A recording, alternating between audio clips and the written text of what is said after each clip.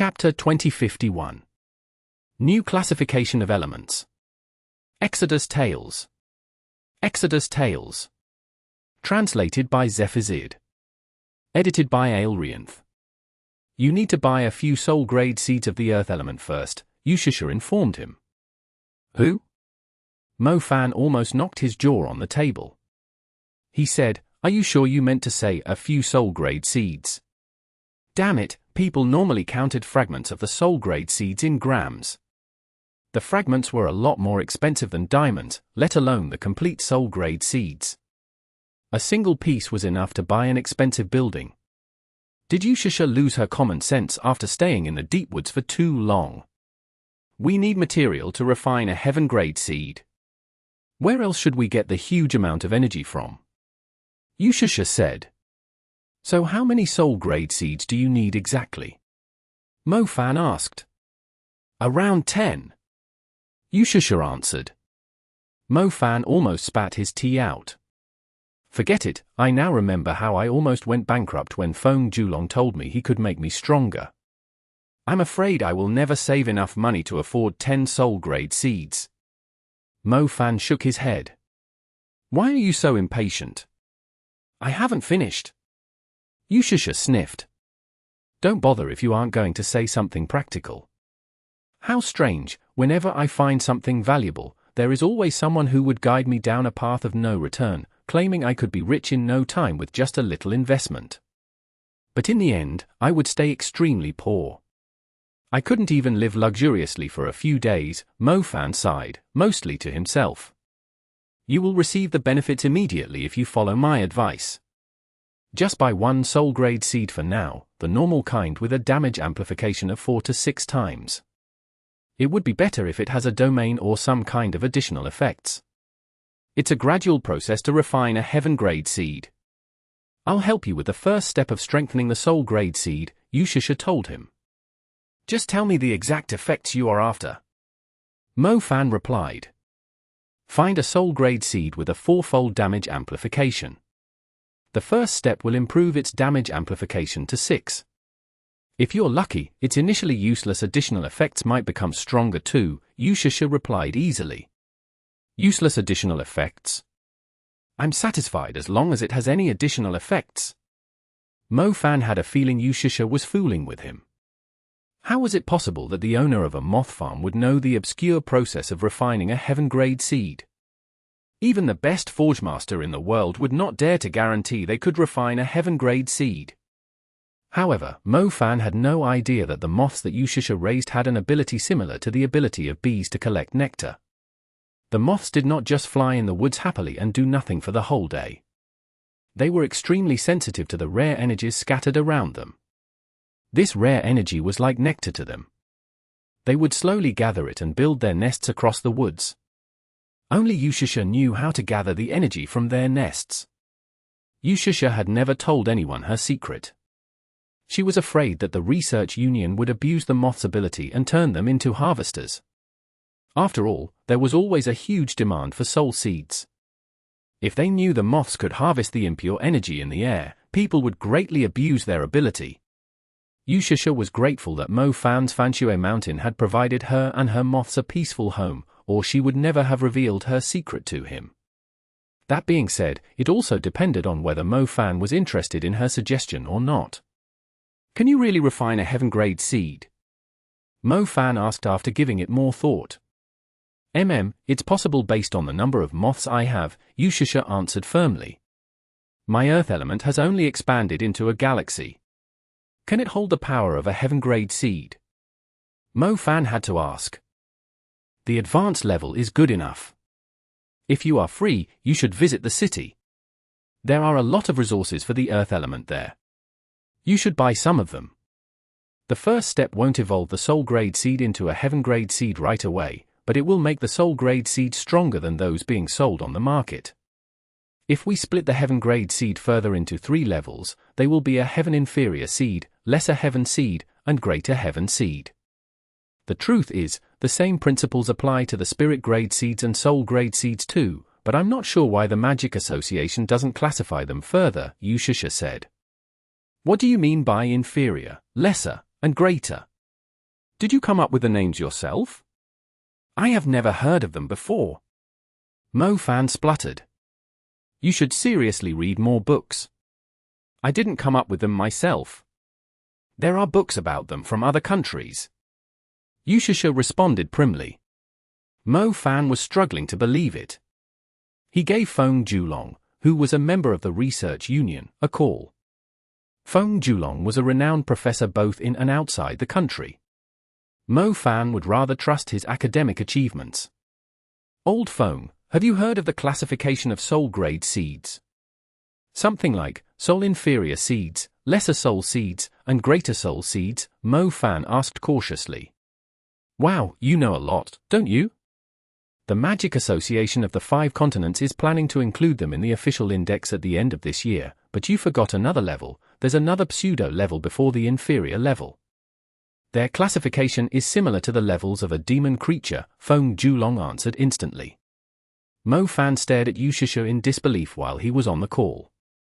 To think that a woman who spent her days drying red beans, cooking porridge, and raising moths would know the latest concept that was about to be released. Mo Fan knew people were still exploring different concepts of magic, but something like a new classification of the spirit grade seeds and soul grade seeds would doubtless remain confidential. Don't look at me like that. The academics of other countries have already published the topics before, but the Magic Association was too stubborn to accept it. The classification should already be in textbooks by now. Isn't it obvious how soul seeds differ greatly, even if they are of the same level? Yushusha huffed. That's true. So how will you classify my soul grade seeds? Mo Fan was intrigued. For your fire element, the Calamity Fire mainly depends on Little Flame Bell's strength, so I can't say for sure. The other two are most likely lesser soul seeds. The Lightning Tyrant is a greater soul seed, Yushusha informed him. So did you say you can get me a heaven inferior seed? Not a pseudo-heavenly seed. Mo Fan's eyes glittered. The Lightning Tyrant was Mo Fan's strongest soul grade seed for now, but the heaven inferior seed was 2 levels higher. Wouldn't that mean his earth element was going to be unbeatable? Pseudo-heaven seed. Yes, there should be another level before the inferior level. The first step will guarantee you a heaven inferior seed. If you want it, you have to give me the Fruit of Vow and the petal of the Xiangtian sacred lotus, Yushusha said. Now? Don't you dare trick me. I'm seriously worried, Mo Fan grimaced. Now? You will get your heaven inferior seed after you find a soul grade seed, but I want you to swear an oath that you will never tell anyone about this. Yushusha demanded of him. Don't worry, I will make sure it rots in my stomach forever. Chapter 2052. The 7 Administrators of the Sacred City. Exodus Tales. Exodus Tales. Translated by Zephazid. Edited by Aelrianth. The investment was like throwing money into the sea, one might end up a Puvo for the rest of their life. Mo Fan was still a little worried, but his heart pounded heavily whenever he imagined having a heaven-grade seed with 4 additional effects. He would be able to beat the crap out of a super mage, even if he was only an advanced mage. Heaven-grade seeds were extremely rare. The 4 additional effects they provided their element made them extremely powerful. The people would no longer refer to him as the Demon King of Lightning and Fire's Shadow. They would call him the Rock Emperor instead. The moths nearby began to panic while Mo Fan was indulging in his fantasies. They beat their wings and streamed into Yushusha's hut. The moon moth phoenix and the little cub who were enjoying themselves seemed to have noticed something, too.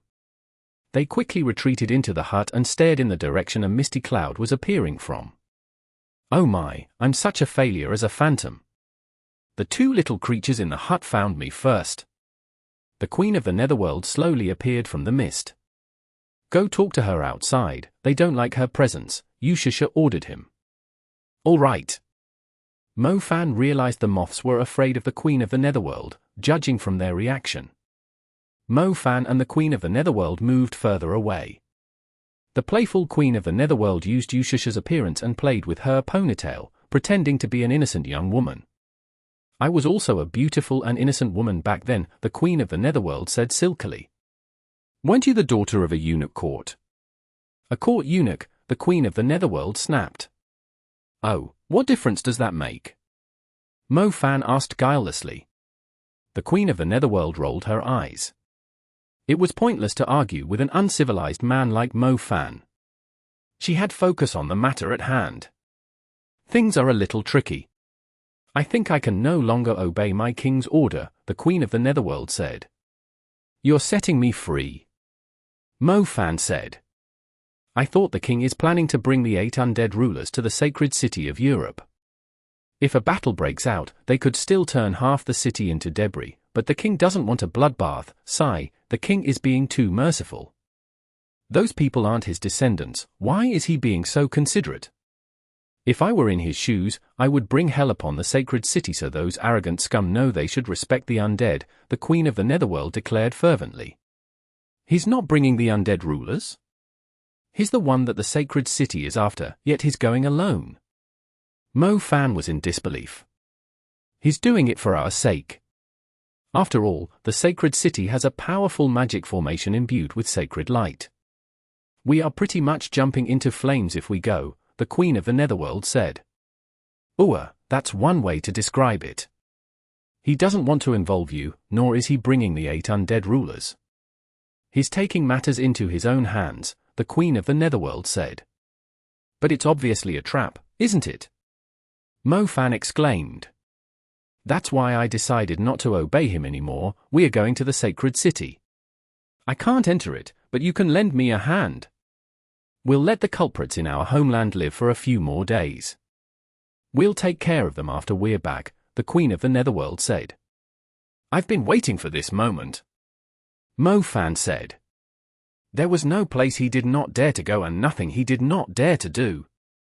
The sacred city was located to the west of the Alps. It was managed by both the Holy Judgment Court and the Heresy Judgment Court. It was a place where laws were formed, the laws which every mage in the world was bound to. Most books never mentioned the Holy Judgment Court and the Heresy Judgment Court. They had established magic associations across the world, yet they were independent of the magic associations. They supposedly did not intervene with the functions of the magic associations, nor were they involved in the competition between magic associations. They were referred to as the seat of God, as they were only responsible for supervising and purging threats. Below the seat of God was the 7 great angels. They were the 7 strongest mags in the sacred city, so were named after the 7 angels: Michael, Rigel, Raphael, Gabriel, Uriel, Sariel, Metatron, and Remiel. The 7 red cardinals of the Black Vatican were mimicking the 7 angels of the sacred city in some ways. Most interestingly, apart from Rigel, Raphael, and Uriel, who were guarding the sacred city, the identities of the rest of the angels were not disclosed to the public. In other words, no one knew who the other 4 angels were. The people only knew they existed and were patrolling somewhere, yet they were never seen. They were truly the envoys whom God had sent to the world. Mo Fan was naturally unfamiliar with the sacred city. He had only heard about it from Mooning Shui and the Queen of the Netherworld as they pretended to be normal adventurers. The Queen of the Netherworld needed a perfect host to get past the dragon light formation of the sacred city.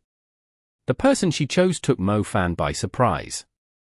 It was the girl who had served him coffee when he was in America, then he had stumbled into again in the Alps, Li Yui. Mo Fan had to visit the Alps to seek her help. Li Yui was surprisingly understanding. It was weird being possessed by a phantom. She would retain her consciousness while her body was controlled by something else. She would not be able to resist if the Queen of the Netherworld started messing around with Mo Fan, yet she did not get to enjoy the pleasure of it, either. Since no one knows who the 4 angels are, isn't it possible that they might be the Black Vatican's red cardinals?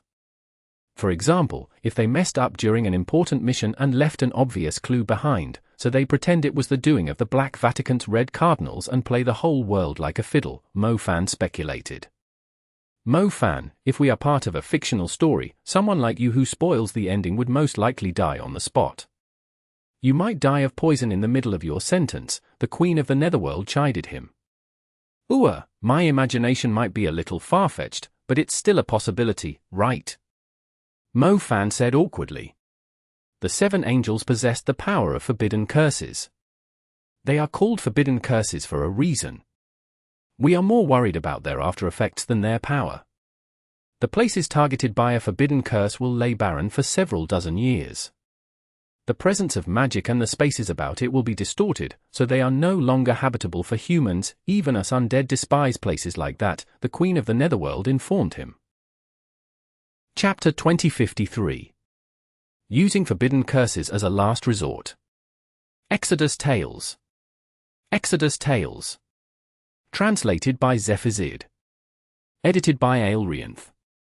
No wonder our country keeps promising the people that they will only use forbidden curses as a last resort, Mofan realized. It turned out that using the forbidden curses could cause such terrifying after effects. No wonder forbidden mags were nowhere to be seen. The media and countries never mentioned forbidden mags or forbidden curses either. Forbidden curses are too powerful. There's a hidden rule in the magic associations. Every forbidden mage must protect the secret of forbidden curses. Every forbidden mage whose identity is exposed is under the surveillance of the Holy Court mags and the magic associations of the 5 continents. In other words, they have lost their freedom, the Queen of the Netherworld stated. So becoming a forbidden mage is like breaking the law now. Mofan's eyes widened. He had 2 important life goals. He had almost achieved the first one, but becoming a forbidden mage was his second life goal.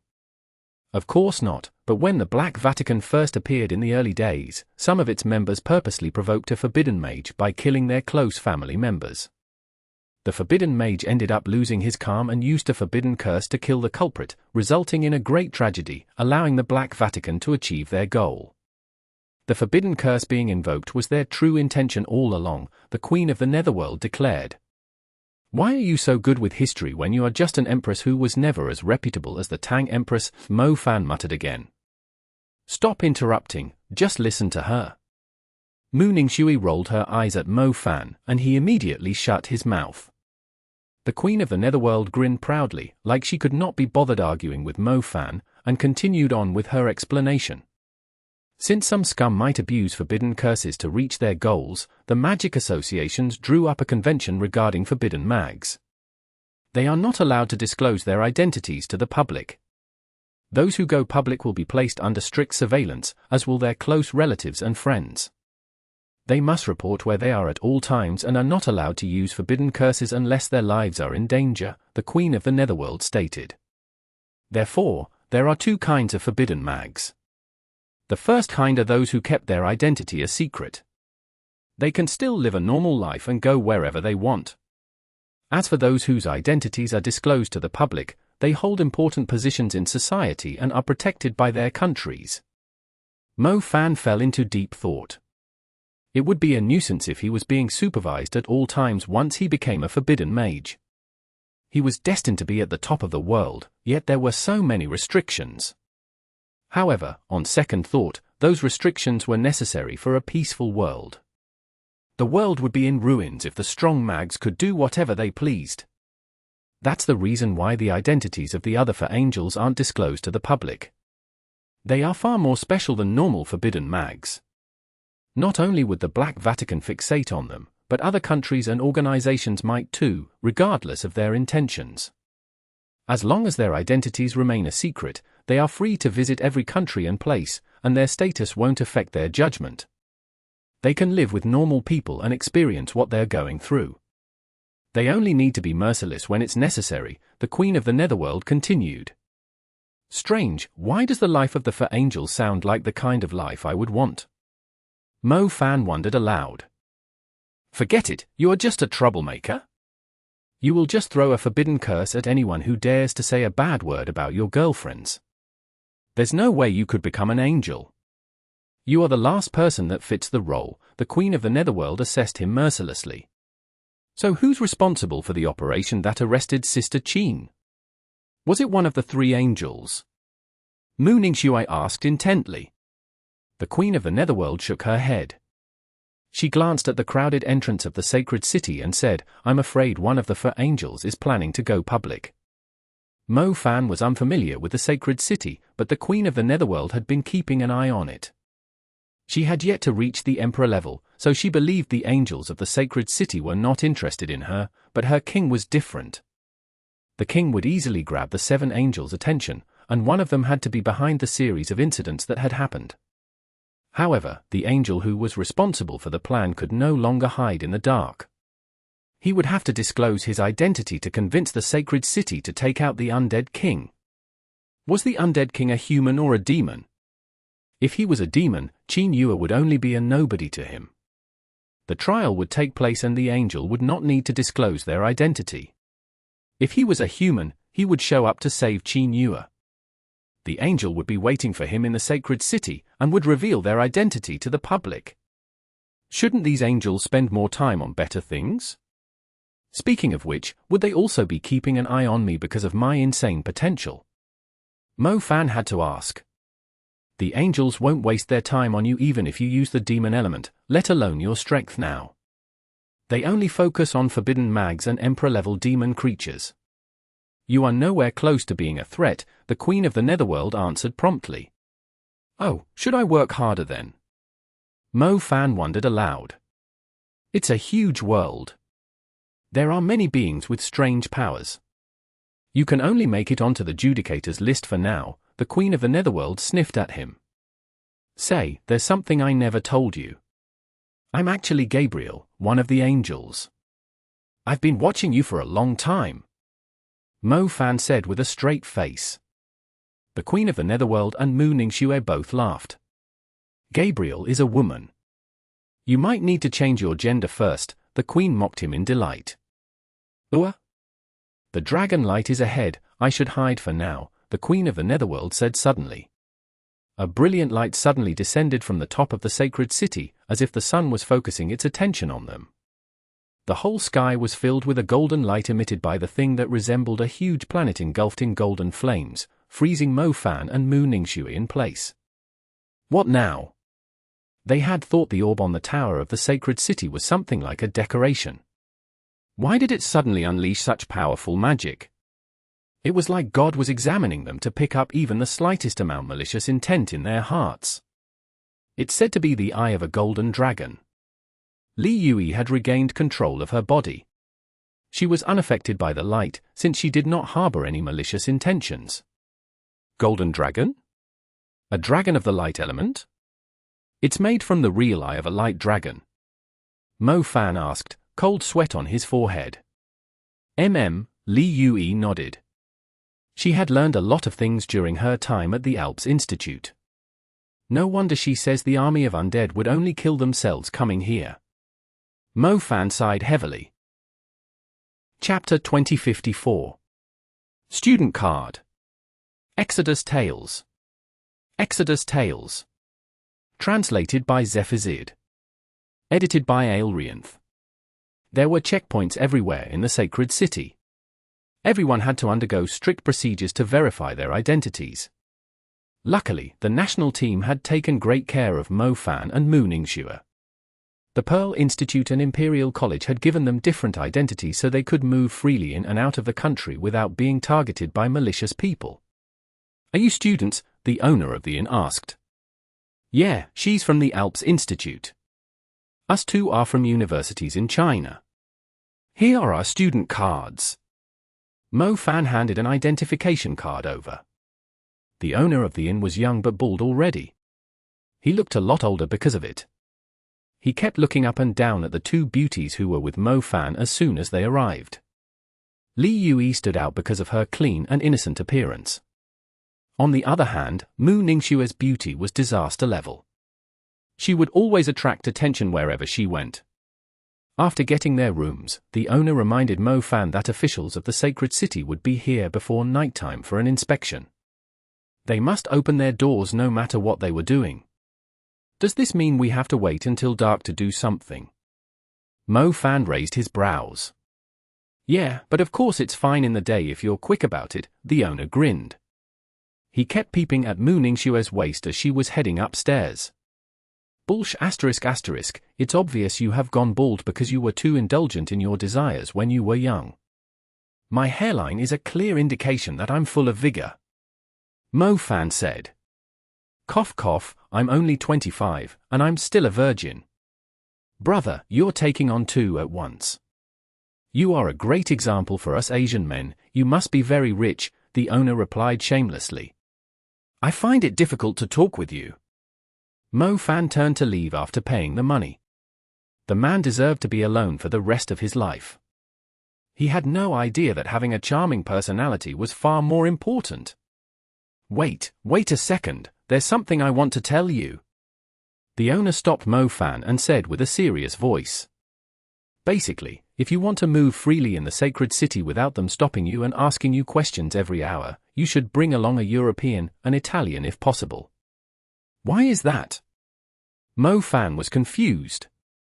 Is there race discrimination in the sacred city? The sacred city doesn't discriminate against anyone, but you know there are always people looking for trouble. The people at the checkpoints are very biased. They keep asking questions until you tell them your BWH measurements if they see a group of foreigners. Therefore, I provide a rental service of brunettes, or blondes with blue eyes. It won't cost you much, only 1,000 every day, the owner proposed. Are you trying to rob me? Even a threesome with Ukrainians would cost less. Mo Fan yelled at him. Brother, you are familiar with the market, but my price is already reasonable in this city. It's fine, once you experience how it feels for one day, you will soon come back here and ask for my services, the owner said.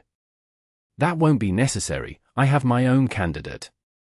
I'm guessing there isn't any discrimination in the city. It's just you trying to milk your own people. Mo Fan said. That's a little too harsh on me. Mo Fan was not going to waste €1,000 every day. It was €1,000, not yuan. He could easily provide for an economical mistress in his homeland. Why would he hire a stingy guide with a big nose? Mo Fan summoned Apis after he went to the back of the inn. Apis had kept asking Mo Fan to let her out after they entered the city, but Mo Fan had not agreed. He would attract too much attention if he was bringing 3 beauties along with him. Not only did Apis appear European, her appearance was that of a typical hottie in the European myths. She might have taken a fall from grace and become an evil Medusa, but it did not affect her alluring good looks. Legend said Medusa's charm was on par with the goddess Athena, and Apis was the daughter of the first Medusa. She had perfectly inherited her mother's beauty. Are you sure it's going to be fine? Mo Fan asked Apis seriously. I guarantee you with my life, Apis raised her hand. Apis was considered a demon creature.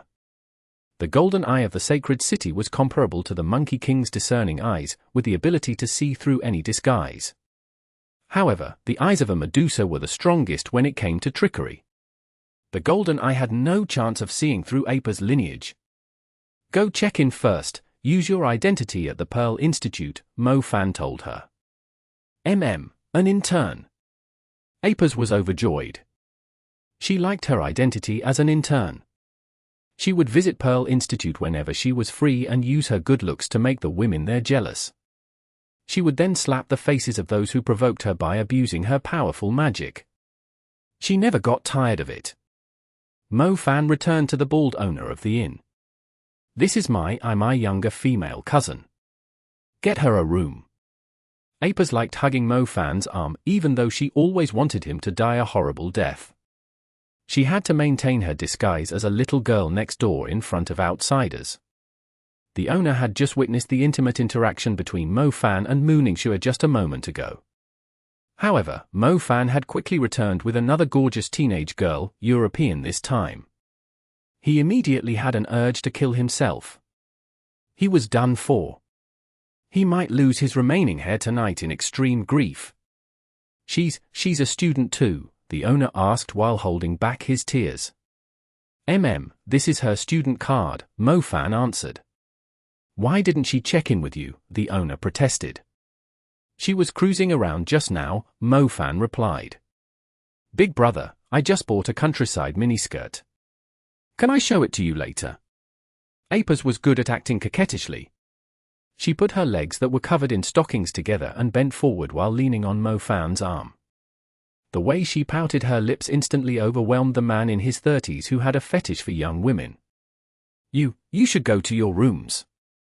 The owner covered his nose. He felt like it was going to start bleeding. Mo Fan brought Apers to the rooms. The check-ins at every inn served as checkpoints too. Mo Fan could not arouse suspicion of the owner, or he might report them to the officials. Many people had multiple identities, so it was not easy to find them when they blended in with a crowd. However, if they attracted official attention, their identities would be exposed. Mo Fan did not want to arouse suspicion for now. Chapter 2055. Aper's Sister. Exodus Tales. Exodus Tales. Translated by Zephazid. Edited by Aelrianth. Was that bald man suspicious of us? Mo Fan asked Apers when they were going up the stairs. He's cursing you to suffer from impotence. He's also imagining who he would choose if Sister Mu Ningxue and I were standing in front of him, Apers replied. How filthy, Mo Fan sniffed. What about you? Apers smiled, thoroughly unleashing her coquettish aura. Mo Fan suddenly felt like he was in a colorful hut where a naked snake demon was rubbing herself against his body. Of course I'm going to choose Mu Ningxue. I prefer mature women, Mo Fan replied without any hesitation. Is that so? Why is it different from the imagination I saw in your mind? I like the thrill you are after too, as long as you can convince Sister Mu. Aper stuck her face closer to Mo Fan's ear and whispered into it. Mo Fan could feel the moistness of her hot breath. Mo Fan felt a surge of electricity running amok in his body before gathering at a specific part. Cough cough, that's enough, we are here for some serious business. Stop hugging me, it's bad if Mu Ningxue sees us. Mo Fan ordered her quickly. I want to go for a walk, on my own, Apers exclaimed. It's not happening, Mo Fan replied. Then I'll keep hugging you then. I always hugged you like this before you two became a couple. Why can't I do it now? Apers complained. Just go, but you must be back here when I call for you. Mo Fan was left with no choice. I know my master is the best. Apers stood on her toes. She purposely waited until Mu Ningxue turned the corner before kissing Mo Fan on the cheek. She then blushed and ran away, as if she had accidentally let Mu Ningxue see it. Mo Fan's eyes widened. Apers had still managed to set him up in the end. Mu Ningxue came up to him like nothing had happened. Mo Fan looked at her. She always wore an icy and expressionless face, whether she was angry or not. Mo Fan could not help but feel like there was no point explaining himself, not to mention he was guilty all along. She did it on purpose. Don't mind it, Mo Fan said awkwardly, scratching his head. I know, Mu Ningxue said calmly. As expected of his first wife, she was not fussed about the fighting and scheming among his concubines. Mo Fan let out a relieved sigh. He was about to follow Mu Ningxue into her room and discuss their plan of sneaking into the residence of a high-ranking official when the door slammed right in his face after Mu Ningxue went inside. ***T. Mo Fan had almost knocked his nose on the door. The owner's eyes glittered when Apers came downstairs. He had decided to pick Apers after a long hesitation. He had begun to have wild thoughts about gorgeous Western women after living in Europe for a long time. My honored mistress, if you need a guide. I'm more than willing to serve you for free, the owner offered to her. That won't be necessary, thank you for making a wise choice, Apers giggled. The owner was stunned. The seductive young girl was already gone, even though her giggles were still echoing in his ears. Not every beauty was the kind that would dazzle a person and trigger a strong reaction in them. Most people would only take a quick glimpse of them, leaving a nice impression in their mind. However, they would recall the person's good looks in the following days, months, or even years. The more times they recalled, the deeper they would sink, before they finally lost themselves. Apers was obviously the second kind of beauty. Apers left the inn, which was very close to the sacred residence. She wove adept through the complicated alleys. She stopped in front of a shop selling delicate wigs and cosmetics. The bell on the door rang as she went inside. A few female tourists were looking around in the shop.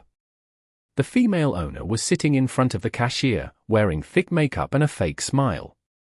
She kept watching the women who were browsing the products in the store, as if her customers were the real products on sale. The owner immediately shifted her attention to Apis when she came inside. Her calm but invasive eyes began to glow, as if she had finally found some satisfying prey. "Oh my, you're the rarest customer I have had in the past 50 years. How did you know I have a shop here? Is there something you are after in my shop?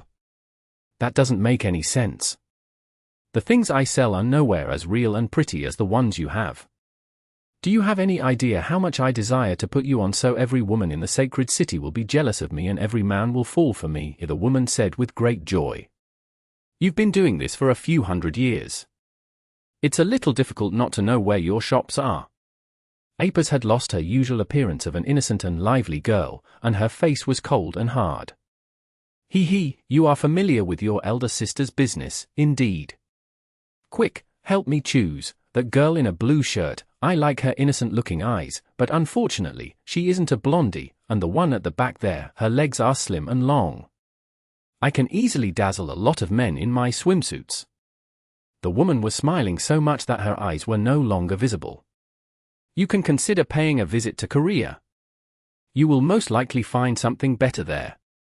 You can also murder fewer people, since you won't have to be suspicious of people all the time," Apis answered. "I will miss a lot of fun there. I doubt you are here because you missed me. By the way, did something happen to you? Why does your presence feel like a crossbred lascivious snake? I even sent the cruel ocean serpent to take care of you, but you beat up my favorite Friday night lover instead," the woman said in mock sincerity. "My safety doesn't concern you." Apis snapped back. "How can I not be worried? You're my most favorite younger sister. I will be mad if our eldest sister takes away your beautiful skin," the woman exclaimed. Apis did not respond. She glared at the woman with her sparkling golden eyes. The woman's eyes also transformed after she sensed Apis' hostility. They went from dark brown to golden with a frightening light. "I know what you want to ask me. Our mother's corpse is already cold, so she won't be able to protect you any longer. You can roam around the world like a pitiful cat as you please, but there's nowhere safe for you in Europe, except for the sacred city." The golden sparkles in the woman's eyes slowly faded away. "Uriel, I'm going to kill you and Cessna, just like you killed my godmother." Apis snarled back at her. Chapter 2056. Judicator Zhu Xiangtian. Exodus Tales. Exodus Tales. Translated by Zephazid. Edited by Aelrianth. Kill her? It's true that she always told our mother you were more talented than us. She might be a little arrogant, but I didn't kill her. I admired her unique lineage. Look, isn't she living on in me? Uriel laughed. A pink mist appeared on Uriel's face, which began to change. The corners of her eyes widened while her nose moved higher. Even her lips were thicker. Her face had transformed by the time the mist dissipated. It was a familiar face to Apis, that of a woman in her 30s with an outstanding demeanor.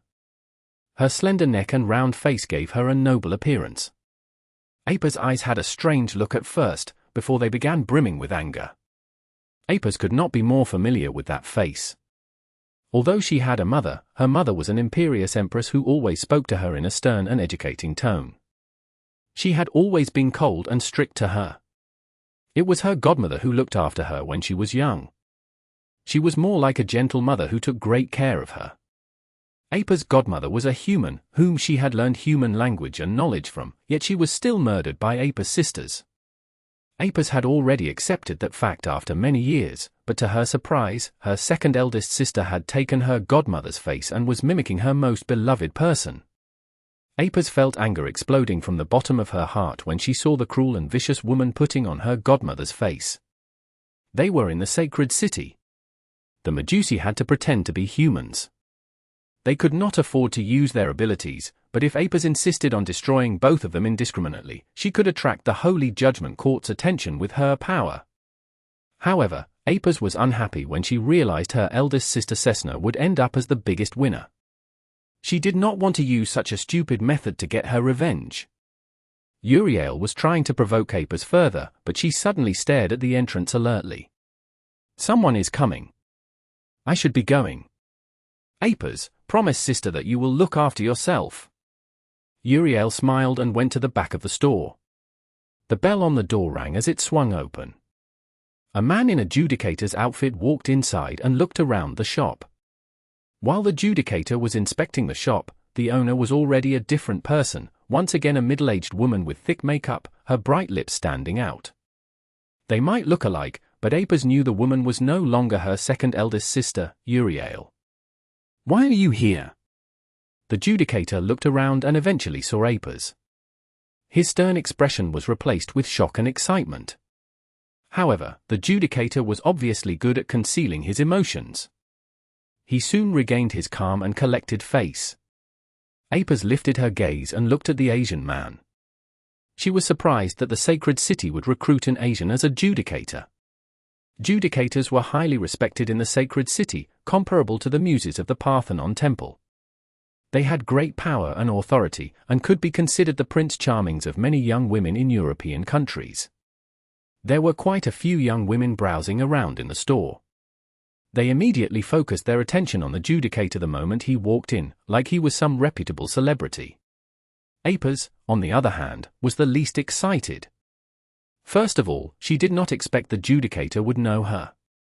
Second, the Judicator turned out to be Zhu Xiangtian, who had challenged Mo Fan to a duel.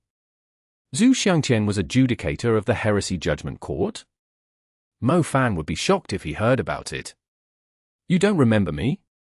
Oh, Zhu Xiangtian was a little disappointed when he saw the confused look in Apis' eyes. He was a little regretful. He regretted not trampling Mo Fan under his feet when he had the chance. He had no idea if that son of a B****ch Mo Fan had done anything immoral to the innocent girl since they had last met. Zhu Xiangtian would always remember the girl with Mo Fan, who was like an angel coming to him in the middle of every night since their first meeting in Greece. Zhu Xiangtian was only a little fervent when they first met. However, Zhu Xiangtian was about to lose it during their second encounter. He had tried a lot of young girls like Apis, but they only satisfied his desires temporarily. He was unable to fully satisfy the anticipation and passion in his mind. Zhu Xiangtian was led to the shop by a trace he was following. He did not expect to stumble into his dream girl here. He completely forgot about the mission from the great Judicator. I remember you, Apis reclaimed her demeanor of a cheerful teenage girl, and smiled charmingly. Zhu Xiangtian was expressionless at first, but Apis' smile had torn apart his disguise straight away. His eyes were glowing with passion. If you're here, Zhu Xiangtian did not lose his rationality. He soon recalled Apis was with Mo Fan. He had no clue about the relationship between them, but he could not help but think about Mo Fan when he saw her. I sneaked out on my own. My brother always keeps me at school. I lied to him that our school has organized a trip to the sacred city. Apis stuck her tongue out. Zhu Xiangtian straightened his face. He did not want to expose his inner thoughts, especially his urge to pin the girl down and violate her.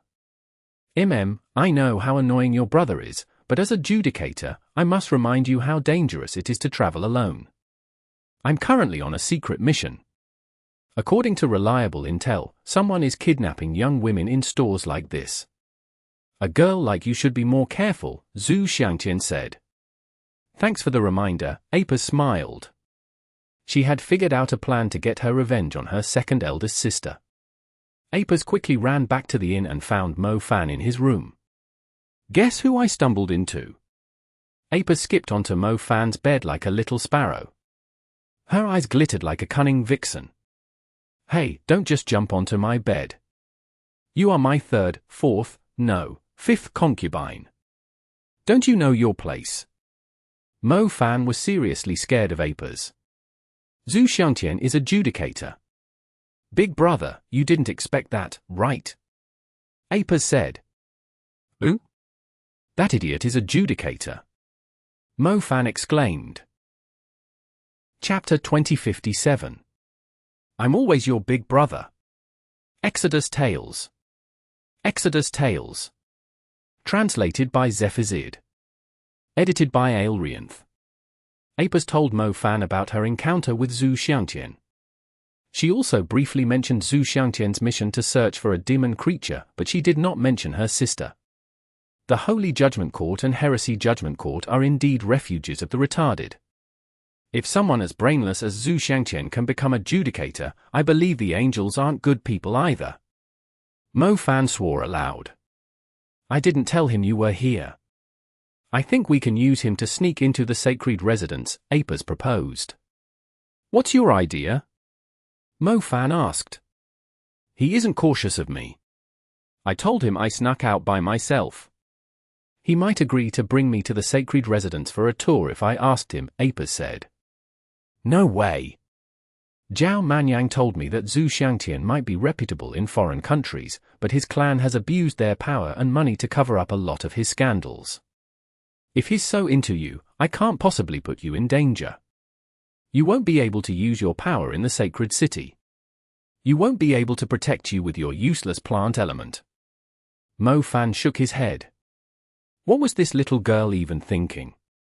Mo Fan would not use Apis to bait Xiangtian when they were outside the sacred city, let alone inside it, where she was unable to use her power. Xiangtian was recruited as a Judicator for a reason. He must have some outstanding capabilities, and he was good at concealing his intentions. Mo Fan would never have known he had a fetish for young girls if it weren't for Apis' warning. He might even think the man was homosexual. After all, he did not even bother looking at a beauty like Mu Ningxue. He had to be extremely careful of someone who was good at putting up a disguise. There was no way he would give Apis away, he had yet to have a taste of her himself. It will be almost impossible to sneak into the sacred residence without his help, Apis said. So what if we sneak into the sacred residence? We still won't have a chance to see Qin Yue, Mo Fan replied. You're right, Apis nodded. Apis, why are you so keen to help me all of a sudden? You aren't behaving like yourself, Mo Fan asked, looking into Apis' eyes. When a man and a woman were intimate for some time, they were able to read one another's minds. Even though Mo Fan and Apis had always kept a clean master-servant relationship, their hearts were more interlinked than an old couple who had been together for 10 or 20 years. Mo Fan could sense Apis' anger even though he was at the inn the whole time. Mo Fan had the urge to check what was going on, but Apis soon suppressed her anger and came back to the inn. Mo Fan was more concerned about the reason why Apis was so angry instead of her coincidental encounter with Xiangtian. I feel sorry for Qin Yue too, Apis said softly. There's no point in lying to me. Mo Fan pulled Apis to his side when he saw her still putting up a front. He said, Apis, even though I uncovered your true identity, I've always been your big brother. You can tell me if you are feeling troubled. I'll do my best to help you. Mo Fan clearly felt the sorrow in Apis' heart even when she was not saying anything.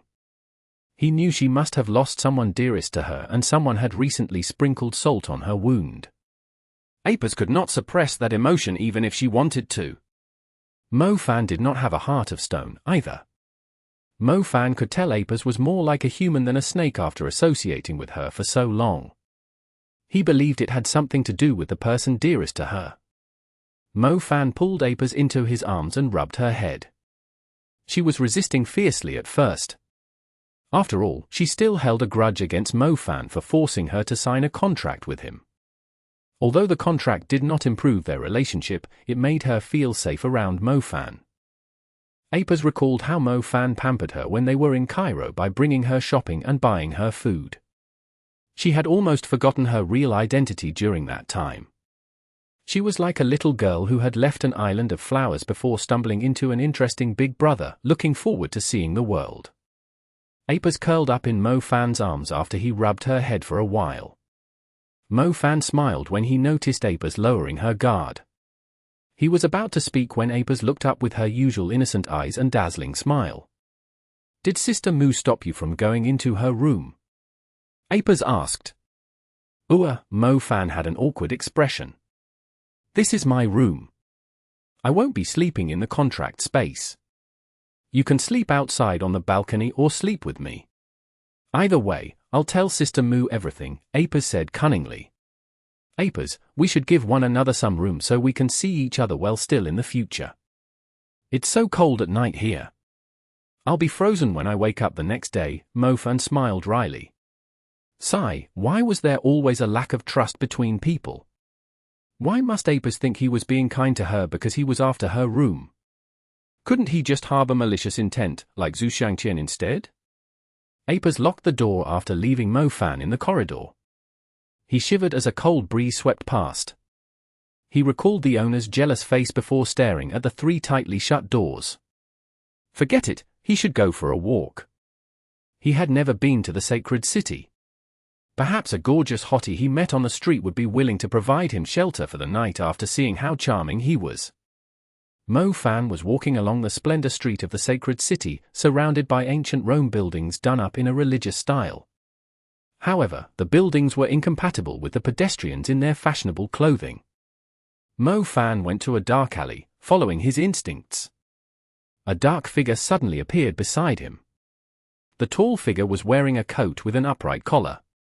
Its outline was surprisingly clear in the shadows. Bowler, are you sure this is the one?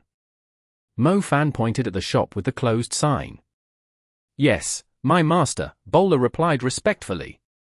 Can you handle her? Mo-Fan asked. It will be difficult. The Eye of the Golden Dragon doesn't reject the existence of demon creatures, but it can easily detect their power. The Holy Court Mags will be here in less than 2 minutes. We have to think of a better plan if we want to take down Uriel, Bowler answered. Chapter 2058. Descendants with the Humans. Translated by Zephazid. Edited by Aelrianth. I'm not familiar with this place. Do you have any idea? Mo-Fan asked calmly.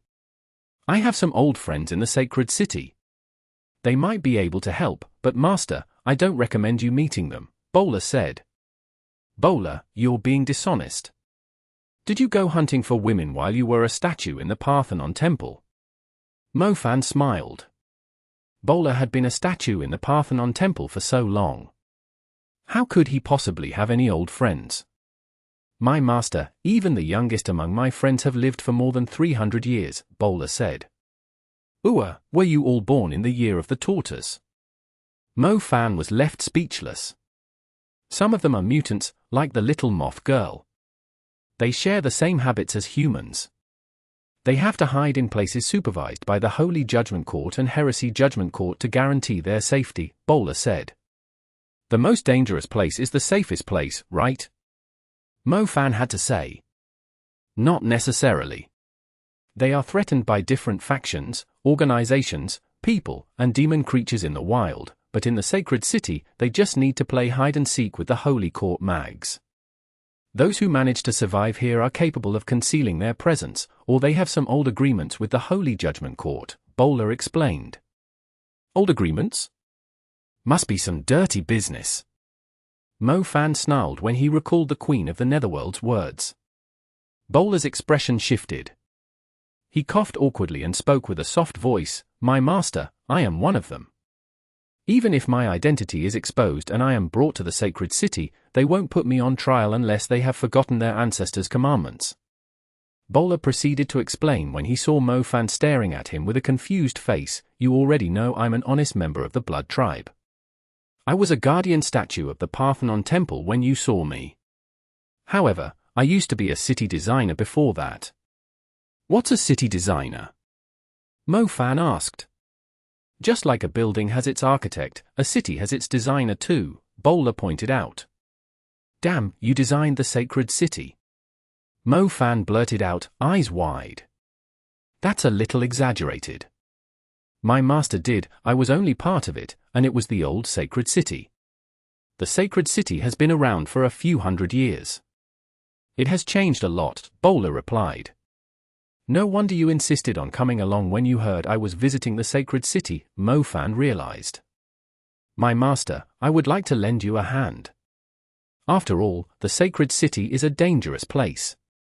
Even the slightest offense is unforgivable.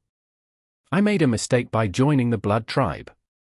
They would have purged me if my name wasn't on the monument written with the names of those who first built the city, Bowler said. We'll talk about your past later. What else do you know about Uriel?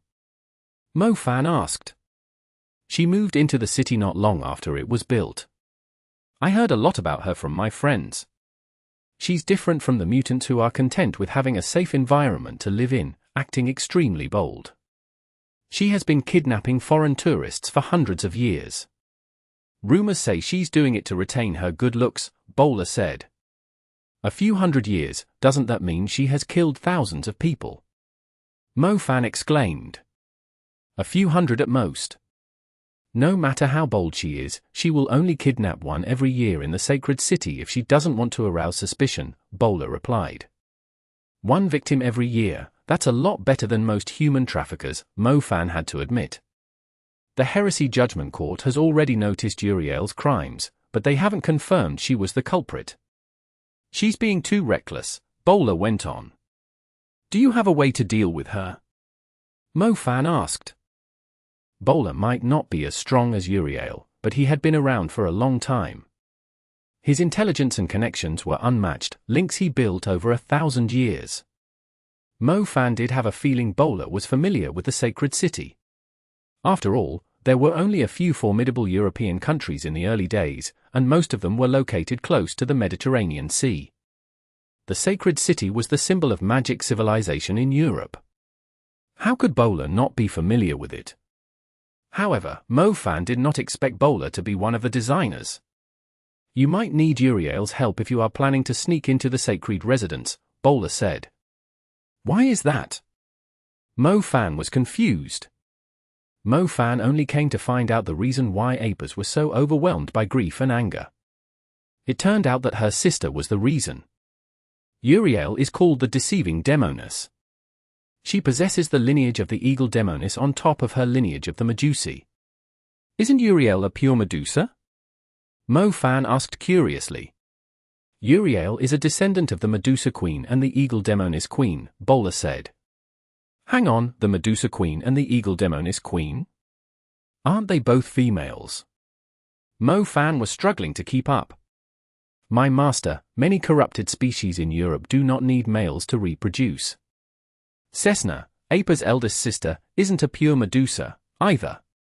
Cessna is a descendant of the Medusa Queen and the Scorpion Queen. The snakes and the scorpions are the strongest species in Egypt, thus Cessna is most likely the next ruler of the demon creatures in Egypt, Bowler said. A question suddenly crossed Mo Fan's mind. What about Apers? It's pretty obvious. Apers is an offspring between the Medusa Queen and a human, Bowler said. So the human was a woman? Mo Fan asked, thoughts going in certain unspoken directions. That's right, Apers has two mothers. One is the Medusa Queen, and the other is from the island of flowers in the Mediterranean Sea. Oh, you should know that by now, Bowler did not speak any further. The Medusa Queen's affairs were not a secret among the old demon creatures. That makes a lot of sense, Mo Fan nodded. It seemed like he had found the source of Apers' anger and sorrow. It explained why Apers had such a strong intention to kill. It was very likely that Uriel had done something horrible to Apers' human mother. Uriel is the descendant of the Medusa Queen and the Eagle Demoness Queen. She has the strongest ability to deceive in the world. She can transform into anyone, with the same appearance, voice, and presence, Bowler said. That's insane. Mo Fan said. Yes, and it's not a kind of illusion. Even the eye of the golden dragon can't see through it. Therefore, if you can acquire Uriel's eye of deception, you can disguise yourself as a holy court mage or a Judicator and sneak into the sacred residence. Chapter 2059. The Granddaughter Who is a Holy Court Mage. Translated by Zephazid. Edited by Aelrianth. Mo Fan's eyes glittered. He had finally found a glimpse of hope. As expected of Bowler, he was able to come up with such a great idea when they were in a pinch. The Eye of Deception. Not only would they help Apers get her revenge, they would also achieve their goal in the sacred city. Uriel was a timely reign for them, without a doubt. You should return to the inn. I'll visit my old friends, Bowler said. I suppose it won't be easy to take out Uriel? Mo-Fan asked. None of us would stand a chance against her in the wild, but it's a different story in the sacred city, Bowler said. I'll leave it to you. It's my honor to serve you, Bowler said calmly. The moon was shrouded by thick grey clouds. Most of the houses in the luxurious city centre belonged to the businessmen who made a living off tourism. When the moonlight disappeared, the whole area fell into darkness. Even the eye of the golden dragon could not drive it away. Bowler walked silently along the street. He did not have to worry about people noticing he did not have a shadow when there was no light around. He went into a shop selling spare parts for watches and vehicles. An old man was repairing something under his glasses. We are closed for the day. Please come again tomorrow. The old man paused in the middle of his sentence after he looked up. Fielding, it's been a while, Bowler smiled. Bowler, it's really you. My God, it has been half a century since I last saw you, the old man exclaimed. It has only been a few months in my eyes, Bowler laughed back. You're still the same. I remember I once promised you that I would never be late to your funeral when we were on the battlefield, but a few years from now, you can easily hook up with some of the young ladies who are going to attend my funeral, Fielding grumbled. I don't have much time left, either. I've been sleeping most of the time. You are my last friend in the world, Bowler said. Don't say that. They heard footsteps approaching rapidly while they were talking. It sounded like heels tapping heavily on the ground. Bowler and Fielding immediately stopped talking. A moment later, a woman in a golden coat and high heels came inside. Her blonde hair parted perfectly in the middle. She was wearing the uniform of Holy Court mags, giving her an inviolable aura. A Holy Court mage? Bowler was startled. Was he already so rusty because of his age? When did he become so bad at concealing his presence in the dark as to let a Holy Court mage notice his existence so easily? Bowler believed he was going to be taken away. He was not afraid of being arrested, but it would be even more difficult to take out Uriel then, and enable Mo-Fan to sneak into the sacred residence. Don't be so nervous.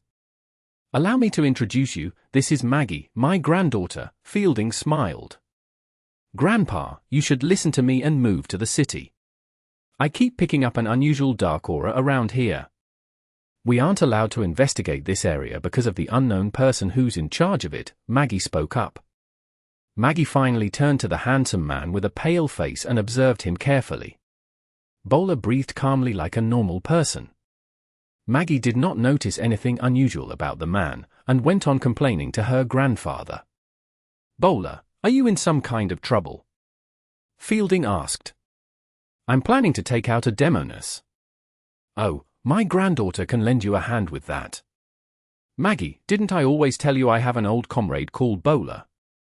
Fielding went. Grandpa, don't even mention it. I've been hearing the same story since I was 3 until I was 13. I'm guessing this young man is your comrade's grandchild. He does resemble the man you described to me. Did he come to visit you? Grandpa, I have a lot of work to handle. I don't have time to be his tour guide, and I already told you I'm not planning to marry anytime soon, so you don't have to introduce men to me. Maggie exclaimed. Maggie, you have been a Holy Court mage for quite a few years, yet you still have the habit of taking wild guesses. He isn't Bowler's grandchild. This is Bowler himself, but he doesn't age because of some special reasons, Fielding introduced him. Maggie was shocked. She focused her attention on Bowler again. Maggie took a closer look at Bowler. Her eyes sharpened as she finally noticed something.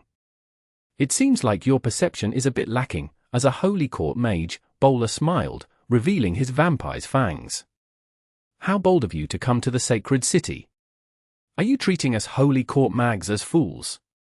Maggie snarled. Relax, Maggie. He might be a member of the Blood tribe, but he has always complied with the sacred constitution. Many seniors of the sacred city respect him. He's allowed to come back to admire his brilliant work as part of the old promise, Fielding chided her. Fielding, you might be a great help to me this time. I mean, your granddaughter, Bowler said. Use her as you please. Oh, I mean feel free to order her around. She will obey me instead than the angels, except when I asked her to marry someone, Fielding agreed shamelessly. When Bowler and Maggie reached a brighter spot on the street, Maggie purposely turned around and noticed Bowler did not have a shadow.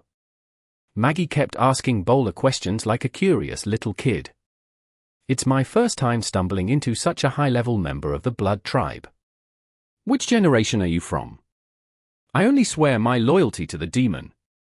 I don't really belong to any of the generations, nor do I need blood to stay alive and maintain my youth. It's the reason why I can obey the sacred constitution, Bowler answered her. The demoness you mentioned. Did she really do so many cruel things in the sacred city? Maggie said. Yes, she's an eagle demoness. She's planning to kill another tourist again this year, so I have decided to lure her out. However, I can't use my power in the sacred city, so I will need your permission, Bowler said. Speaking of which, the street you mentioned, right, I remember it now. A Judicator younger than me took the job. I was interested in it before, but I decided not to intervene with it when I heard he was in charge, Maggie said. What about the young Judicator? Bowler asked. I heard bad rumors about him, but I don't know if they are telling the truth. Either way, I have a feeling he's a hypocrite. I think his name is Xiangtian, yeah, an awkward-sounding one, Maggie informed him. You made the right call.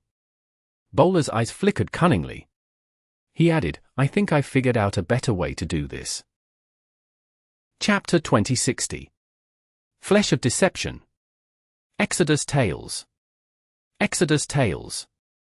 Translated by Zephazid. Edited by Aelrianth.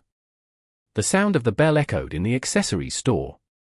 The two eyes that were initially roaming between the customers like the hands of a hunter just a moment ago immediately froze on the woman who had set foot into the store.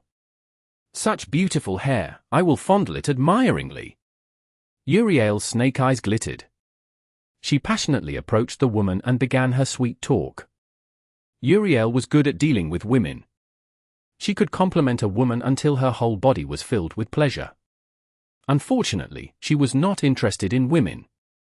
She was just interested in taking over their beautiful flesh. Thank you for your recommendation.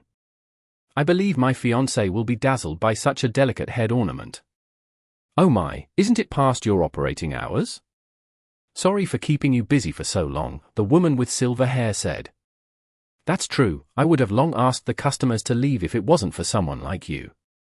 Why don't you treat me to dinner? I can give you a discount on the items in return, Uriel proposed. Sure, I was wondering who should I eat dinner with too. The sacred city was not as open and transparent as people had imagined. There were many illegal places hidden in the bustling city. People would never realize there were so many appealing trades happening behind the scenes without someone guiding them. The two women were swaying a little after they were done with dinner. They must have drunk a lot of wine. Honey, over here, if you want to hail a ride, Uriel said with a smile. Oh, right, that's where we came from. Mu Ningxue shook her head. She had a feeling there was some hallucinatory drug in the wine. Otherwise, she would not feel so dizzy no matter how weak she was at drinking. The street lamps shone upon the streets from high above. For some reason, the location of the lights would change at times. The street ahead also felt like a heavily photoshopped picture. Everything was suffering from serious distortion. Your body fragrance attracts me too. I so wish that I could be like you, Uriel said passionately. A good skin will only last for 20 years. They will eventually be buried in the ground like wilted petals of a flower, but souls are different. They can remain filthy for a few hundred years. Mu Ningxue stared at Uriel as if she could see the true face of a demon creature under her thick makeup. Uriel stood still. The temperature of her smile gradually dropped. This woman obviously knew her true identity judging from her words. Young woman, you should think twice about who you are dealing with, Uriel warned her. Uriel, Mu Ningxue said her name. Not bad, you were able to find out my true name. Let me guess, you must have set up a trap in this area, And you aren't the only person after me, Uriel said. Uriel scanned her surroundings. She spoke at a steady pace before Mu Ningxue could speak, but take a closer look at this place. Is this really the street you were trying to lure me to? Mu Ningxue was startled. She began to look around her. The lights flickered once again. They suddenly turned blurry. The walls were full of graffiti. The colors were mixed together in a strange way, like the watercolors on a palette. Even the buildings began to change. The detached houses with pointed rooftops had turned into simple houses. Some were even made of metal sheets, where the homeless lived. Are you sure your friends are here? Or they are worrying about you, since you haven't shown up at the right place for a long time? Uriel let out a piercing laugh. Mu Ningxue remained in place. Her slightly flushed face showed no signs of panic. Are you sure I didn't see through your little trick? Mu Ningxue asked in return. Illusions were useless against them, since they had Apers on their side. Mu Ningxue knew she had entered Uriel's illusion from the moment she had set foot out of the restaurant. Surrender now, the Holy Court mags have been watching you for a long time, Uriel. Maggie was wearing a golden coat and long metal boots as she stepped out from the shadows. Her bright golden hair made her look like a noble. Uriel retained the fake smile that was like a mask on her face. Mu Ningxue stood in front of Uriel at the crossroad while Maggie approached her from behind. Two other figures appeared on Maggie's left and right. One was Bowler with his upright collar, his face hidden in the shadow. The other was Mo Fan, who was wearing a black singlet despite the cold night. There was someone in every direction at the crossroad. Uriel was surrounded. How strange. Why would you think no one is going to help me in the sacred city? Uriel said. No one in the sacred city is going to help you because of how disgusting your heart is, Bowler declared. Is that so? Bowler, do you really think your friends are the most reliable? Uriel mentioned Bowler's name right away. Almost everyone that had been around for a long time knew about the sanctimonious vampire who looked after those sacred organizations like a dog. Even the mutants despised him. They believed he was a traitor. I've always been sincere toward my friends, Bowler answered evenly. Oh? It's my first time stumbling into such a high-level member of the Blood tribe. Which generation are you from? Uriel asked him with an innocent face. Bowler was startled. He immediately glanced at Maggie, who was at the other end of the street. Wasn't that the same question that Maggie had asked him yesterday? How did Uriel ask the exact same question in the same tone? Mu Ningxue felt something was wrong. She immediately took the initiative to attack first, casting the Heaven Spider 9 locks. 9 ice chains came down upon the crossroad and sealed off the area like a huge spiderweb. Uriel remained unmoving. Mu Ningxue attacked her once again, but she noticed Uriel's aura was as weak as an ordinary woman. She forcibly pulled the spell to one side. It landed on Uriel's arm. It sliced Uriel's right hand off. Blood did not pour out because of the ice, yet the cut was clean and perfect. There was no resistance at all. The blood at the cut was red, like a normal human, but Apers already told them Uriel's blood was blue. The woman was not Uriel. Ha ha ha ha, how stupid of you all. Maggie suddenly burst out laughing. Chapter 2061. The Older, the Wiser. Exodus Tales. Exodus Tales. Translated by Zephazid. Edited by Aelrianth. Maggie's golden hair suddenly moved around like snakes. Her face was shedding and falling to the ground in disgusting lumps. Deceptive manifestation! Bowler exclaimed after realizing what was happening. Maggie was wearing 3-inch heels. Her slender legs had taken up 2/3 of her body ratio. The sharp heels were stuck firmly into the ground. Maggie catwalked ahead. Her face was still transforming. Strange bones poked out from the back of her clothes before expanding like the wings of an eagle. Fielding, Fielding, Bowler murmured in disappointment after seeing Maggie's transformation. An old man slowly appeared behind Maggie. He stared at the pale-faced bowler and let out a sigh. I'm sorry. You serve only the demon, but I serve only my queen. Bowler, you must have been asleep for too long. You are as stupid as those humans. Maggie smiled. I might not be the smartest, but it's a relief that I've lived longer than any of you. I've learned that humans are the least reliable, Bowler said. It's too late to regret it now. In 2 minutes, the Holy Court mags will surround this place. Unfortunately, a young woman happened to die in the building over there after her blood was sucked dry. I believe the Holy Judgment Court will look into it, Maggie announced smugly. Mo Fan frowned when he saw Maggie's transformation. The woman whom Mu Ningxue had lured to the crossroad was a human. She was the real owner of the shop, who liked to put on thick makeup and color her lips red. What surprised Mo Fan was the fact that Bowler's helper had already colluded with Uriel. Most importantly, even the Holy Court mage whom they were relying on was fake. She was Uriel's disguise. Deception. Uriel was extremely good at deceiving people. She could claim a person's voice and appearance and demeanor so that even the eye of the golden dragon could not see through her disguise. It was indeed not easy to take out an old demon creature like her. They were unable to tell who was the real Uriel and who was her disguise. What now? Mo Fan asked Bowler.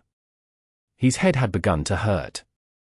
My master, I already told you that living a long life has its merits, Bowler replied. Merits my ass, even your loyal friend has betrayed you. Mo Fan snapped. If you live long enough, you will understand that even the strongest friendships will fade away as time goes by. Many people keep calling my name and recalling the youth we shared, but 10 years later, it would deteriorate. My first friend easily told others my name and location just so he could earn a position in the Magic Association. My second friend, when I told him I was about to die, dug up my grave and stole my beloved funerary objects just so he could buy some magic equipment for his son. My eyes were closed while I listened to him complaining about how selfish I was. If I was able to shed tears, he would have realized that I was still alive. I was just in deep slumber, Bowler said like a grieving bard. You can get your revenge on them before they set foot into their graves, Mo Fan assured him. Fielding was my friend. Our friendship lasted for 20 years.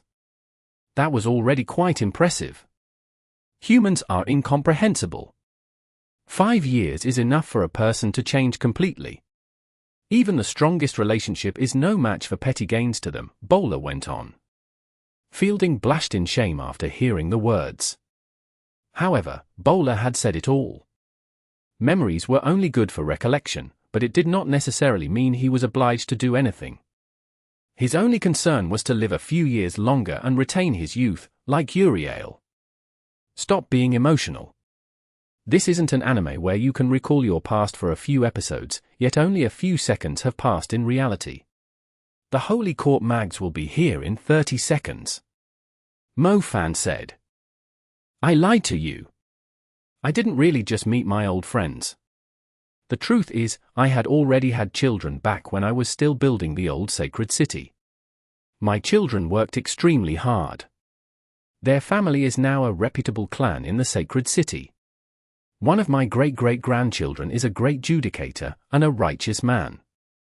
He came to the Parthenon temple and went down on his knees to talk to me, so I gave him some useful advice.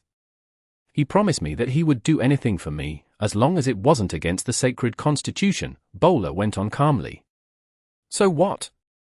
Mo Fan said impatiently when he saw Bowler still telling a story at his own pace. So the Holy Court mags won't be here. My great-great-grandchild has also established a domain of mirroring space around us. It can protect every non-living thing in our surroundings and prevent any destructive magic from leaking out, Bowler informed Mo Fan. I still don't understand. Mo Fan rolled his eyes. It means you can do whatever you want, but the energy of your spells won't leak outside. The eye of the golden dragon won't bother looking here either, nor will the Holy Court mags show up, Bowler finished up. Why did you have to make it so complicated? Mo Fan sighed. It turned out Bowler had a backup plan in mind. What a great relief. He had thought they were done for. Uriel is good at deceiving her enemies. You must find out which person is the real her if you are serious about taking her out. We have our answer now.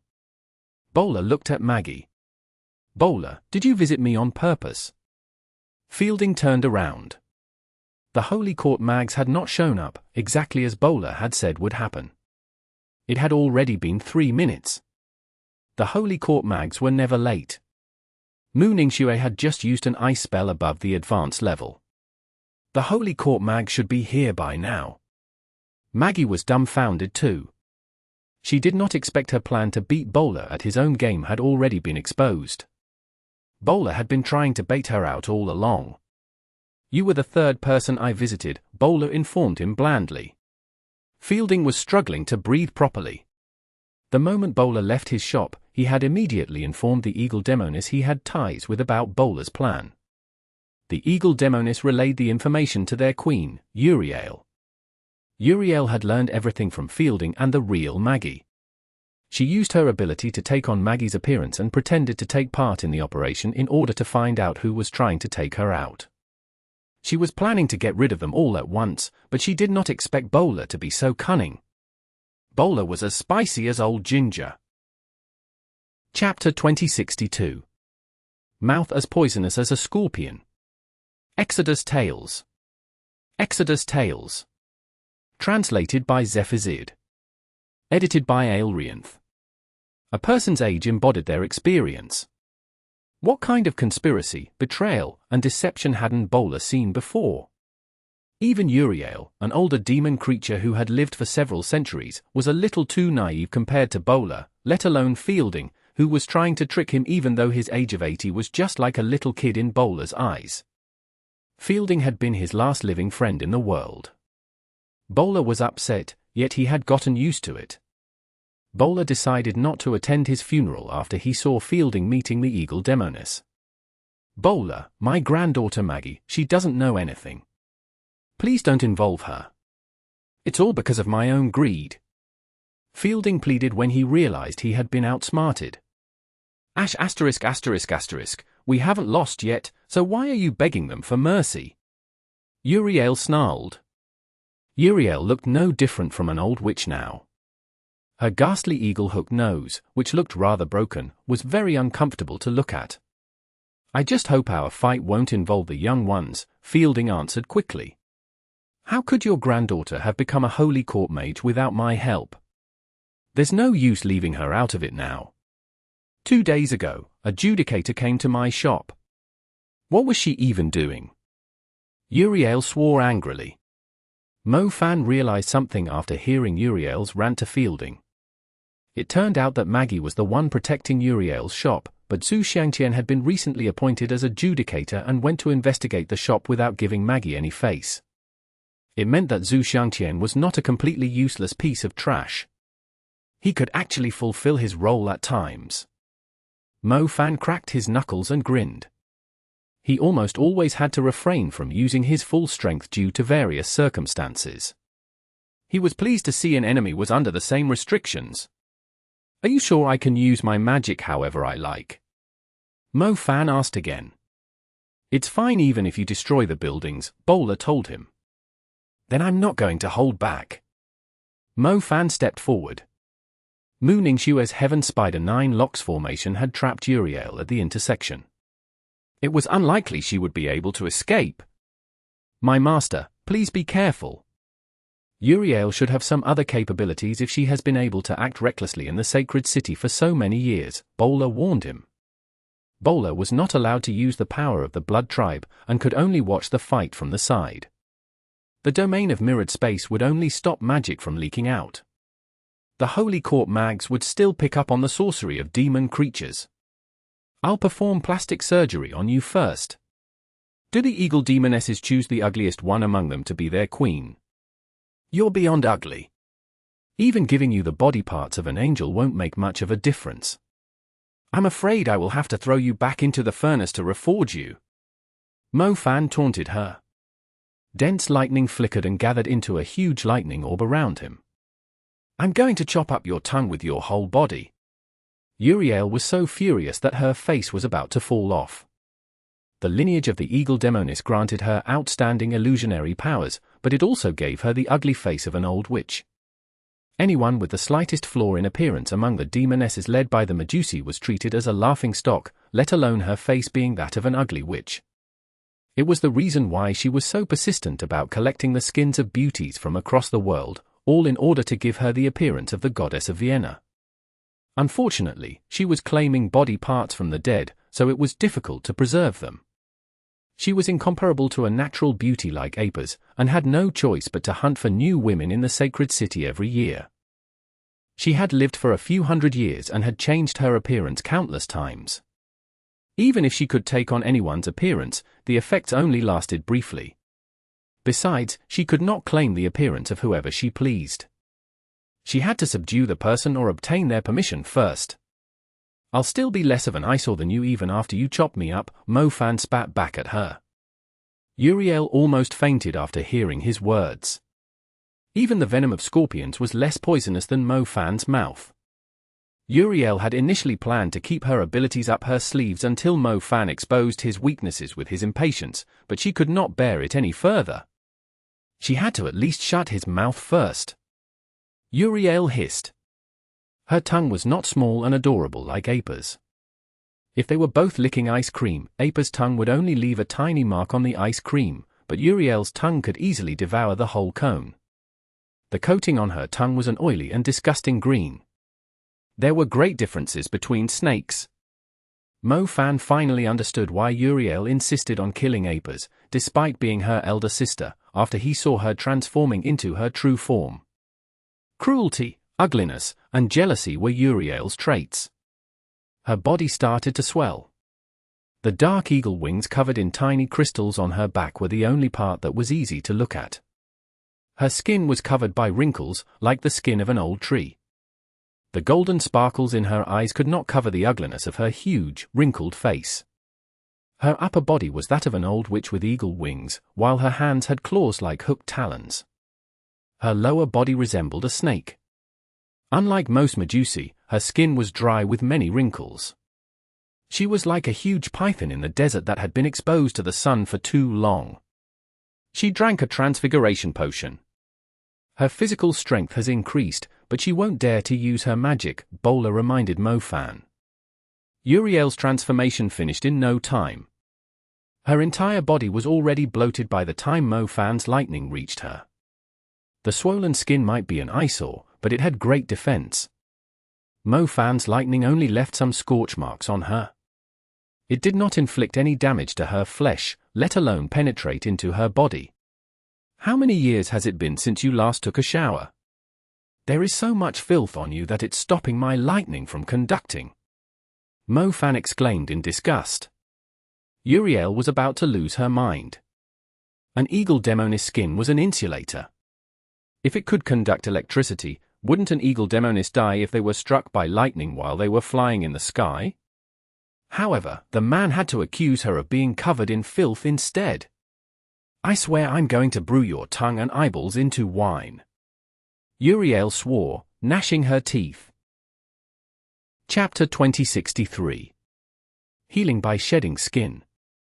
Exodus Tales. Exodus Tales. Translated by Zephazid. Edited by Aelrianth. Mo Fan continued to aggravate Uriel. Meanwhile, Mu Ningxue had finished channeling her cry of the Snow Mistress. The sacred and brilliant Ice Star Palace kept twinkling around Mu Ningxue as 2401 stars unleashed their energy simultaneously. Mu Ningxue stood on her toes as she was lifted into the air. Her silver hair, every bit as elegant as the Star Palace, drifted in the wind. Her body was as lustrous as a crystal under the light of the Star Palace. Her outstanding curves made her look like an ice statue in a museum, suffocatingly beautiful within the limelight. Mu Ningxue's cry of the Snow Mistress was not the only great threat to Uriel. Her otherworldly appearance as she was using her magic was a tremendous blow to Uriel, too. The woman was like a Venus from the Far East. How could she be so pretty when she was using her ice magic? Meanwhile, Uriel became so ugly while she was using her power. Even Uriel was disgusted by her own appearance. "I will make your whole body mine," Uriel screamed jealously. Her voice was as piercing as the shriek of an eagle. The icy tears of the snow mistress poured down like rain, each containing the wrath of the winter incarnate. The buildings nearby immediately turned into ice at the first touch. The ice kept stacking up as more tears fell from the sky. Uriel moved around quickly, trying to break the rapidly freezing ice with her tail. She spat out snake phlegm wildly when she was unable to break the ice. The acidic bile was able to corrode everything, including the sturdy ice. She had just fended off the ice when she saw the young man with the poisonous tongue had jumped into the air. Mo Fan held his hands above his head while gathering the lightning magic around him, forming a huge pool of electricity above him. "You're an insulator, aren't you? I'm going to blast you into pieces, then." Mo Fan yelled at her. He could not care less whether his enemy was insulated or not. He would just blast her into pieces with brute force. Bang! A super lightning strike, able to light up the whole sacred city, descended from the pool of electricity and landed right on Mo Fan. Mo Fan's hand seemed to catch the terrifying lightning strike. He tossed it right at Uriel, who was still restricted by the ice. The lightning did not follow the usual routine, and exploded as soon as it touched Uriel. Thousands of lightning arcs spread wildly across her skin. The explosion left wounds all over Uriel's body, despite her thick skin. Even her organs were about to shatter from the violent blast. "Do you know what I hate the most? Monsters like you that pick on beautiful ladies." Another lightning strike thundered down into his hands as he was shouting. Mo Fan held the lightning strike like a spear in his right hand, and tossed it at Uriel. The lightning swept across the sky above the buildings and landed 50 meters in front of Uriel like a huge fork. Uriel quickly turned to seek cover when she saw the lightning, but it suddenly exploded and fired shrapnel at her. Uriel was knocked flying by the terrifying explosion. The front of her body was covered in blue blood. That's not the end of it. Mo Fan was falling freely from the sky. Explosive lightning continued to surge down at him from above. Mo Fan was attacking with both hands now. He kept catching and tossing the lightning strikes down without caring about his accuracy. The explosions would still injure Uriel as long as they were within a certain distance of her. It did not matter if his lightning tyrant with 12-fold damage amplification was not being conducted through her. Conductivity would only help it to spread and stack up the results. It was still effective if he just used the lightning like explosives. Uriel was like an enemy soldier who had accidentally entered a minefield. She had barely survived the first explosion, but the mud and splinters had left her in a miserable state. The nearby buildings were turned into debris by the time everything calmed down. It was the biggest downside of the lightning magic, being difficult to control precisely. Luckily, the explosions were quite effective. Uriel was obviously injured. Her blue blood kept pouring out from the wounds inflicted by the lightning. Uriel hissed. She reached her hooked fingers to her backside and swept them with great force. Her swollen skin began to fall off, revealing a smaller body beneath, with an eagle's upper body and a snake's lower body. It was like a woman in a formal dress pulling the zipper on her back down, allowing the tight dress to slip down on its own and reveal her gorgeous body within. Unfortunately, the body that Uriel revealed was just as ugly, but her wounds and blood had completely disappeared after she took off the bloated layer of swollen skin. Mo Fan's eyes almost fell out when he saw Uriel was uninjured. What just happened? Was she wearing a bulletproof vest? She has a Medusa's ability to heal herself by shedding her skin, Bowler reminded him from the side. Bowler had also forgotten that she could use that ability without exposing her presence. Uriel was a lot faster after shedding the layer of skin. She immediately reached the building where Mo Fan was standing with rapid twitches of her tail. She swung her tail at the building. Mo Fan only saw a quick flash before the building was smashed into pieces. Mo Fan reacted quickly, running away with fleeing shadow, but some of the impact of the blow still struck his shoulder. His shoulder began bleeding, the wound almost reaching his bones. Mo Fan did not expect the counterattack from Uriel so quickly. Shue, slow her down. Mo Fan quickly used Blink to separate himself from Uriel. Uriel was able to follow Mo Fan's scent, and a dark shadow was already racing towards him when he relocated to 200 meters away. The terrifying hooked claws were headed for his chest, intending to dig out his heart. Ice Seal Isolation. Mu Ningxue immediately set up a barrier between Mo Fan and Uriel when she saw the creature was on the move. Chapter 2064. Destroying every layer of skin. Exodus Tales. Exodus Tales. Translated by Zephazid. Edited by Aelrianth. Uriel slammed into the barrier. She smashed it into pieces quickly, but it also slowed her down significantly, giving Mo Fan enough time to react. Uriel had different forms. She was lunging like a ferocious eagle just a moment ago, but now she was weaving through the debris like a flexible snake. A terrifying gouge was left on the ground beside Mo Fan. She had almost sliced him in half. Mo Fan used the earth element to relocate himself. Uriel's attacks were very quick. A snake saber had swept past his ear just a moment ago, and another one immediately came stabbing at his back in the next second. Their range was around 500 meters. From Mu Ningxue's point of view, it looked like a bunch of ferocious sabers were shooting in Mo Fan's direction. They were pouring down on Mo Fan like arrows, lashing him like whips, and slashing at him like swords at times. Mo Fan's shadow element, space element, and earth element allowed him to move around with ease.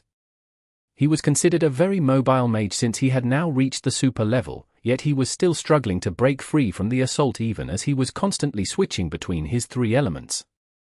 Breath of Sticky Ice. Mu Ningxue drew closer to Mo Fan when she saw the freezing was not effective. The breath of sticky ice spread across Uriel's position. The icy mist had strong slowing effects, like a moving creature being caught in a spider's web. When the ice reached a certain level, anything within its area of effect would be glued to it. Uriel's attacks were fiercer now, as if she was trying to vent all her frustrations on Mo Fan. He was now covered in wounds, but fortunately, they were only minor injuries. "I'll take her on," Mu Ningxue shouted after Uriel was caught in the breath of sticky ice. "All right, I'll support you with full firepower." Mo Fan nodded. Mo Fan had the same problem as usual, his defense was lacking. He would struggle to unleash his destructive spells when facing a fast enemy who kept attacking him. Every powerful spell required a certain amount of time to channel, but Uriel was so fast that Mo Fan did not have any chance to use his advanced spells. His intermediate spells were strong, but they were not strong enough to hurt Uriel. Perhaps the lineage of the Eagle Demonis is also mixed with the lineage of Mad Hounds, don't you agree? Mo Fan yelled, immediately backing away as Mu Ningxue covered for him. Uriel shrieked. She had no intention of giving up so easily. She had yet to dig out Mo Fan's heart. "It's a waste to destroy your appearance. I'll kill him first and slowly skin you." Uriel screamed at Mu Ningxue. Uriel did not think of Mu Ningxue as a threat. She ignored Ningxue and kept going after Mo Fan. Heaven Spider 9 Locks. Mu Ningxue activated the ice magic that was hanging above her. The 9 ice chains descended from the sky like 9 ice dragons. The ice chains landed on Uriel's back and grew wildly, like icy thorns. The spikes interwove between the chains and were so densely packed together that even a hamster could not squeeze through the gaps. The chains were over 300 meters long. Uriel was pinned down by the Heaven Spider 9 Locks, despite her outstanding speed. Uriel thrashed about wildly, trying to knock the chains off of her. Her body was pierced and slashed by the thorns when the ice chains broke, more blue blood pouring from her wounds. Thousand-Leaf Saber. Mu Ningxue's Heaven Spider 9 Locks was basically a trap that she had prepared earlier. Uriel had simply ended up in the trap Ningxue had waiting for her. Ningxue had been planning to cast the Super Wind spell in the first place. Since she had only focused on 2 elements, it did not take her a lot of effort to connect the star orbits, star patterns, and star constellations. The 2401 stars of the wind element danced nimbly between her fingers. A spectacular wind palace emerged behind Mu Ningxue, like countless sacred wings setting off the Empress of Wind. The elegant gusts of wind turned into deadly weapons at an order from Mu Ningxue. The wind sabers spun rapidly, producing piercing howls. Thousands of them dove from the sky and slashed at Uriel mercilessly. Uriel's current defense was not as impressive as her initial bloated form. In contrast, Mu Ningxue's wind element was very powerful. It felt like thousands of blades were shredding Uriel, who kept screaming out in agony. Slaughtering wind slash! Mu Ningxue gathered the wind sabers with their deadly auras in front of her. She guided them with her hands and combined them into a giant slashing horizontal tornado. The slaughtering wind slash had a width of over 30 meters, and its length was even crazier. It felt like the silhouette of a saber had suddenly appeared in the cloudy night sky, extending from one end of the street to the other. Uriel was sent flying to the other end of the street by the spell. She was already covered in blood after receiving the 1,000-leaf sabers, and the slaughtering wind slash tore a huge bloody hole across her chest, revealing her bones. Mo Fan looked at the seriously injured Uriel and had an urge to take back his words of supporting Mu Ningxue with his full firepower. Mu Ningxue was not necessarily weaker than him in terms of offense. She can still shed her skin. "My master, don't be merciful to her," Bowler quickly called out in warning. "I've never been merciful to creatures like her." Mo Fan snarled back. Hundreds of shadow claws chased after Uriel. They ripped at her back like sharp demonic talons before she could lift herself from the ground. Uriel decided to leave a layer of skin behind and escape to safety, like a cicada shedding its carapace. She turned into a red snake that had just gone through shedding and fled into the gaps between the debris. So the Medusa has now turned into a petty lizard that sneaks into every hole it stumbles into. Mo Fan mocked her. Uriel hid in the debris. She was watching Mo Fan and Mu Ningxue closely through the gaps to see if they were using their super magic. Her lungs were about to explode in rage. If she could use her sorcery of the Medusi and the Eagle Demoness, she could take the two mags out in less than 3 minutes, but for now she could only rely on her brute strength and speed like an animal. "I don't care how many layers of skin you have. I'm going to destroy them all," Mo Fan said while searching for Uriel. Chapter 2065. Suppressing the Snake with Lightning Halberds. Exodus Tales. Exodus Tales. Translated by Zephazid. Edited by Aelrianth. Uriel held her breath and waited patiently, ready for Mu Ningxue to fly above her. She just needed to take out one of the two mags to win the fight. As for Bowler, he was no different from an ordinary commander-level creature if he could not use the power of the Blood Tribe. Mu Ningxue was focusing on the ground below her. It was difficult to find where Uriel was hiding from above, even though she was only hiding somewhere in the debris. If they were fighting in the desert, Ningxue would have no chance of finding the Medusa if Uriel hid under the sands. Uriel finally found her opportunity, lunging at Mu Ningxue from below. Her gaping mouth was far wider than her own body, just like how snakes were able to devour creatures larger than they were. Her serpent fangs were long and sharp. The poison from the slightest cut could paralyze a tyrant titan, let alone a full bite. Uriel had gone all out. A Medusa would only bite their enemy like a mere snake as a weapon of last resort. It was extremely risky for snakes to bite their enemies, since their heads and the killing point 7 vertebrae down their neck were the most vulnerable. Whenever they snapped their heads forward to bite their enemies, their foes would fight back fiercely before the poison managed to spread in their blood. If their opponent hit their head, both of them would die. It was why Medusi rarely bit their enemies. If they were doing so, they had to be quick and accurate.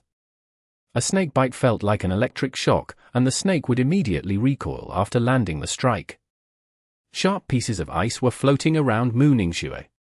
Uriel knew that not only would the ice combine into armor to protect her, it could also turn into deadly weapons and shred enemies who were close by.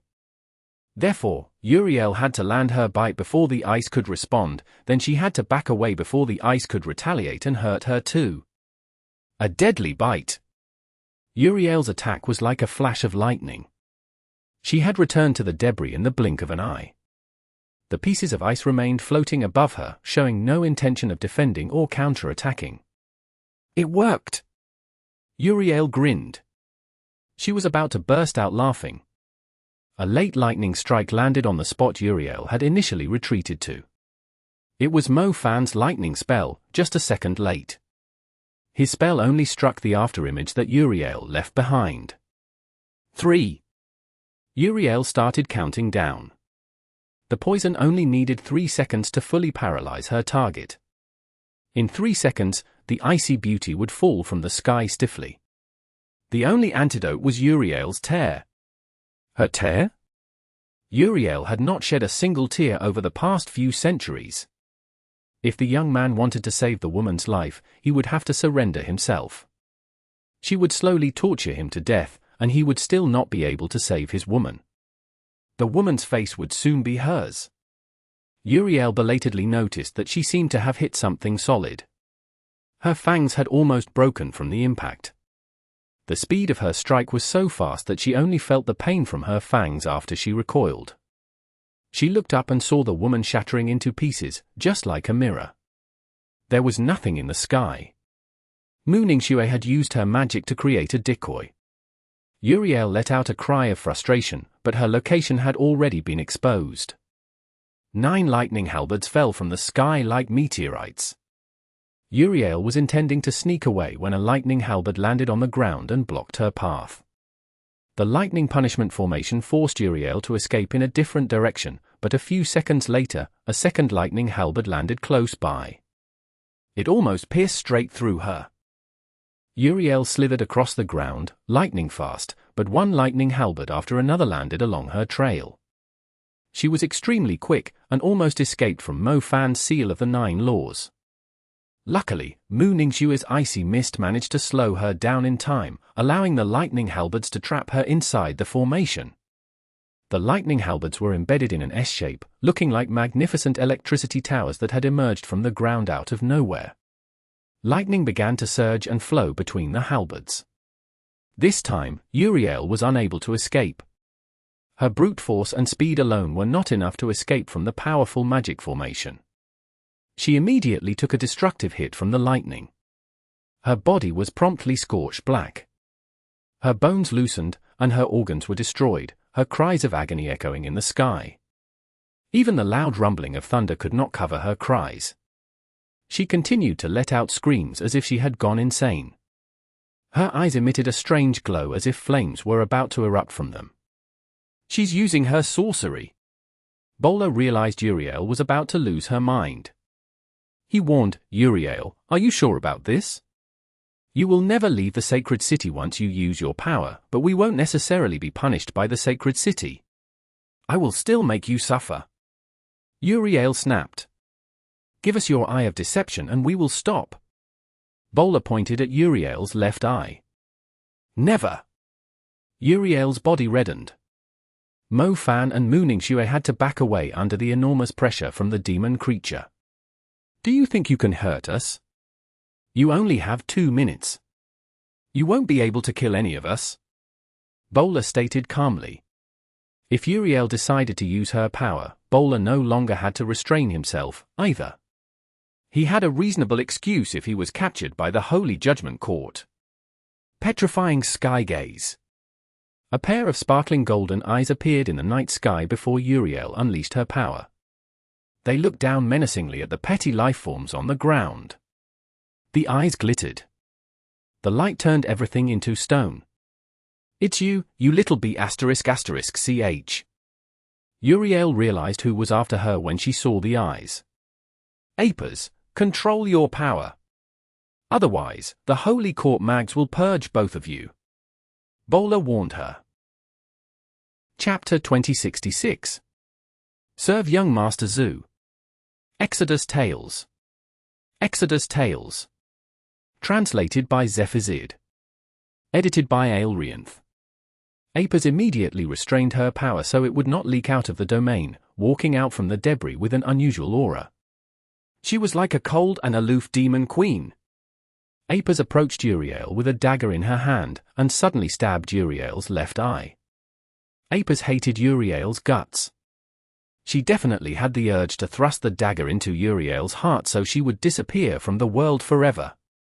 However, that would cause Uriel to fight for her life. Consider this the interest, I will take your life another day. Apis spat coldly. Uriel did not dare resist, even though the pain from losing her eye was worse than being tortured by the seal of the 9 laws after Apis carved it out with the dagger. More importantly, she was greatly humiliated. The little sister who could no longer stay in Europe because of her elder sister's pursuit had now taken Uriel's most precious eye. It was supposed to be me who slowly sliced off Apis' delicate body parts. How did I end up like this? Uriel could only swallow the humiliation and discontentment for now. Her life was obviously more valuable than her eye. It would be stupid trying to take these petty humans down with her.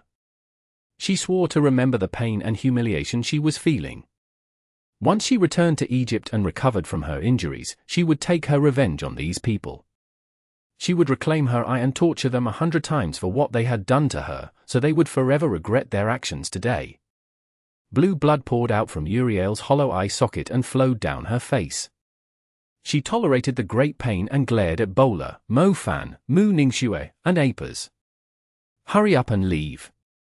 Don't ever set foot in the sacred city again, or I'm going to dig your other eye out too, old witch. Mo Fan harumphed. Uriel was terrifyingly cold, and on the verge of going berserk. She finally moved, choosing to leave in hatred and humiliation.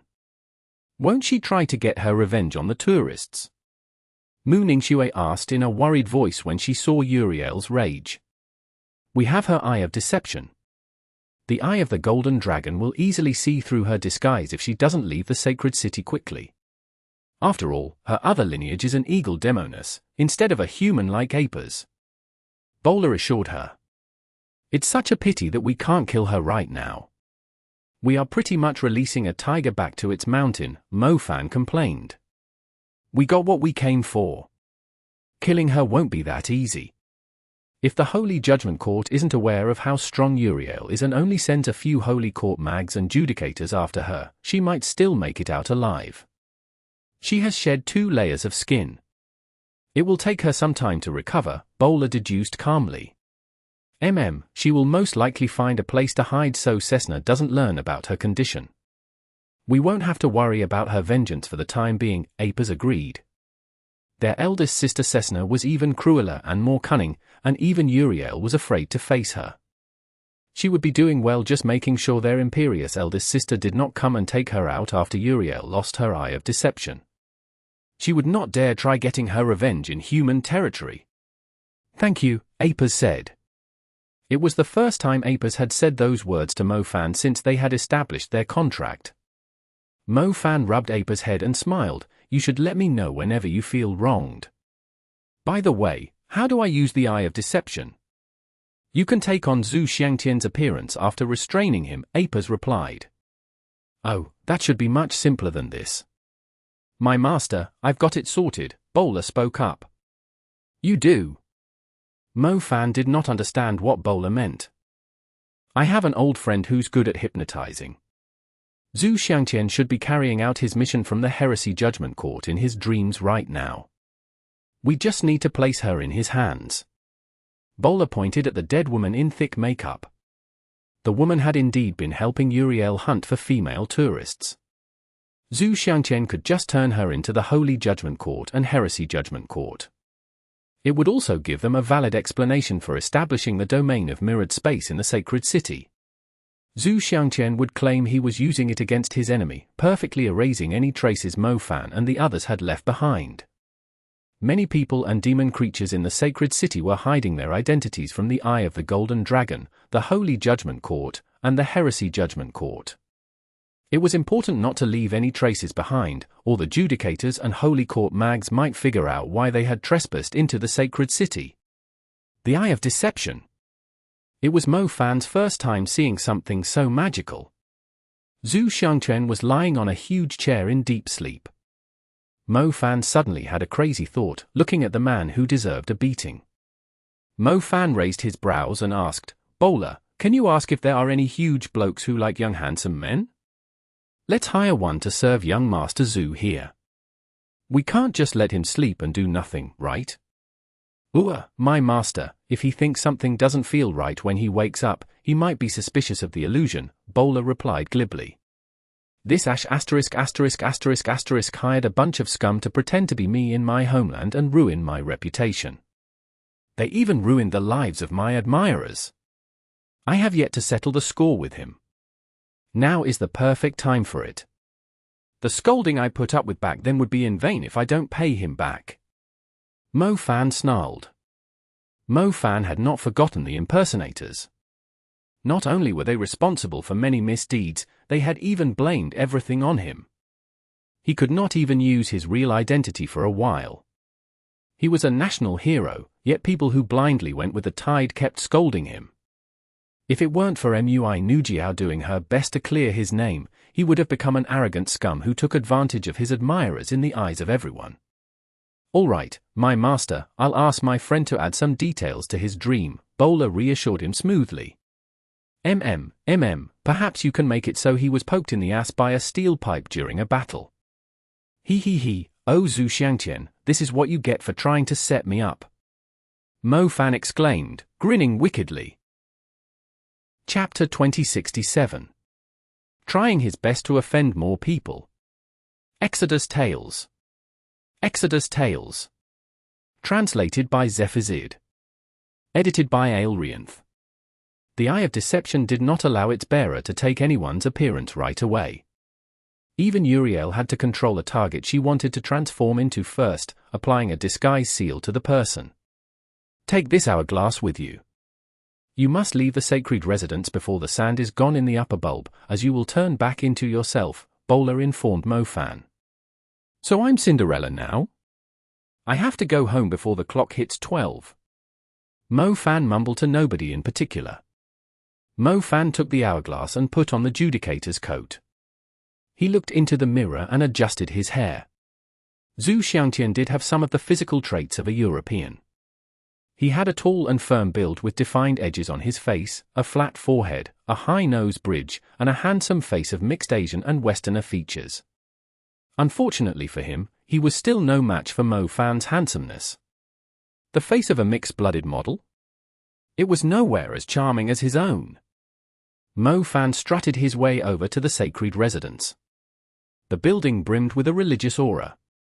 The fact that they had named their highest authority the angels clearly indicated what their religion was. The sacred residence had huge stairs on 4 sides, each decorated with rugs knitted with dried flowers of different colors. Each stair had a female envoy wearing a long muslin dress that reached the ground.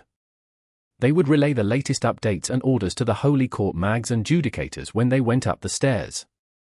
The sacred residence did not use WeChat or QQ instant messenger type services in order to avoid their information leaking to parties with ulterior motives. These female envoys relayed the latest orders and updates from the authorities verbally and in person. Honorable Judicator, Magic Instructor MacArthur would like to discuss the demon creatures that are hiding in the city with you. He asked you to pay him a visit to update him on your progress, the envoy said with a gentle smile. Her voice was deep and sexy. Who does he think he is, asking me to report to him? Ask him to visit me the day after tomorrow, and I'll update him on my progress if I'm in the mood for it, Mo Fan answered arrogantly.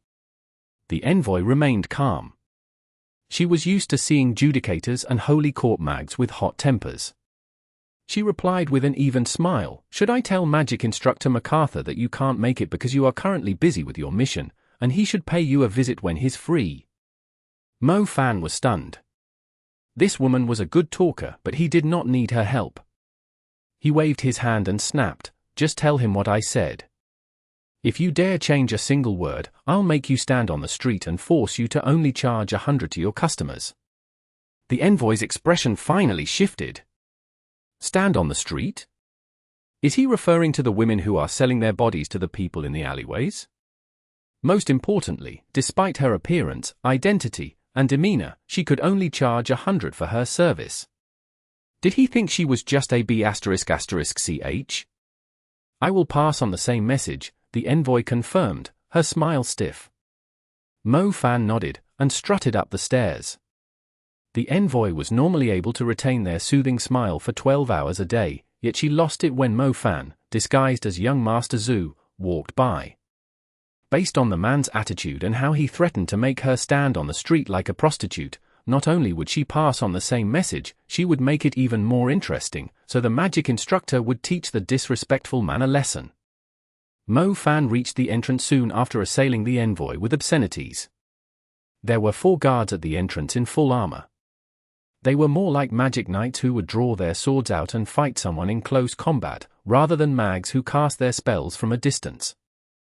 "Judicator, did you forget something?" a guard reminded Mo Fan softly just as Mo Fan was about to step inside. Mo Fan was unfamiliar with all of the rules of the sacred residence since he was a fake, but he did not panic at all. "I'm already worn out from running around to deal with heretics. Don't even bother mentioning the unnecessary practices to me. If you think I'm acting inappropriately, feel free to report me to the angels." Young Master Zhu snarled. "Honorable Judicator, we understand that you are exhausted. We all pay our respects to the sacred residence from the bottom of our hearts. If you think the practices are unnecessary, you don't have to follow them. We won't report to the angel. Please head inside if you are in a rush," the guard said calmly. "Are you saying that I'm not being respectful enough?" Mo Fan glared at the guard. "No, please suit yourself." The guard went back to his post after finishing the sentence. "Please suit yourself. As long as you, young Master Zhu, are happy. Even the 4 angels would go down on their knee before entering the sacred residence, but you are the wisest with the greatest respect in your heart, who believes it's unnecessary to bow before entering." Young men like him enjoyed treading a tightrope, there was no point in stopping them. Mo Fan went straight to the Heresy Judgment Court after entering the sacred residence. It was like a royal palace. Bowler had already told Mo Fan some information about the Heresy Judgment Court, both of which had inherited old traditions. Their ways did not change much even after a few hundred years, including the practices at the entrance. Mo Fan was well aware of that, but since he was disguising himself as Zhu Xiangtian, he was more than willing to offend as many people as he could before his time ran out. Mo Fan headed to the back of the Heresy Judgment Court, where the heretics were held in custody. As he expected, Qin Yue was nowhere to be found. If she was someone an angel had to publicize their identity in order to arrest, they would obviously lock her up in a special place to avoid people busting her out. Mo Fan also knew it was unlikely he could save Qin Yue by disguising himself as Zhu Xiangtian. A little Judicator like him would never be involved in the matters of the angels. "Xiangtian, why are you here? Didn't you say you were going out for a mission yesterday?" an aged voice spoke up. Mo Fan turned around and saw an old man with a grey beard and hair. He was an Asian and speaking Chinese. He seemed to be close to Zhu Xiangtian. I'm feeling a little unwell. I have a sore throat too, so I came to ask for a short leave," Mo Fan replied quickly. "Unwell? As your elderly relative, I must warn you that you shouldn't neglect your duties, even after you were promoted to a Judicator," Zhu Huanyao said sternly. Mo Fan was shocked. So the man was Zhu Xiangtian's relative. This was getting a little tricky. The man must know Zhu Xiangtian's habits if he was close to him. He might be exposed if he was careless. Luckily, he had claimed he was feeling unwell with a sore throat. He had an excuse to not speak unless it was necessary. Chapter 2068. Saving Zhong Kong. Exodus Tales. Exodus Tales. Translated by Zephazid. Edited by Aelrianth. My throat hurts," Mo Fan pointed at his throat indicating he was having trouble talking. Zhu Huanyao rolled his eyes at Mo Fan and said, "You think I don't know you are close with Su Lu's faction? Su Lu is an impressive person, yet there's something strange about his character. Even we from the older generation don't really understand him, but there's one thing we know for sure, and that is that he won't hesitate to fall out with anyone who opposes him. I don't care who you are hanging out with, but you should be careful with everything you do. Do you understand?" Mo Fan nodded. Zhu Huanyao's eyes suddenly had a strange look. He began to observe Mo Fan closely. The dark vein in Mo Fan's body became restless. It was alerting Mo Fan about some kind of danger. Did the old fox notice something? Mo Fan's heart skipped a beat. Zhu Huanyao was the pillar of the Zhu clan and had the nickname of the old fox. He was a capable man. Even though Mo Fan was smart enough to pretend he had a cold and a sore throat, Zhu Huanyao still noticed something was not right. What went wrong? Could it be that Zhu Xiangtian was never so obedient in front of Zhu Huanyao? You have to scold me no matter where I go. I'm already getting tired of it. Can't you keep it to yourself for once? I'm seriously unwell, Mo Fan said impatiently. So what if I'm scolding you? I'm telling you, anyone who isn't stupid can easily tell what you are after. There's another thing I want to ask you about. Why are you making such a huge fuss about the duel? Zhu Huanyao regained his initial expression. Mo Fan was relieved. It seemed like Zhu Xiangtian had always acted impatiently in front of Zhu Huanyao. I've waited long enough. I'm going to trample him to death. Besides, we can't just forget what he did on the national team. Mo Fan spat back. You're still the same, you can never keep your cool. It's in your best interest not to mess with that Mo Fan. He has done a lot for the country. Do you think it's the same as your petty acts of virtue, which you purposely hired people to make a big fuss about? Zhu Huanyao sniffed. He's just lucky. The outcomes of those incidents would be the same even if he wasn't involved. Mo Fan exclaimed, parroting the words of the people who were doubtful of his capabilities. Why have I never seen you being lucky, then? I'm telling you, don't you earn our Zhu clan to shame? Zhu Huanyao rebuked him. Mo Fan could not agree more in his heart. It turned out that the old man still had some sense in him. I have some other business to attend to. I can't afford to waste my time talking to you here, Mo Fan huffed. Don't you have a sore throat? Zhu Huanyao snapped at him. Mo Fan had a feeling he should leave as soon as possible. Sigh, I know you still hold a grudge against me. It's true that you might have had a chance to meet the great angel Michael if you had participated in the mission on Xiangtian Mountain, but do you have any idea who that Qin Yue is? Zhu Huanyao told him. Is she related to us? Mo Fan raised his brows. Do you remember your second eldest brother, Zhu Xingyi? Zhu Huanyao asked grimly. Mo Fan nodded, trying not to speak too much. I demoted Xingyi and sent him to Bo City just so he could stay out of sight. Once the Heresy Judgment Court cleared his name, I would have brought him back to the capital.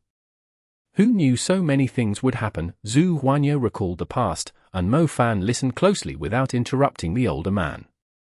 Zhu Huanyao had kept these words in his heart for a long time.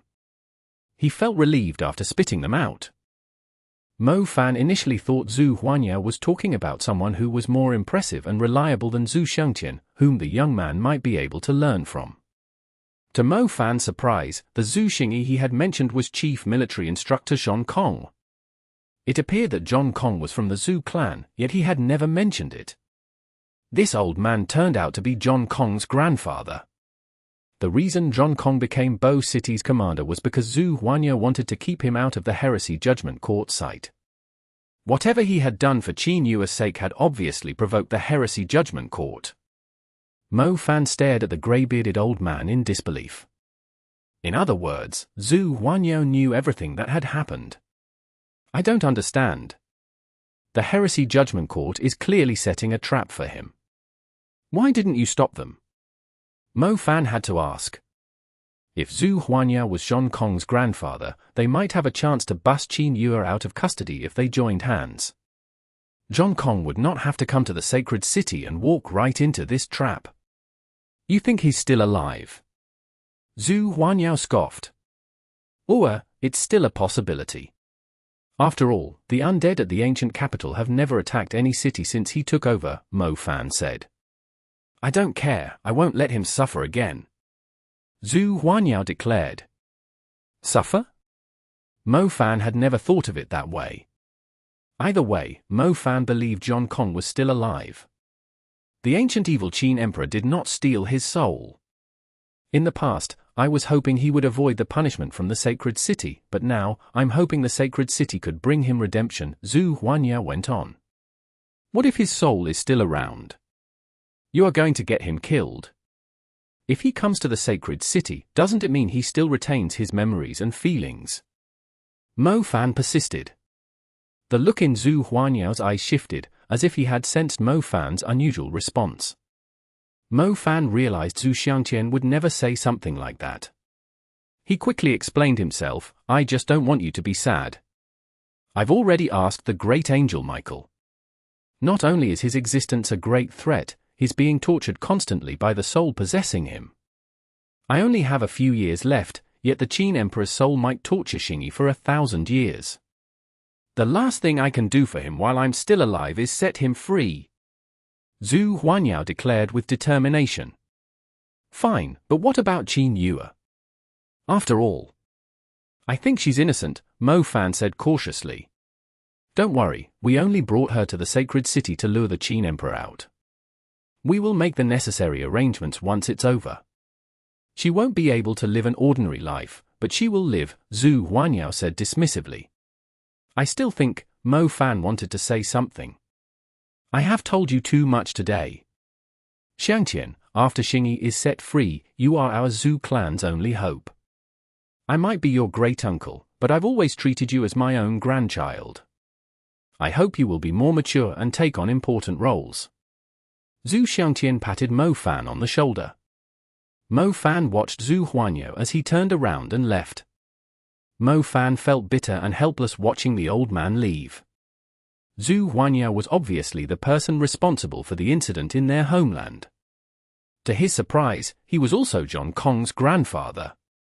From his perspective, there was nothing wrong with setting his grandson's soul free from the shell of the Emperor of the Undead.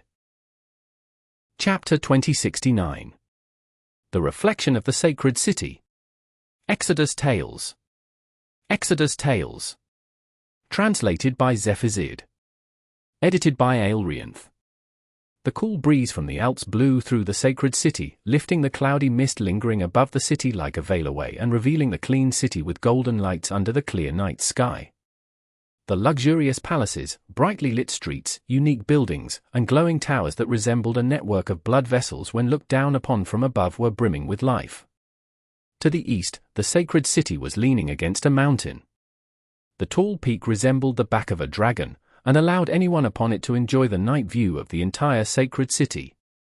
Normally, the walls of the mountain would have some reflections of the lights in the sacred city, but the mountain was currently pitch black and had blended with the empty night sky, as if it had been devoured by something. More shockingly, everyone in the sacred city could clearly see the outline of a figure on top of the mountain, although they could not see the silhouette of the mountain itself. Many people on the busy streets were staring at the top of the mountain. They initially thought it was an illusion because of the dark, but after confirming the sight with others, they realized there was indeed a figure on the mountain. It stood tall under the night sky, projecting an eerie aura. It's really a person. I told you.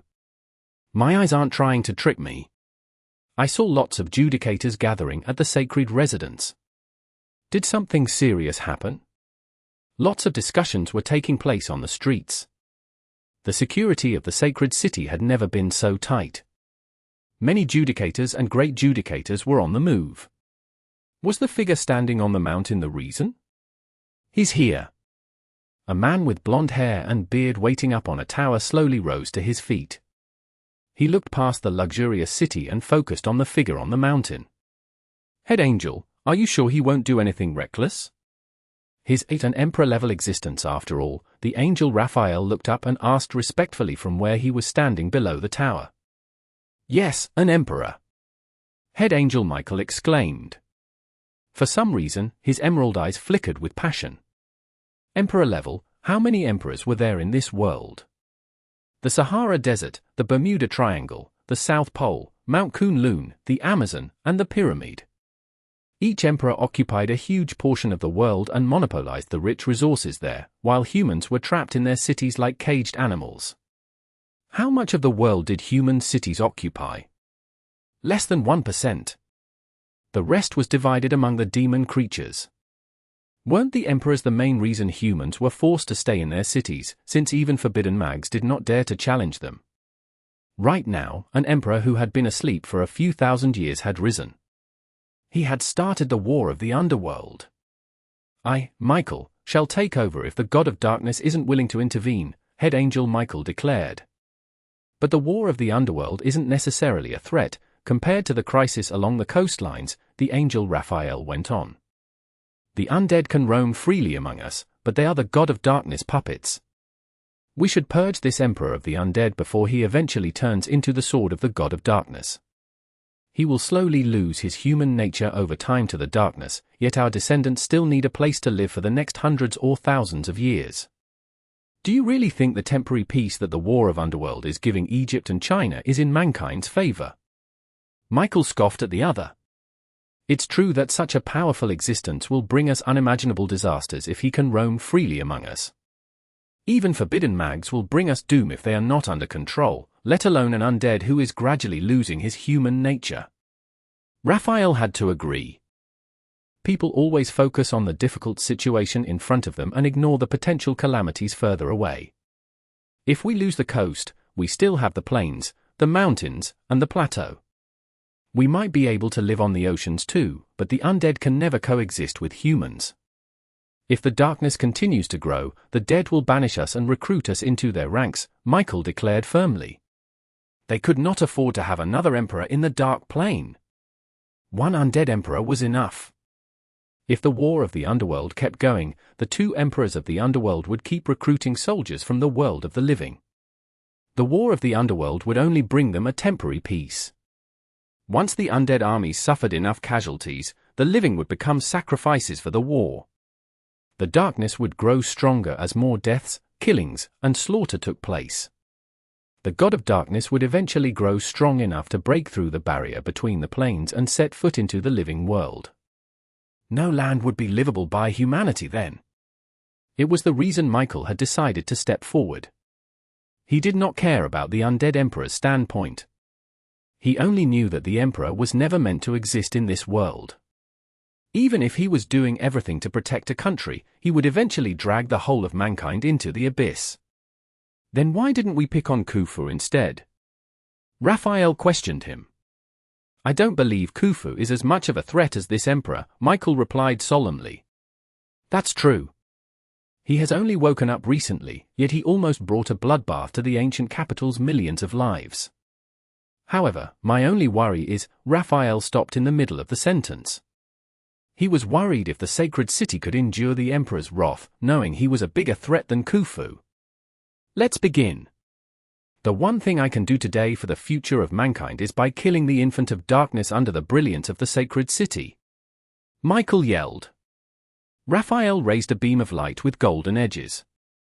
It soared into the sky above the city and turned into two sacred swords crossing one another. The sacred swords transformed again. Colorful light spread through the night sky and shone over the sacred city. The lights hung in the sky. To everyone's surprise, they began to form objects. The streets of the city rapidly appeared in the lights, as if the hand of God was drawing a picture. The buildings with unique shapes were gradually appearing in the twisting colors. It was only their silhouettes at first, but even the tiny details like the carvings on the windows were soon rendered precisely. The night sky above the sacred city was replaced by an enormous canvas.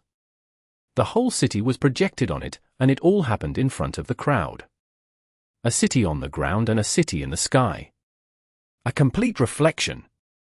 I feel like I'm looking down at the city while hanging in the sky, but I'm clearly standing on the street. I began to wonder if our world is real.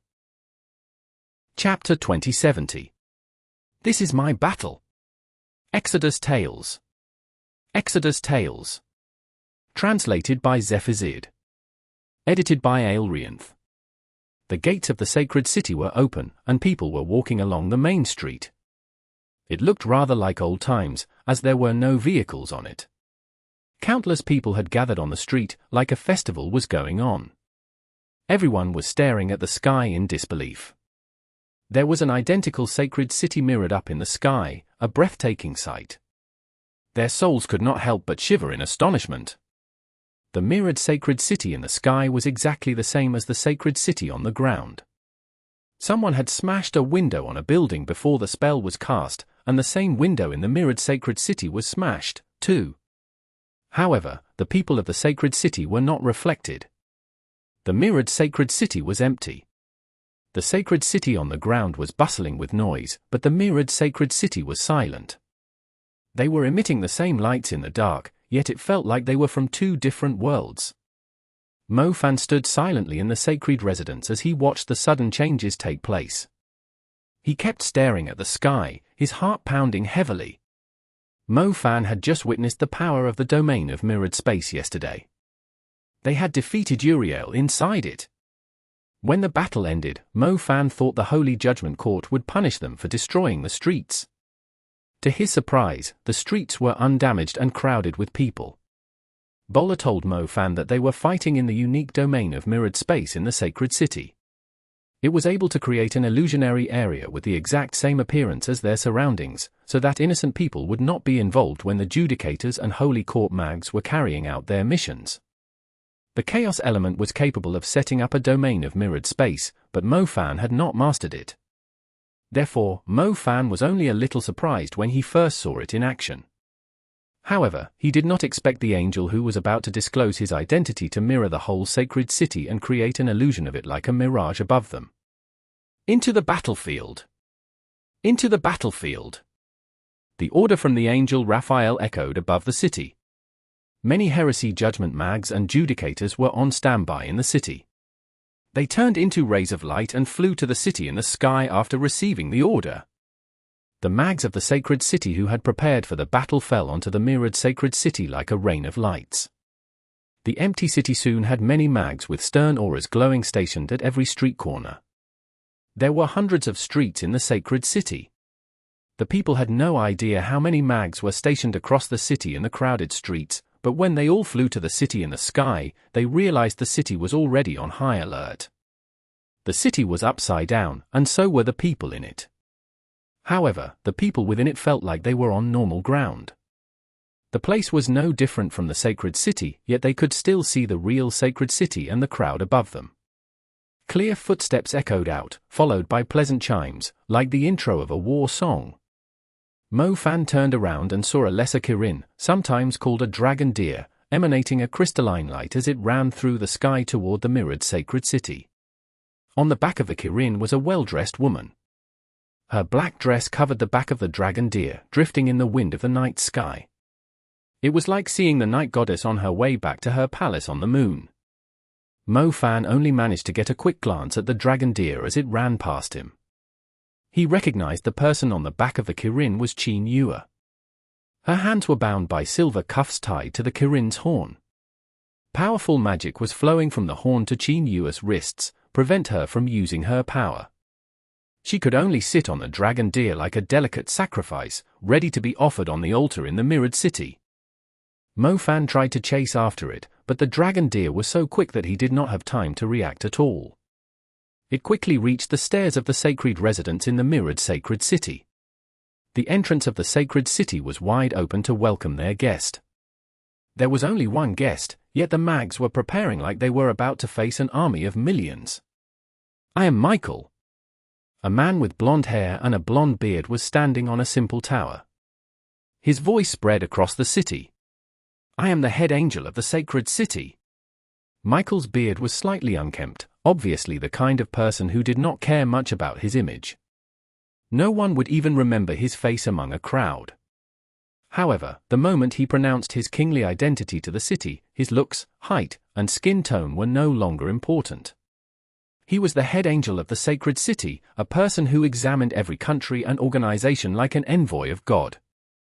"I can't convince you to agree with our decision today with perfect logic and beautiful words, but 100 years or 1,000 years from now, your descendants will surely remember tonight, the night when I, Michael VII, eliminate the undead emperor who might possibly inherit the throne of the god of darkness in the future. If we humans are no longer threatened and suppressed by the darkness 1,000 years from now, I will have no regrets even if I have to fight to my death today. Blessed be to God! Blessed be to God, the mags in the mirrored sacred city yelled. Their high-spirited chants roused the people of the sacred city. People fought for their personal gains, reputation, and glory, but who had ever fought for the peace 100 or 1,000 years from now? The head angels announcing his identity had lit the flames in every mage's heart. They were not fighting the battle for the present or their future, but the future of their descendants. That was the significance of the battle tonight. Mo Fan was still at the sacred residence, still disguised as another person. The moment he saw Qin Yue, he had the urge to intercept the dragon deer and stop the battle from happening. However, he could sense a pair of eyes staring at him as the thought crossed his mind. The gaze was coming from the top of the mountain. They belonged to Chief Military Instructor Zhan Kong. He had instantly suppressed Mo Fan's ability to move with his powerful presence alone, and spoke to him in a muffled voice. Michael is right. I'm slowly losing my memories, and my existence is slowly being erased. Even if I could still live for a few dozen years more, in 100 years or 1,000, the ancient king will become a terrifying demon, Zhan Kong told him. That's something to worry about after 100 or 1,000 years. Mo Fan replied urgently. I'm not willing to leave this world yet because someone is waiting for me. This battle is mine, I shall face it alone. Chapter 2071. Golden Blade Scars, the Bloodthirsty Evil Wind. Exodus Tales. Exodus Tales. Translated by Zephazid. Edited by Aelrianth. The battle is mine, I shall face it alone.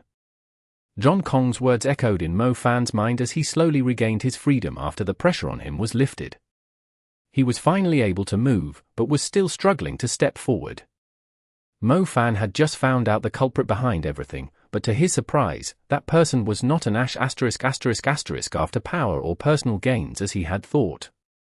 He was only trying to set his grandchild free from the curse of being one of the living dead. Meanwhile, the mastermind who had planned this was fighting the battle for the sake of mankind 100 or 1,000 years from now, so he had his reasons, too. He was not fighting for his own sake, nor was he fighting so the sacred city would remain dominant. He was preventing the darkness from being too overwhelming over time. As for Mo Fan, he would be in the wrong, whichever side he took. It had never been his fight. The best thing he could do was wait patiently for the outcome, paying them all his greatest respect. A figure wearing a black mantle, his face shrouded by a cloudy mist, was standing on the mountain. His intimidating eyes were barely visible most of the time. The figure came down the mountain. He did not choose the bustling sacred city, approaching the mirrored sacred city one step at a time. The brilliant lights and the flames emitted by the grey-golden eye on the tower were covered in a cold veil as soon as Zhan Kong set foot into the city. Everything that was glowing suddenly lost its heat. Head Angel Michael flew up to the mirrored sacred city, too, landing on the same tower. He could clearly see the main street from his position, the direction Zhan Kong was coming from. Behind Head Angel Michael was the mirrored sacred residence, and on top of it stood the aloof Lesser Kirin. The dress of the woman atop it was still waving in the night breeze. Qin Yue did not look like a hostage. A sacred light was wavering behind Head Angel Michael. It looked like he was defending a goddess the demons were after. Zhan Kong stood on the grey-tiled main street. The copied luxurious shops rose on both sides of him.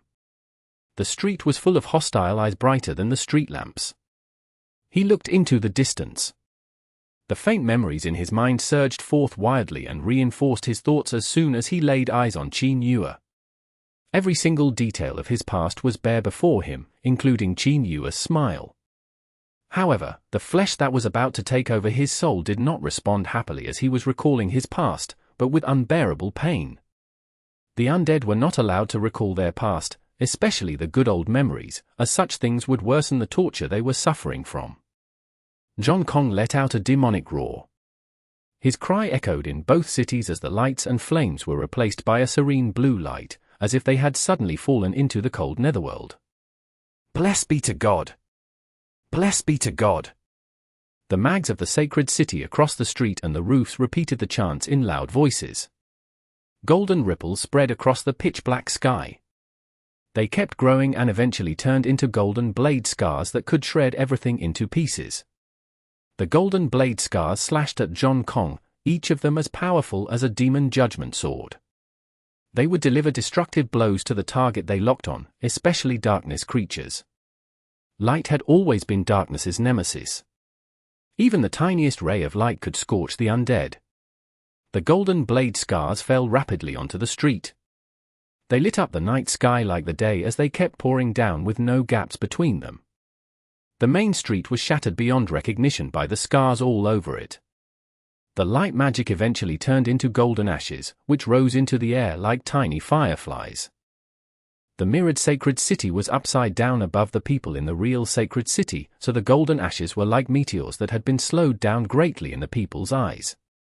They fell elegantly, until they dissipated like fireworks at the boundary of the two worlds. The golden blade scars slashed at the evil demon, the combined multiple super light spells shocking every mage in the sacred city that was watching the battle. However, the Emperor in the black cloak was perfectly unharmed, his mantle easily repelling the golden flames. The light magic that was supposed to suppress darkness had no effect on it. It was like a piece of black steel weaving through the flames with ease. Bloodthirsty evil wind. He clenched his hands into claws and waved at the street. With a strange howl, a blood-red wind quickly swept towards the mags on the ground. These mags of the sacred city had their defensive equipment and spells. They were not in charge of the offense, only those on the roofs were attacking.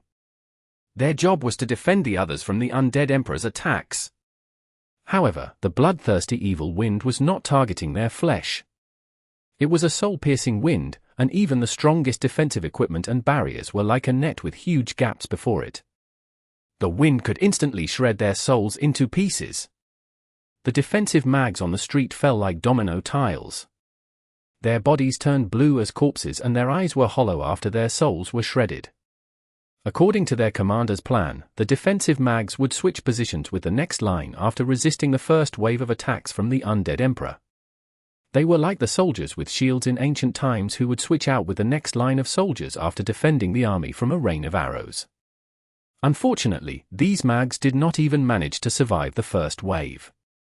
Many advanced mags had died instantly, including 2 super mags who were leading them. Black mist was rising from their rotting bodies after their souls perished. The black mist flowed toward Zhan Kong's mantle on its own and darkened it, granting it an even stronger aura. The pain Zhan Kong was feeling could only be relieved through killing. His face gradually calmed after he absorbed the auras of the living. He was still an undead, after all. Once he lost his temper, even fresh blood was no longer able to satisfy the hatred in him. Chapter 2072. The Real Emperor. Exodus Tales. Exodus Tales. Translated by Zephazid. Edited by Aelrianth. Keep going. Blessed be to God. The sacred city mags on the roofs drew their magnificent star constellations and star palaces, and the densely packed stars gathered above the buildings. Overwhelming auras surged wildly as their brilliance peaked. More magic accumulated continuously. This time, the sacred city mags were using the most destructive fire spells. Fiery motes spread through the air, driving the dark aura in the city away. The flames dyed the night sky red for over 100 kilometers around. The motes ignited simultaneously, trying to trap Zhan Kong within a certain area. The crimson curtains of flames formed a furnace as tall as a mountain, with flowing lava spraying across the area within it. The merciless lava was burning everything inside the furnace into ashes. Zhan Kong's figure was out of ratio compared to the furnace when it emerged from the ground. He was tinier than the ashes drifting inside it. Demon Purging Smelter. The ashes randomly combined and formed pairs of doors on each side, from which flames would burst out. The temperature inside the furnace was terrifying. The doors the ashes changed into further increased the heat, spewing out strong waves of lava at Zhan Kong. In very little time, many doors had formed and were disgorging lava from all directions to cleanse away the undead emperor. The black mantle remained undeterred. The scorching light had failed to penetrate his defense. How could the flames possibly melt his mantle? Zhan Kong continued forward across the burning ground amid the flames. His eyes were surprisingly brighter than every source of light nearby. The sacred city mags on both sides could not help but shiver in fear. Are the flames and the lights of the sacred city mere fireworks? If this is all you've got, don't worry about preserving the peace 1,000 years from now. You will become history by the end of the night. Zhang Kong halted in his tracks, stomping the ground fiercely. The destructive flames were put out instantly. The darkness asserted its dominance again. The strong flames disappeared as the temperature dropped rapidly, and the cold aura of the undead returned. The flames were supposed to set the sky and the mountain range aflame, but it was put out by a single stomp of his foot. The morale of the sacred city mags fell rapidly as the street dimmed. How powerful did one have to be to disregard the combination of super spells and extinguish their strongest attack, like it was just a mere firecracker? The undead were considered a kind of demon creatures, and the emperors were something that humans had never dared to provoke, but the sacred city had set up a trap for an emperor who had come alone. However, he had mocked both their light and fire super spells. Their spells were nowhere near strong enough. Even their strongest magic was nothing to the undead emperor. The brilliance of the sacred city was only significant in the eyes of petty humans, but in the eyes of the emperors of the demon creatures across the world, it was just a silly little trick. Do you only realize how petty you are after losing your lives? I'm only one of the emperors who have been asleep for a long time. I'm not even comparable to the emperors in the Sahara, the South Pole, and the Bermuda Triangle, yet I can easily wake you up from your foolish dreams. Zhang Kong's eyes emitted a blood-red light. Strong demonic auras came down from the Alps like a curtain of darkness that was devouring everything within view, including the sky, the mountains, and the horizon. The overwhelming aura grabbed every person in the sacred city firmly by the throat. The people in the sacred city were panting in fear. Their eyes were full of pain and struggling before their deaths. Both the ordinary people and the mags had seen the blood-red light, the figure in the black mantle, and the aura of death that was now clutching their throats. No one in the real sacred city died to the emperor's death breath, but they all sensed how minuscule they were as the undead emperor had mentioned. They finally realized their precious lives and the magic they admired were nothing compared to the emperor's. None of the people who were watching the battle in the real sacred city died, but in the mirrored sacred city, the sacred city mags who were fighting for the peace 1,000 years from now had already turned into dried statues in the midst of preparing their spells on the roofs. The corpse statues were now emitting a cloudy black mist. It rapidly gathered on Zhang Kong's palm, like bees returning to their hives. Zhang Kong lowered his head and inhaled the life energy of the sacred city mags greedily. It relieved him of the pain he was under once again. He felt unprecedentedly calm now, and even his dry veins were flowing once again. His heart, which was as still as a stone, began to beat once again. He began to recall the good memories of his past life, but now he no longer felt the unbearable pain. Recalling good memories was a luxury for the undead. Without the support of thousands of fresh kills, they would have to endure the pain of recalling their past themselves. Hatred, revenge, greed, and cruelty were supposed to be the nature of the undead nature. They were not discarding their old selves. Becoming an undead was a new beginning for them. They were merely following their instincts in order to protect themselves. However, the undead emperor was also disgusted by himself. He did not even dare to look Qin Yuer in the eyes. He shivered after taking a deep breath of the living aura he had acquired. Zhang Kong had the urge to chop his head off and shred it into pieces when he realized that his beloved woman had witnessed his disgusting and ugly side. He wanted to burst into tears of pain to show that he hated himself too, yet the only thing flowing out of his eyes were filthy blood. His heart was calm after he absorbed the living aura of freshly slain human beings. However, he began to hate himself for being a living dead after he was able to think calmly. The hate brought him great pain and new anger, which could only be calmed by absorbing the living auras of the people he had killed. Another roar sounded out. The undead emperor soon forgot everything as the fresh blood splattered on the street and the walls of the buildings. One after another mage fell and died in pools of blood. Their living auras could no longer satisfy the undead emperor. He felt like something was missing if the ground was not dyed red by fresh blood. Humans were as fragile as usual. They were only worthy to be a bright red carpet for him to walk on so he would not dirty his boots. The blood was eye-catching. Mo Fan felt overwhelmed as he watched the battle. Was this the strength of a real emperor? Chapter 2073. The Golden Dragon from the Outer Plane. Exodus Tales. Exodus Tales. Translated by Zephizid. Edited by Aelrianth. The blood eventually formed a long carpet down the street of the mirrored sacred city. It extended further as Zhan Kong walked upon it. The sacred city mags from different streets were gathering on the main street, including their commander, Reynolds. As a forbidden mage, he had taken part in many battles, be they disputes between European countries or battles against demon creatures. He had chosen the sacred city mags from among the experts who had fought battles with him in the past. They had gone through life and death together, and made a lot of contributions to the sacred city. They were well respected by the people as mighty warriors. Reynolds commanded his men to move into a standard hexagram formation. A hexagram was the foundation of many magic formations, as the diagonals allowed the mags to transmit their magic to one another perfectly while confining the magic within the formation. It was like an efficient way of generating power. The mags stood on the diagonals of the hexagram, with Zhan Kong in the middle.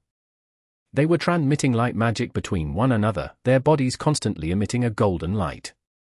The hexagrams lit up like the orbits of stars. The hexagrams grew brighter as they eventually combined into an enormous light spell.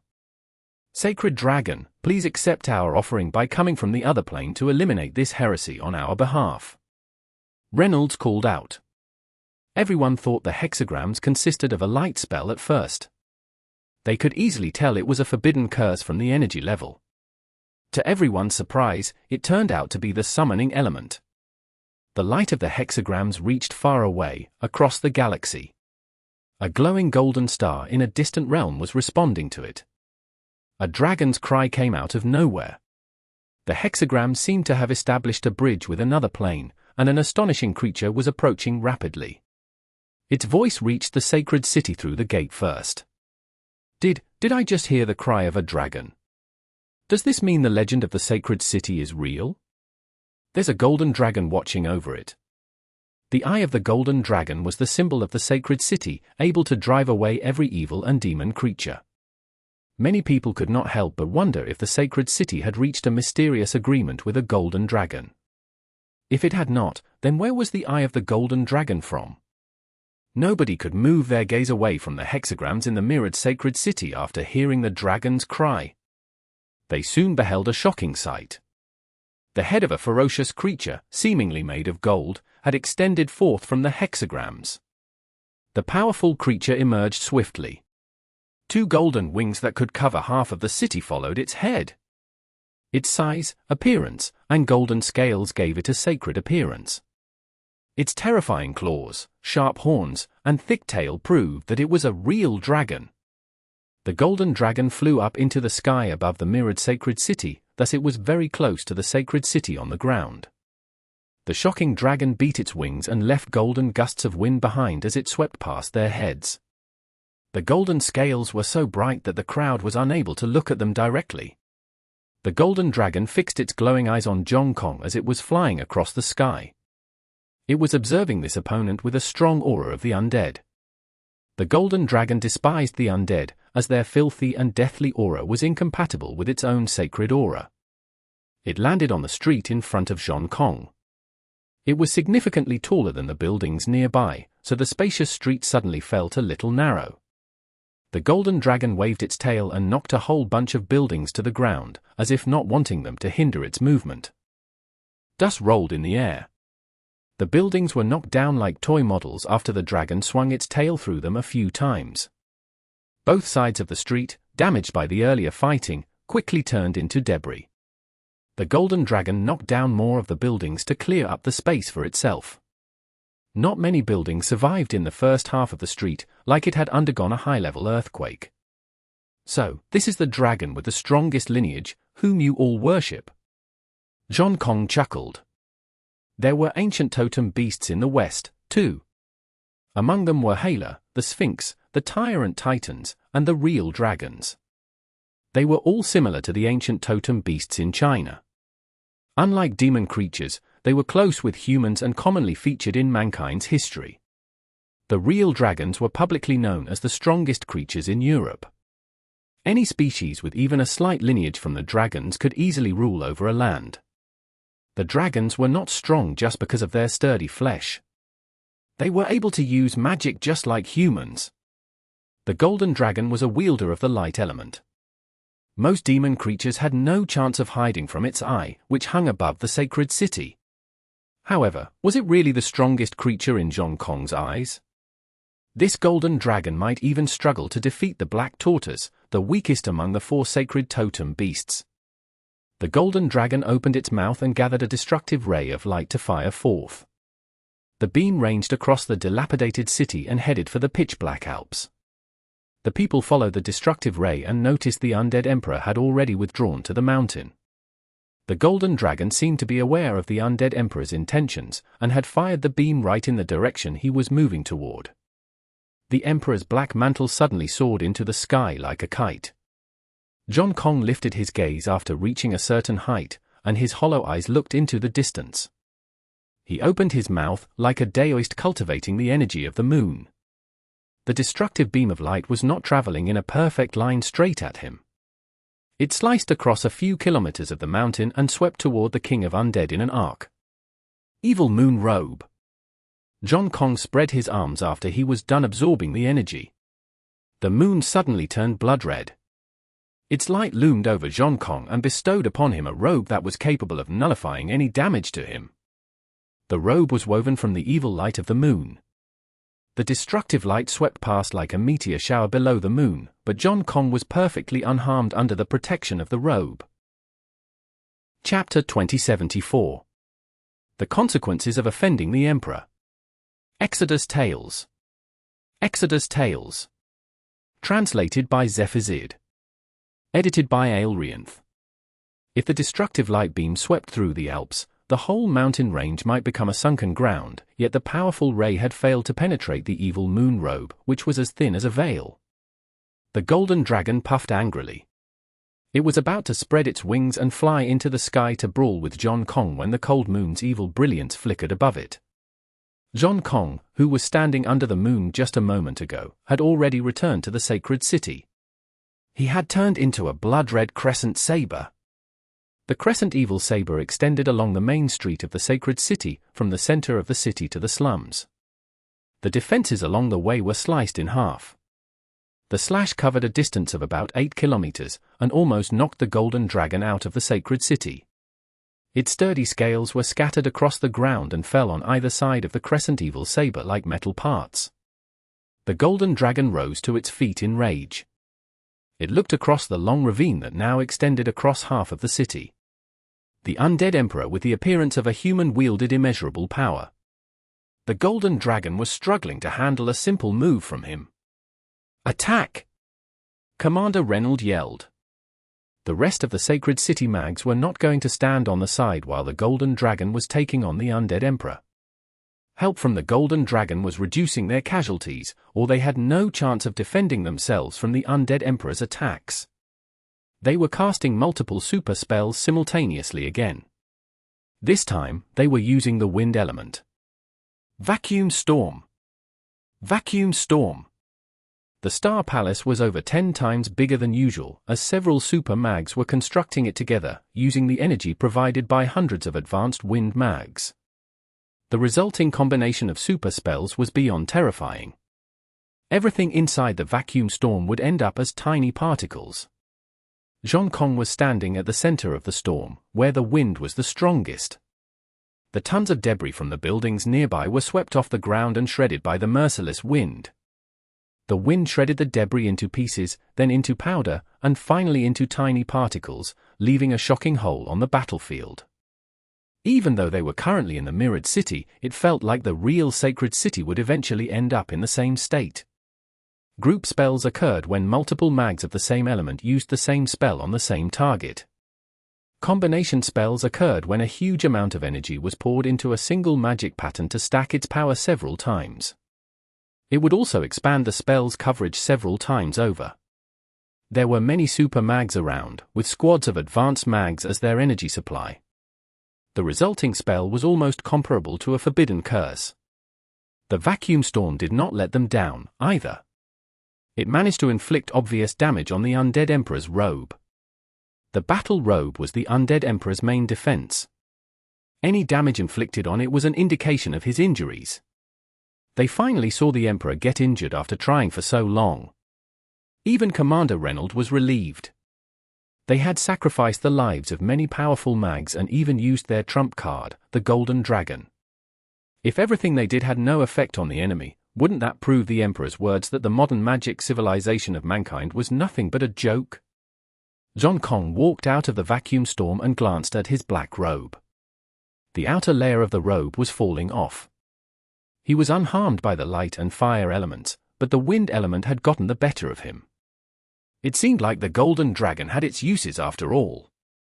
It had at least kept him distracted so the Sacred City mags had a chance to prepare their attacks. "Such a pity, there won't be a second chance for you," Zhan Kong declared. Zhan Kong knew Commander Reynold must be extremely pleased with himself since he and his men had just injured an emperor. However, the injury was like a mere bruise to him. It would not affect the overall outcome of the battle. Guilty are the offenders. Zhan Kong suddenly clenched his right fist as if he was crushing something into pieces. A strange ripple of death spread in the air and swiftly swept past the Sacred City mags who were involved in the preparation of the wind combination spell. The left sides of the chests of the wind mags suddenly burst open. Blood poured out after their hearts ruptured. One after another mage fell to the ground with shocking holes in their chests. Bang! Commander Reynold had an old comrade by his side, who was also the core of the formation when casting the wind combination spell. He was the one who had constructed the huge star palace. However, the old wind mage did not survive. His chest exploded as his blood splattered on Reynold. Reynold watched in utter disbelief as his old friend died in such a horrible manner. "That be the revenge of the undead," the old wind mage murmured as his mouth filled with blood. Reynold finally realized something. It was a vengeful curse. Whoever harmed the person under the curse would be tagged. The curse would hurt everyone who was tagged when it activated. However, wasn't the curse a little too terrifying? So many wind mags had only inflicted a minor injury on him, yet the seed of the vengeful curse had instantly sprouted in their bodies and butchered everyone in such a short period of time. The super mags and the group of advanced mags were all dead. Reynold was struggling to stand properly. Are we really so weak? They had just made a little progress, but they immediately felt like they had entered a deeper hell. Who would dare to offend the undead emperor again? Most vengeful curses would scale according to the damage that the target had received.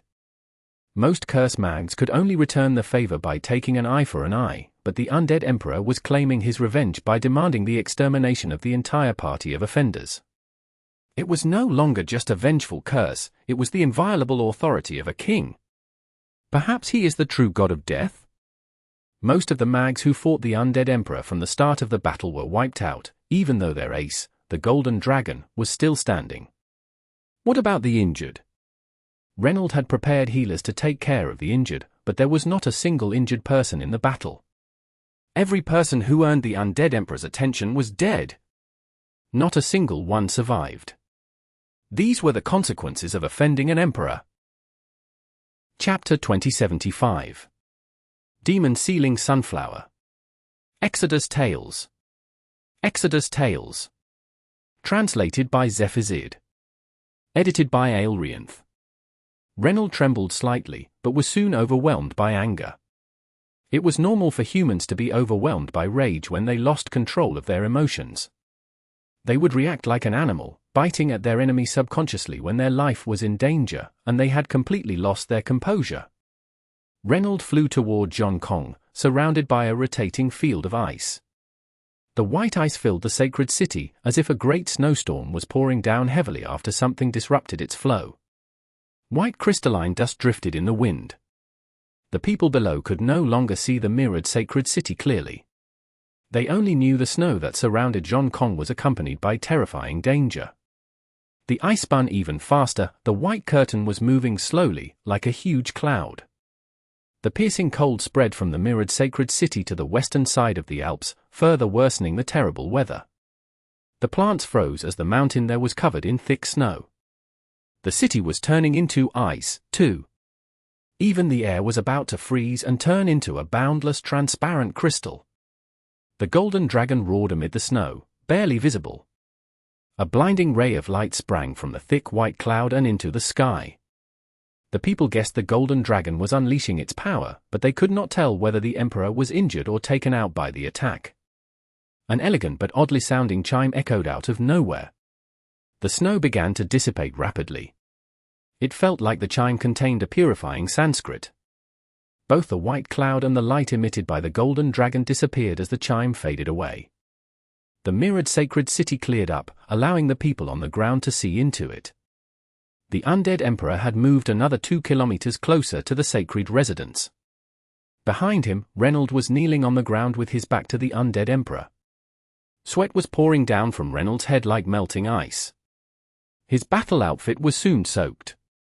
The spectacular ice field was just like a circus trick, nothing impressive after it was exposed. The strange chime had stopped Reynold's ice magic before it could reach its maximum potential. His enemy had discovered the weak point of the spell and destroyed it before it even started. The chime also served as Reynold's burial song. More cold sweat surfaced on Reynold's forehead. He was completely soaked in cold water, and his eyes were filled with pain. Soon, liquid was pouring out of his eyes, ears, nose, and mouth, but this time, it was no longer sweat, it was blood. The chime's note had crushed his organs. He knew his life was draining away. He could barely see the black figure who was approaching him disdainfully through his blurred eyes. The enemy could easily end his life, yet he was still forced to kneel on the ground miserably. Isn't Master Reynold a forbidden mage? How is this possible? The Holy Court mags and the Judicator were stunned. Reynold was a forbidden mage. A forbidden mage was supposed to be equal to the Emperor level, so why did it feel like there was such a huge difference in their strength? Is the Golden Dragon still around? As long as the Golden Dragon hasn't fallen, Master Reynold is its envoy. Reynold had fallen, but the people still had hope as long as the Golden Dragon was still circling the battlefield. Reynold's strongest ability was summoning the dragon from the other plane. The Golden Dragon was his forbidden curse. More scales of the Golden Dragon shattered into pieces. It was no longer proud and aloof, staring at Zhan Kong like he was a dangerous enemy. Previously, the Golden Dragon had stood in front of Zhan Kong on the main street and spread its wings, as if it was warning Zhan Kong not to take half a foot more forward. Now, the Golden Dragon could only circle around Zhan Kong in the air as he continued to approach the sacred residence. The Golden Dragon needed time to catch its breath and looked for the next opportunity to attack. The sacred city mags were still gathering at the crossroads. They stood in rows and lined up in formations as they waited for Zhan Kong's arrival. Blue imprints spread across the ground of the mirrored sacred city. The people on the ground in the real sacred city could clearly see them as they grew brighter. The sacred city mags had set up a shocking trap. The magic trap used the complicated streets of the sacred city as orbits to transfer its energy. The tall buildings and towers served as gathering points along the paths. The blue imprints looked like the map of an ancient and mysterious city, containing an unknown godly power. The sacred city mags began to chant. Glowing runes rose into the air, each filled with a special magic, and the imprints on the ground grew even brighter. Isn't that the flower of the sacred city? The people were shocked to see a blue sunflower form as the imprints lit up. They had never seen such a huge sunflower. Even the old folks who had lived in the sacred city for more than 40 years never realized the distribution of the streets, buildings, and churches followed the outline of their city's chosen flower. When the energy of the plant element flowed through the network, the city would crawl with its branches, leaves, and stem. When the flower blossomed, its powerful magic sealing energy rapidly spread through every opening and alley like pollen. Its roots and stem continued to grow, surrounding Zhan Kong like soldiers in an orderly fashion. The fragrance of the flower was driving away the presence of death around Zhan Kong. His robe started rusting, as if it was being oxygenized. The scent of the flower was obviously effective against darkness creatures. Demon sealing sunflower? Zhan Kong finally stopped moving when the sunflower the size of a whole city appeared. He had walked right into a dangerous trap. His hollow eyes were able to see everything that was about to happen. The flower grew rapidly with every step he took. Chapter 2076. Michael's Sacred Blue Robe of Feathers. Exodus Tales. Exodus Tales. Translated by Zephazid. Edited by Aelrianth. Zhan Kong lifted his gaze, and eventually continued on his way. His black boots landed on bricks covered in the blue imprints. It felt like something was drawing away the energy inside his body with every step he took and transferring it to the flowers. The sunflowers blossomed further while its fragrance grew stronger. The deathly aura around Zhan Kong dissipated gradually, and his robe continued to fragment. His power is weakening, Angel Raphael noticed. Wait a little longer. Head Angel Michael remained calm. Michael could feel the sacred city mags losing their morale. They were no longer as high-spirited as they were at the start of the battle. He could even see fear in their eyes. The brave warriors who had initiated the attack had been wiped out. The sacred city mags were feeling extremely nervous. The whole formation realized a god of death was approaching them. Zhan Kong kept coming forward. The undead energy in his body was rapidly drained away. His imperious appearance, that of a man in his prime of life, was now showing signs of age. The undead had their life energy, too. Zhan Kong was one of the living dead. When his living aura was absorbed by the sunflowers, all that was left would be the aged and wilted body of an undead. However, he kept moving forward. He was still a great distance away from the woman. He could see neither her face nor the look in her eyes clearly. This path was supposed to lead him to destruction, but he had never thought he would be safe after setting his foot into the city. He knew the forbidden curse of the sunflowers scattered across the city was unresolvable, so he boldly stepped forward and let it take away whatever it was after inside his body. His dark robe continued to deteriorate, and his sinister aura was suppressed too. The golden dragon circling nearby let out a roar and charged at him with its horn. "Piss off!" Zhan Kong yelled angrily. His eyes were as red as a devil's. As he raised his arm, and thousands of sturdy horses made of dark copper charged at the golden dragon. The golden dragon was knocked back by the horses, losing a huge amount of scales again. The horses even pierced through a few spots on its armored body. Dragon's blood, covered by a dark aura, was pouring out. The golden dragon's blood was capable of cleansing darkness, yet its wounds kept worsening as a black aura rose from it. The golden dragon was surrounded by the horses. It opened its mouth and unleashed its dragon breath. The dragon's breath was golden, like the sunlight had suddenly pried open the stormy clouds and shone down upon the vast land. The demon horses collapsed when the dragon's breath encapsulated them, turning into ashes. The golden dragon finally eliminated them, but it saw that Zhan Kong had already reached the formation of mags by the time it turned around. The mags were controlling the roots and stems of the sunflowers, moving them rapidly in the city to form a huge mountain of roots and stems in front of Zhan Kong. The twining mound was almost high enough to reach the real sacred city on the ground. The two cities were connected by these blue plants. Bloodthirsty evil wind. Zhan Kong clenched his hands into claws and swung them at the mound of plants. The blood-red wind swept at the plants. It not only targeted those in front of him, but those in the surroundings too. The bloodthirsty evil wind started clearing away the plants across a huge area. The roots and stems were shattered, and pieces of blue leaves scattered in the air. Yet every time Zhan Kong cleared an area, dense roots and stems would fill up the space again, blocking Zhan Kong's path and trapping him within the sunflowers. The golden dragon was the first forbidden curse summoning spell that Michael had prepared for the undead emperor. The plant forbidden curse was the real deal, one that Gabriel had prepared to defeat the undead emperor. In the families you grew up in, some old men must have mentioned your impressive ancestors, who provided you with a peaceful environment to grow up in. They are the pride of your families. Do you know that even if you die in this battle today, your children and descendants will also see you as a memorable senior of your families?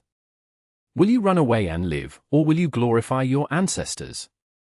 I believe you have all made your choice," Michael proclaimed. They could not afford to lose their morale. No matter how strong the enemy was, they must not show their fear. Weren't the sunflowers symbols of an unyielding spirit? "I, Michael, am with you all." Michael jumped down from the tower, flying over to the mountain of stems and roots that was growing continuously. A sacred blue light burst out of his body as he stood on the highest point aloofly. His sacred blue robe transformed into the illusionary figure of an angel behind him, spreading its layers of wings. Their light was strong enough to light up the entire land. The sacred blue robe of feathers. Michael had finally made his move. He was most likely one of the strongest forbidden mags that people had ever had the chance to see in action. His presence had already surpassed that of a human. He was like a heavenly spirit residing in the flesh of a man. Zhan Kong watched Michael, the only person that was worthy of his attention in the battle. The levels of humans and demon creatures were inequivalent. For example, only a team of super mags was strong enough to challenge a single ruler-level creature. Similarly, an emperor-level creature would not necessarily see a forbidden mage as a threat. Reynolds was a forbidden mage, yet he was extremely weak in Zhan Kong's eyes, since with his magic, only the golden dragon could pose a little threat to Zhan Kong. However, there were great differences between forbidden mags, too. Michael and Raphael, the two angels, were a lot stronger than Reynolds. However, Raphael was not showing any intent to take part in the battle. There were only 7 angels in the sacred city. Michael would have to sort out his battle himself. Many powerful demon creatures were watching the sacred city like tasty prey. If they somehow lost 2 angels in the battle, the sacred city would be in great danger, and so would mankind. They might be fighting for the peace to take place in 1,000 years, yet they had to make sure the city was safe in the current times, too. Raphael was not going to use a single spell. Zhan Kong seemed a little disappointed when he realized Michael was his only opponent. "Just you?" Zhan Kong looked at Michael. "Isn't it enough?" Michael replied. "Even the 7 of you wouldn't be enough." Zhan Kong said. "You might be strong enough to take on the 7 of us outside the sacred city, but you won't be able to overcome the forbidden curse of the sunflowers. You will soon run out of oil like a lamp," Michael answered confidently. Chapter 2077. Evil Dragon Sweeping the Sky. Exodus Tales. Exodus Tales. Translated by Zephazid. Edited by Aelrianth. Michael knew the undead emperor was here for Qin Yue. As long as he was still in the sacred city, the demon-sealing sunflower would continue to absorb his energy. His unstoppable mantle was on the verge of being destroyed too, exposing his corrupted soul. If the undead emperor's soul perished, he would no longer remain awake. The plane of darkness would lose an emperor, too. Upright? Michael had never thought what he was doing was worthy of being called upright. He was grateful toward the soul inside the emperor's flesh instead, and impressed by its unyielding spirit. Without him, the undead emperor would not have set foot inside the sacred city knowing it was a trap, nor would he fight them in the sacred city to the death. Under normal circumstances, it would be difficult to reach the king of undead through his army, let alone exterminate him. Therefore, Michael believed this was their only chance to defeat the undead emperor. They had to keep him inside the sacred city forever, before the soul in the undead emperor perished.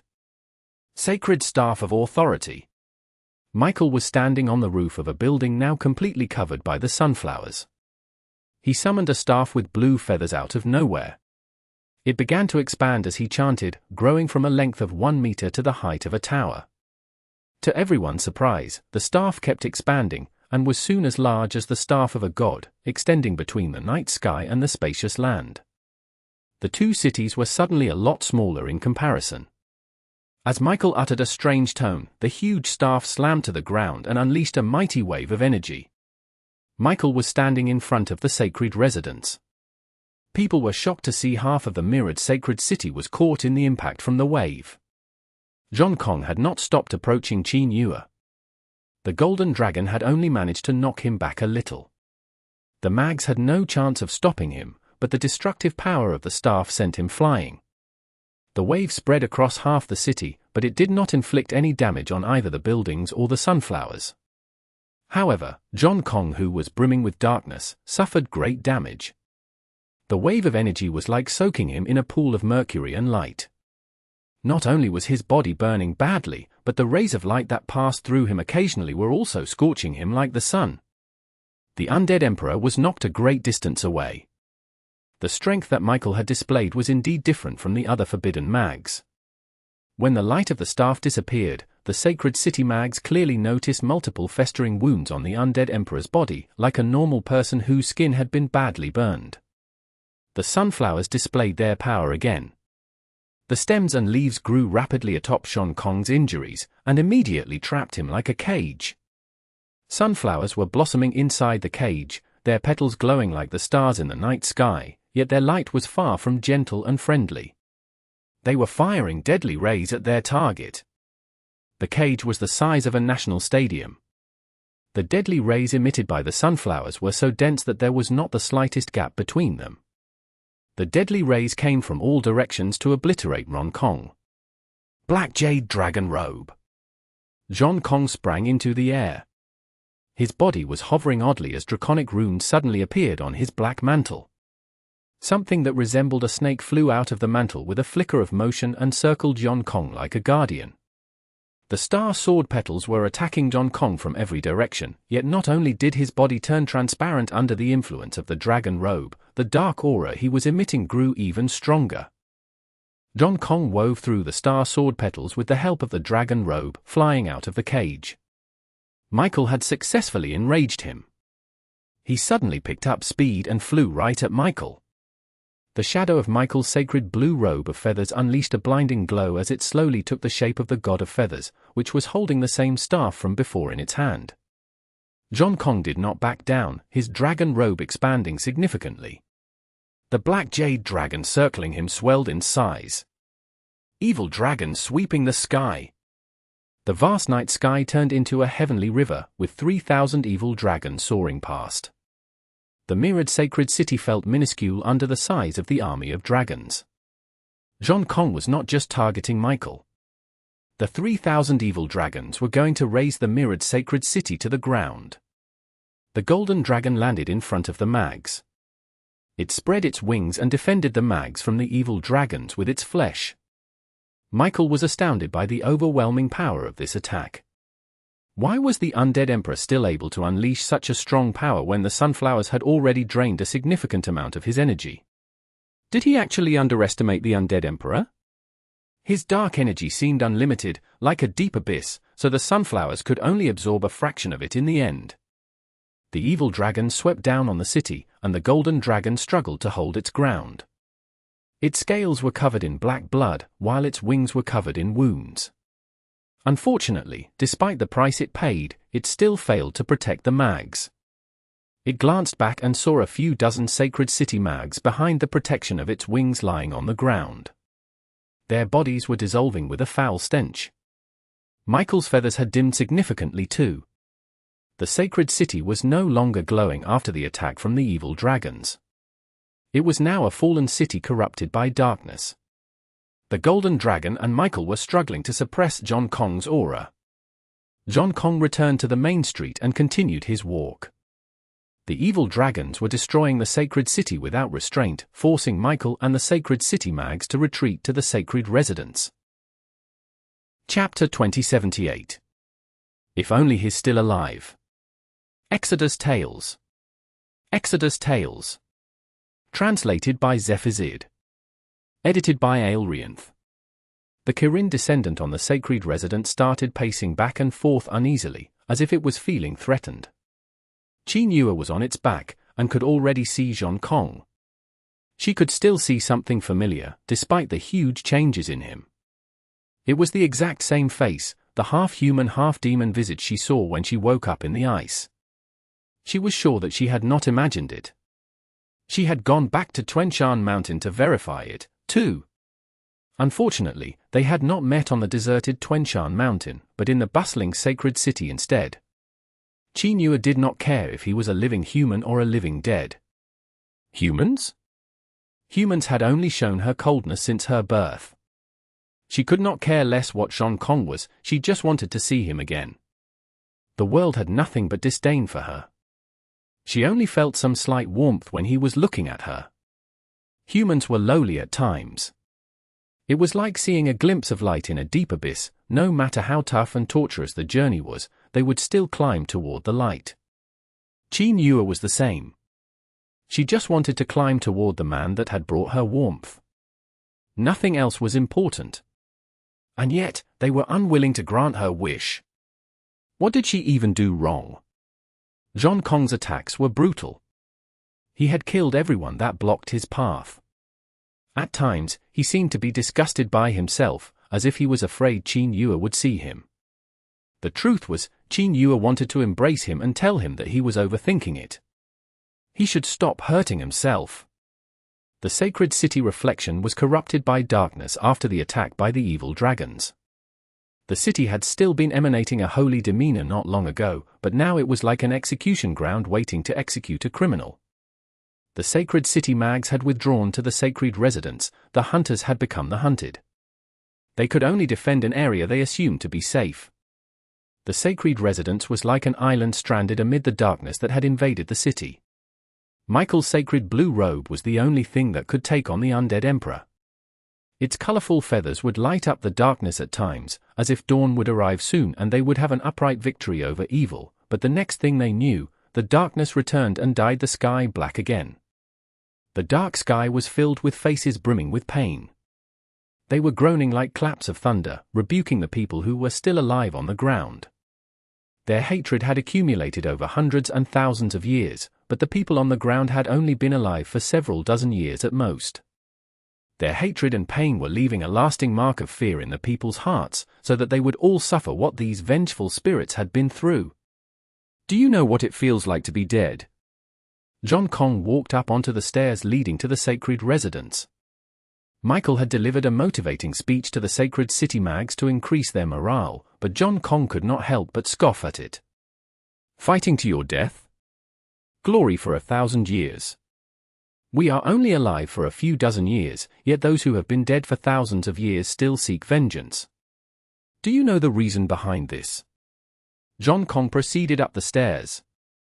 His intimidating eyes were fixed on the sacred city mags. Death only consists of temporary fear and immediate pain. No matter what you turned into after your deaths, the petty glory you fought for is nothing compared to the torture you will suffer in hell. Your descendants might treat you as respectable ancestors, but you will realize that if you were given another chance, you would never trade your lives for petty glory. It's good to be alive, since the pain after death will last for thousands of years. Zhan Kong's voice reached everyone. It was advice from the undead emperor to the living.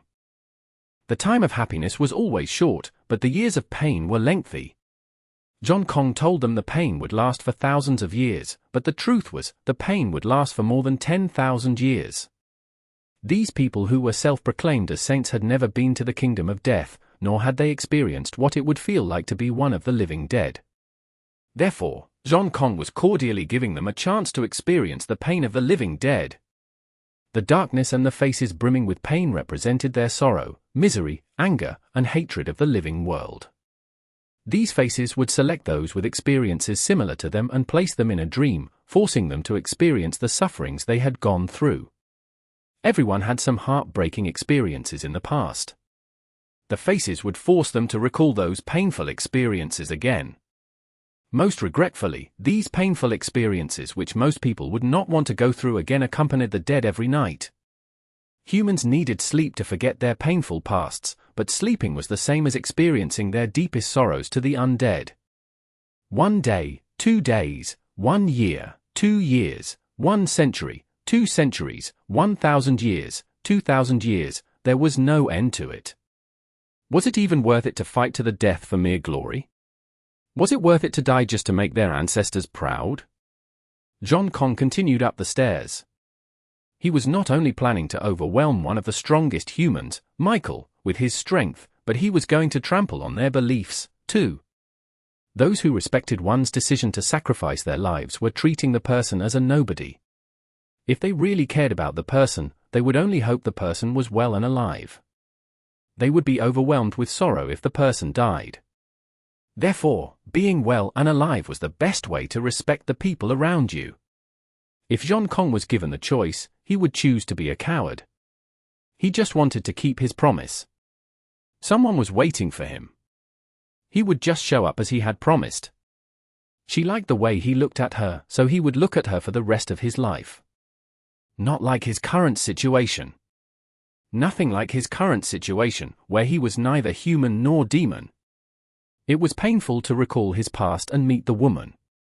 He could no longer feel his heart pounding heavily when they exchanged glances, nor could he experience the warmth when hugging one another, let alone more intimate interactions. He did not show up at the sacred city like a hero riding the clouds. He was a demon, a vengeful spirit. He was only bothering the woman whom he loved when he was alive. He was just getting his revenge. If only he was still alive, none of this would have happened. These idiots! They had no idea how jealous he was of the living. He was trying so hard to withhold his urge, the urge to kill every living person on Earth. Chapter 2079. An Emperor Destroys a City. Exodus Tales. Exodus Tales. Translated by Zephazid. Edited by Aelrianth. Such nonsense. I, Walker Evans, the sacred judge of the Heresy Judgment Court, will purge you on behalf of the Evans clan. Sacred Judge Walker Evans snarled. Some people would respond with anger when they were struck by fear. Walker was the same as Reynold. He felt humiliated when his beliefs were being challenged, and that sense of humiliation would quickly turn into anger. Sacred Judge Walker was a super lightning mage, and his lightning magic was quite reputable in the sacred city. Lightning kept flashing in the stormy clouds as he lost his temper. Dense lightning strikes kept landing on the stairs Zhan Kong was walking up. The stairs were blasted into pieces. The falling lightning was like nails of wrath from the heavens, striking the ground with blinding sparkles. As you wish, Zhan Kong replied. Ghastly hands suddenly reached out from the clouds of twisted faces. The hands stacked up and formed a huge face that resembled Walker. The ghastly face opened its mouth and swallowed Sacred Judge Walker. Walker controlled his powerful lightning to destroy the hands, yet the lightning only managed to peel off its skin. It was nowhere enough to destroy the face. The ghastly face ate Sacred Judge Walker. He was greeted by countless ghastly faces that could not wait to transmit their pain to a living person, intending to torture his unyielding spirit and turn him into one of them. Nothing but lies, another Sacred Judge snarled. Zhan Kong did not even bother looking at him. A wisp of dark soul flew at him. The dark soul wrapped up the Sacred Judge like a snake. A few seconds later, the man suddenly held his throat and fell to the ground in pain. Please forgive me, I was controlled by the evil powder. I didn't want to hurt the kid. The sins deep in his heart were exposed. The Sacred Judge with thick brows was writhing on the stairs as if he was having a nightmare. Blessed be to God. Blessed be to God. He no longer sounded as confident as he was at the start of the battle. It sounded more like he was drawing a cross on his chest while begging for mercy. Blessed be to God. He was hoping God could protect him to survive the terrifying darkness and dawn would arrive quicker. Zhan Kong had already reached the middle of the stairs. Every sacred city mage that attacked him was suffering from different circumstances. The mags were fallen and mumbling on the stairs. They were either overwhelmed by their fear of death or lost in their sins. Only a few righteous people with firm wills remained in the end. They stood beside Michael, the last line of defense for the sacred residents. Michael was struggling to hold his ground. A blue light stood between the curtain of ghastly faces and the mirrored sacred city, stopping the faces from falling into the city like meteorites. He had used the golden dragon, sunflowers, and sacred feathers, yet he had still failed to stop the undead emperor. Michael had guessed right, in that the undead emperor was scarier than Khufu, but he had still underestimated the undead emperor's strength. The truth was that not many humans had ever dared to challenge an emperor-level creature. People had known for a long time that there were emperors among the demon creatures, and thought that because the strongest humans might stand a chance against them, the emperors would not dare to invade their lands. But there was no exact reference for their strength, it was merely based on intuition. As long as they took the appropriate actions, they thought they would be able to defeat the emperors, too. But the truth was before them, the strength of the emperors was beyond their imagination. The sunflowers were constantly weakening the emperor, but they needed more time. They were like an enfeebling drug, which would slowly make an adult weak. Theoretically, even kids could beat an adult if there was no antidote. However, the adult could easily trample the kids before he lost his ability to fight. The sunflowers were Michael's trump card, giving the sacred city a chance to fight the emperor, but they were unable to hold on for that long. The ghastly faces finally came down from the clouds. They were not just phantoms or some cloudy mists, they were crashing into the sacred city like terrifying meteorites. Even the sacred residents fell. The golden stairs were left with craters. The sacred halls collapsed to the ground. The tall magical towers broke in half. The majestic sacred residence was turned into debris right before the eyes of the crowd. Even though it was happening in the mirrored sacred city, those with common sense knew that the battlefield was no different from the real sacred city. If the undead emperor had been in the sacred city on the ground, the sacred residents there would have shared the same fate as the building that had fallen into debris. There were 6 other powerful angels than Michael in the sacred city, but the people were far more relieved right now by the fact that the undead emperor had chosen to enter the mirrored sacred city. Otherwise, how many living would the evil dragons have devoured, and how many more would have been sacrificed to the reign of ghastly faces? It was a battle fighting for peace 1,000 years from now, but now the people had learned how ignorant and insignificant they were. If any of the emperors decided to start a war against humanity in the next century, how many cities would survive in the end? Let alone 1,000 years from now. The being above them was only one of the emperors in the world. What if the emperors in this world all wanted to erase the existence of humans from the world? Would the magic they always thought so highly of be able to save mankind? The magic civilization that was worshipped in the books was like the mirrored sacred city above them. It was shown to be full of holes when it encountered a real threat. The people below did not feel humans were strong in this era after seeing this battle. They realized they had only been living in a light they had invented for themselves. A single emperor was enough to topple the sacred city. Michael can win against the undead emperor, right? We still have the golden dragon. It's still around. They haven't shown their true strength. If Michael and the golden dragon join hands, they will eliminate the undead emperor. If they fail to take the undead emperor out, will he come to the real city?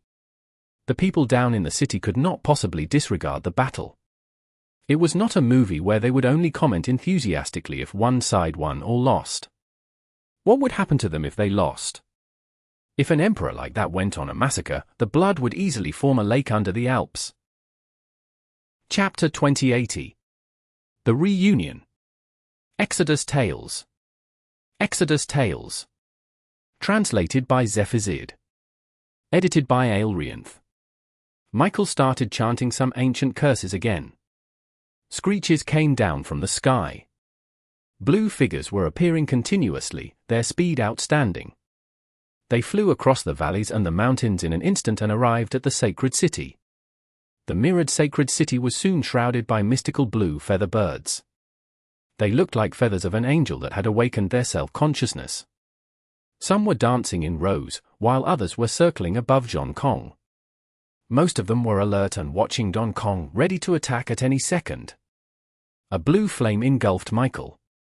He was offering his soul as a sacrifice to God in exchange for greater power to destroy evil. The number of blue feather birds kept increasing. They each had a glowing tail and were flying in perfect order, like soldiers from the heavens. I don't mind you taking your time to prepare your strongest attack, so you won't mind me paying her a visit, right?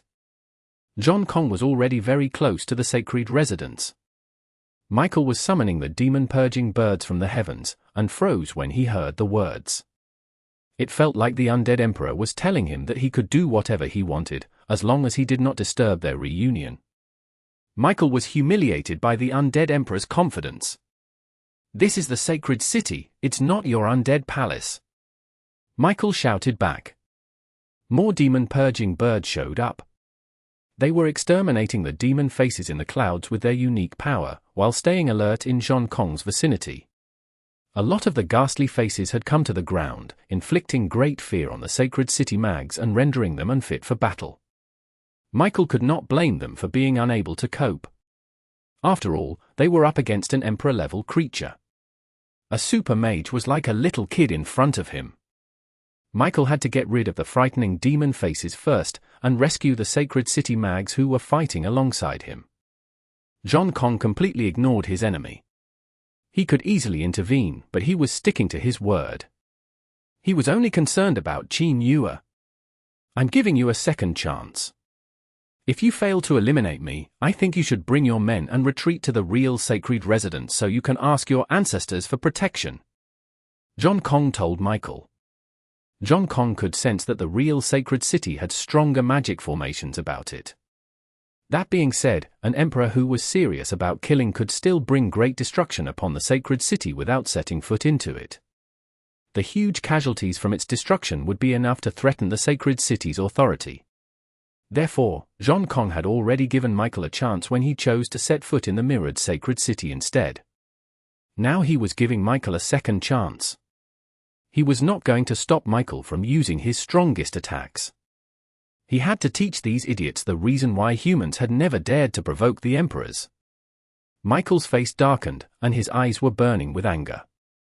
The majestic shadow of a deity behind him was burning together with his soul to unleash all his energy. More demon-purging birds descended from the sky. They were circling the whole sacred city like a tornado now. Zhan Kong did not lift his gaze, and eventually reached the lesser Kirin. The Kirin jumped around in panic. It was just a weak mascot, after all. It started running around wildly as the undead emperor approached it.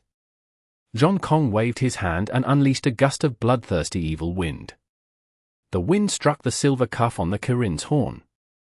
The broken pieces sprinkled down beside Qin Yue's dress like crystals, glittering from reflecting the feathers of the birds in the sky, which had painted the sky blue. Michael was obviously preparing a stronger forbidden curse, which involved summoning the birds from the heavens. The ancient gods would never come to the mundane world to purge demons. They would pluck the feathers off their wings, which would then transform into powerful and aggressive birds. Michael was the head angel, so he was granted the ability to use those heavenly feathers to purge the evils of the world. The city was now full of the demon-purging birds, their feathers were shrouding the sky and the sun. It felt like the sacred city was floating upon an ocean of their feathers. Their unique light could be seen even 100 kilometers away. Qin Yue looked up. She wore a wry smile when she saw the sky covered in birds, like one of the signs of an apocalypse. She turned her attention back on the undead man in the black mantle. It was him. She remembered seeing his back when she woke up in the ice. They had the chance of reuniting back then. Why did he leave? Hadn't they suffered enough? Why must they trouble one another further? So what if he had become a living dead? Even if he was just a corpse, she would prefer lying in his cold arms than roaming aimlessly. At least she would not be hurt again. "You're here," Qin Yue said. "Yes, I've come," Zhan Kong nodded back slowly. "Why did you walk away back then?" Qin Yue asked. "I saw your face, the same pretty face when I first saw you. I was hoping you could start over again and live the life you always dreamed of," Zhan Kong answered. "I might be alive, but the only thing I'm reluctant to part with is you. Xingyi, if I couldn't see you again, I might as well stay frozen as an ice statue," Qin Yue told him. The reunion could have occurred earlier. Why did they have to wait until now? They could have spent more time together instead of their current circumstances. An apocalypse was looming over them, trembling with its readiness to bring mass destruction. They were under great pressure, as if they had committed such unforgivable sins that the whole world was treating them as heretics and demanding they be burned alive. Wouldn't it be better if she could have met him on the deserted Tuanshan mountain after he broke the seal on the ice? That way, Qin Yue would have simply treated the pain she had suffered as a nightmare. Her beloved man had come to wake her up while she was calling for him during her nightmare. He would embrace her in his arms, telling her that everything was fine. It was just a nightmare. Why did he choose to leave instead? Even if this battle was inevitable, even if Michael still wanted to eliminate Zhang Kong, Qin Yue would rather face the battle together with him. Chapter 2081. Who's willing to PatChapter up the sky? Exodus Tales. Exodus Tales. Translated by Zephazid. Edited by Aelrianth. I want to be with you, whether I'm alive, dead, turned into ashes, or end up as a vengeful spirit. I want to stay with you no matter what happens. Qin Yue declared to him. Zhang Kong remained still, lost for words. Qin Yue had always been stronger than him when they were on the national team. Zhang Kong was ashamed of himself back then, so he always forced himself beyond his limits and acted like a fool. Qin Yue had rebuked him in the same tone at that time. He should be stronger than her now, yet she was still rebuking and criticizing him. Zhang Kong grinned. Facing everything together regardless of the circumstances. If only there was a second chance at life. He promised Qin Yue they would face everything together. They would work hard, train, go on adventures, face hardships, fend off enemies, and even die together. Don't come any closer, Zhang Kong yelled when he saw Qin Yue heading toward him. This mantle, it will absorb any living flesh that touches it, Zhang Kong told Qin Yue. Qin Yue did not stop. She continued to walk toward Zhang Kong. Zhang Kong quickly backed away. None of the experts of the sacred city had forced him to back away, but he began to panic when he was facing Qin Yue. Let us go, together. Qin Yue stated calmly. My kingdom of undead has no room for the living, Zhang Kong protested. And you think the human world has room for all of the living? Absolutely not, especially those who were judged to be heretics by the Holy Judgment Court and Heresy Judgment Court. They would not find peace in any corner of the world. Even the deserted Tuanshan Mountain was no longer a safe place for her. What about the kingdom of undead? Was Zhang Kong willing to live as a living dead while his consciousness was gradually being devoured? He despised himself. The truth was, he had come to the sacred city seeking a way out. If there is no longer room for us in this world, why are we still struggling so desperately? Qin Yue had already reached Zhang Kong. Her eyes were tearing up like a melted glacier. Zhang Kong remained still. Qin Yue spread her arms. Zhang Kong did not react to her. If I let the mantle take my life, my soul will be closer to yours. It's just a greedy evil mantle. If the sacred city didn't stop you, why would I let the mantle stop me? Qin Yue declared. She reached forward and hugged Zhang Kong. His undead body was bulky. Qin Yue only managed to fall into his chest when she tried to embrace him. Zhang Kong's hands were hanging in the air. The expression on his face was changing rapidly. The mantle had taken countless lives, and the soul of every life it had devoured was still within it. Those souls were fighting fiercely over Zhang Kong's memories and consciousness. However, when Qin Yue fell into his arms, Zhang Kong's face had appeared under the initially empty helmet. He had reclaimed his flesh. He was no longer half human and half demon, with the presence of an undead. I want you to live. Zhang Kong lowered his head and kissed Qin Yue's hair softly. His face was full of tears now. The life I want is free and full of happiness. A life without mistreatment and hostility, a life where I can go on adventures with you across the world. Qin Yue looked up. She kissed Zhang Kong on the lips after finishing her sentence. The black mantle began to show its greedy nature. An evil force was devouring Qin Yue's body, dragging her deeper into it, like quicksand. Don't you want it too? Qin Yue asked while touching Zhang Kong's face. I just think it's unfair for you. You didn't do anything wrong. Why do you have to compromise with the world? Zhang Kong protested to her. Why did she always have to be the one compromising? If he wanted to, he could wake up a stronger existence. If he wanted, he could overthrow the sacred city that was condemning Qin Yue's right to live. Did you do anything wrong? You saved the world, but the world won't accept you. They have always been so greedy. The ancient gods, the totem beasts, and the people they claim to be heretics, your mantle is nothing compared to them. I would rather become one with you in the mantle than stay with them, Qin Yue swore to him. Why would she say such words if she wasn't overwhelmed by disappointment? Qin Yue was tired of everything. She now understood why the ancient gods had abandoned the humans, why the totem beast stopped protecting them. Humans only believed in themselves.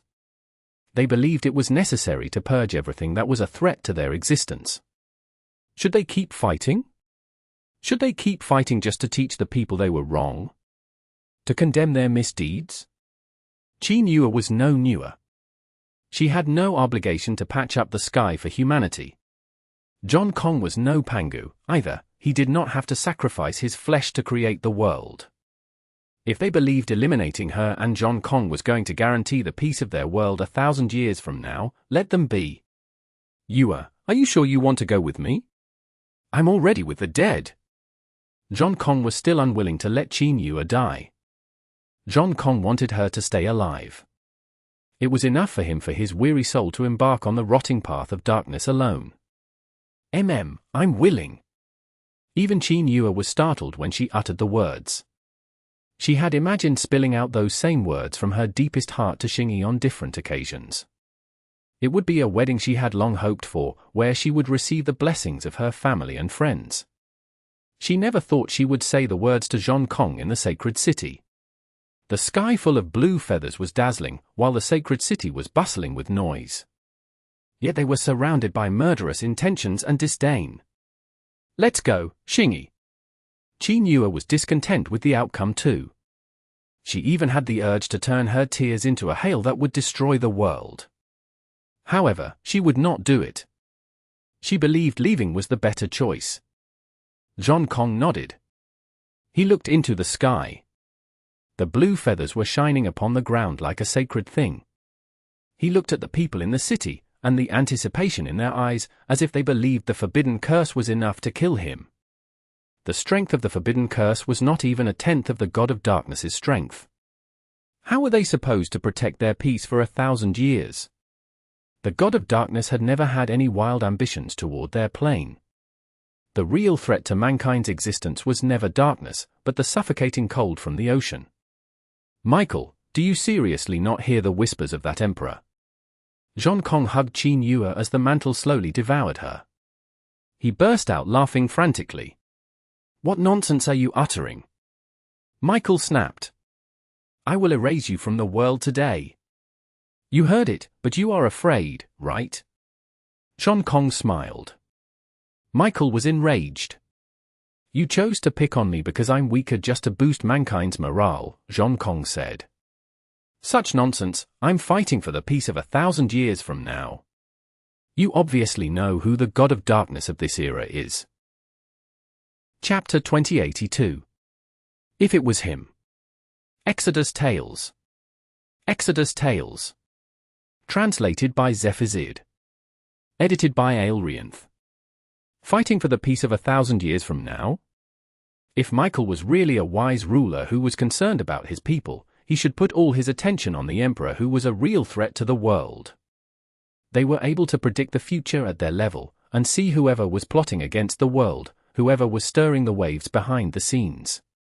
If Michael was not really after personal gains as he was spewing, the undead emperor would not be the one he invited to the sacred city.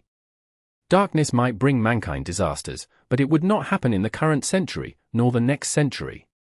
The thing that would suffocate humanity was the cold water of the oceans. The emperor whispering softly in the deep would be their greatest danger in this century, and in fact, during the next few years, so why did these human leaders choose to ignore it? Forget it, their well-being was no longer his concern. Zhan Kong hugged Qin Yue tightly. Almost half of her body had already been absorbed by the mantle. He looked down and saw a peaceful look on her face. He could touch her skin. It was ice cold, like a piece of jade. Who cared if his wilted heart would never beat again? Most importantly, they were together now. You might be an undead, but you will never wake up again in this world. Michael's shout echoed between the two cities. I despise your world, Zhan Kong said as he raised his hands high. He looked like he was going to nullify the power of the heavenly birds, but he was not unleashing his power. He was waiting calmly for the blue feathers to reach him. The feathers poured down like a sacred rain. Zhan Kong had merged with Qin Yue. Their souls turned into a wisp of cloudy mist that separated from the black mantle. The two souls were bound together and dispersed in the form of black and ice-white dust. It stood out with odd clarity under the blue light. It was not their souls that were powerful, but the black mantle. The black mantle was the real ancient king. It finally realized the danger it was in the moment Zhan Kong chose to die together with Qin Yue. The mantle moved on its own, struggling fiercely trying to break free from the light of the blue feathers. However, it was nothing but a walking corpse without a suitable soul to use. The ancient king was just a container without Zhan Kong. It naively thought it could control Zhan Kong's will, but from the moment he saw Qin Yue, Zhan Kong had regained control. The mantle could no longer manipulate his emotions and decisions. It was the best outcome possible for them. If there was another life, they would start over again. If not, they would fall into a deep slumber in one another's arms. Blessed be to God! Blessed be to God! Blessed be to God! Countless devoted believers of the sacred residence fell to their knees in excitement and yelled at the top of their lungs. The sacred city mags burst into tears. At last, they had eliminated the undead emperor. They had almost thought the sacred city was done for. As expected of Michael, our head angel. Michael! Michael! The shouts continued. The sacred city was bustling like a grand festival. An emperor, that was an emperor. The unbeatable emperor level, yet our sacred city still eliminated it. Blessed be to God! Blessed be to God! The darkness has been purged. The warmest sunlight awaits us. From today onward, the darkness creatures will never invade our city again. We will purge them from our world and make them our slaves, the sacred city mags rejoiced. There were only a few emperors of darkness, and the undead emperor among them had been eliminated. It would definitely hinder the growth of darkness across the world. The darkness creatures fed on their emperor's presence. The death of the undead ruler would significantly thin out the darkness creatures. The chance of a high-level darkness creature being born was now lower, too. Most importantly, the kingdom of undead in China would be gone forever. The rest of the undead would be buried forever under the rotting ground. Mount Kunlun in China and the Alps in Europe would enjoy the cleanest air. Mankind had taken down another powerful kingdom of the demon creatures in the prolonged history of the magic civilization. One day, the deserts, swamps, oceans, glacier, and mountains would be full of humanity's footprints. The safe zones would no longer be necessary, as the whole world would be safe. The demon creatures could only hide in caves, underground, and in deep trenches. Humans would become the real ruler of the world with their powerful magic. The shouts in the sacred city lasted for the entire night. Mo Fan was on the sacred residence's outdoor balcony, watching the mirrored sacred city disintegrate. The cries of victory echoed across the cities and the bards were gracefully sharing their poems, yet the joyful atmosphere of the celebration only filled Mo Fan's chest and throat with sourness. He was struggling to breathe properly. The little loach pendant on his chest was unprecedentedly restless. Mo Fan took it out from his collar and held it firmly. No one could see the soul dust sprinkling down from the sky, except for Mo Fan. The fragments of the two souls that had perished in the battle had flown to the Alps, but their soul essence had floated toward him and gone inside the little loach pendant. The black mantle, now heavily damaged by the sacred light of the blue feathers, also followed Zhan Kong and Qin Yue's souls and took shelter inside the little loach pendant. The sparkles falling from the mantle put a glossy sheen on the little loach pendant and wiped away the rust on it. It now had a soft shine to it, as if someone had just wiped it with the cleanest water. It finally got rid of the muddy appearance that Mo Fan had always disdained. It now possessed an extraordinary splendor. Mo Fan could not tell if the black mantle had awakened the real little loach pendant, or it had ascended because of Zhan Kong and Qin Yue's soul essence. Even though it was the best outcome possible for the two, Mo Fan did not feel the slightest bit of joy. It had been a long time since he grieved so badly. It was like watching a movie which he already knew had a bad ending. Can you send them to a kinder world, little loach? Mo Fan asked his pendant, leaning forward and feeling like something was tearing his heart apart. He suddenly had the urge to stand on the opposite side of the world he had so cautiously protected, just so he would not succumb to its evil. Why did they have to be so merciful? Why did they compromise with this stupid world? If it was him, he would never have done it. Chapter 2083. The Battlefield of Blue Ocean Trees. Exodus Tales. Exodus Tales. Translated by Zephazid. Edited by Aelrianth. The people were celebrating like they were living a dream. The others might think Michael had done a great job eliminating the undead emperor, but Mo Fan knew better than anyone that it was the emperor himself who chose to depart. Michael was no match for Zhang Kong. Zhang Kong had the advantage before he ever set foot on the sacred residence. However, the people would only believe what they saw, including Michael and the sacred city Mags. It was the outcome they had desired. The whole city was celebrating, but Mo Fan thought it was ridiculous. The more reluctant they were to face the truth, the deeper they would be trapped in the swamp. In the end, they would fail to break free from it and slowly walk toward their own destruction. Mo Fan regained his own appearance after leaving the sacred residence. Things had turned out against his wishes. He initially thought he could do something, yet there was nothing he could help with all along. Fancy lights were shining above the sacred city throughout the night. The city was quite prepared to receive their warriors as they returned from their glorious battle and celebrated Michael's victory. Mo Fan could not listen to them anymore. He left the city that night. He still had a path to walk. He just wanted to focus on his cultivation for some time, to improve his cultivation and forget what had happened. His duel with Xiangtian was less than a month away. Mo Fan did not go anywhere for a month, cultivating in seclusion with Mu Ningxue on Fanshui Mountain. Strange things happened across the world during that month. The Chinese coastline was being constantly invaded by sea monsters. The battles had extended from the Dalian maritime battlefield in the north to Hainan Island in the south. Feiniao headquarters city was no exception. The new city was constructed not long ago, yet half of it was razed to the ground during a winter tidal rise. Sea monsters of many unknown species showed up. The fighting along the coastline never stopped. China's coastline was over 20,000 kilometers long. It was easily one of the countries that suffered the most damage from the invasion of sea monsters. Meanwhile, Japan, who had been dealing with sea monsters for a long time, did not suffer as many losses as people thought, even though it was surrounded by enemies. Every mage in Japan was good at fighting maritime battles. Xiangtian had returned from her trip to Japan to learn some of their defensive measures in maritime battles. Mo Fan and Mu Ningxue happened to be done with their seclusion. The core members of Fanshui Mountain were surprised when the two showed up in the meeting. They quickly updated them with their latest findings and decisions. Half of the Feiniao maritime fortress was destroyed. We don't know how long it will take us to rebuild it.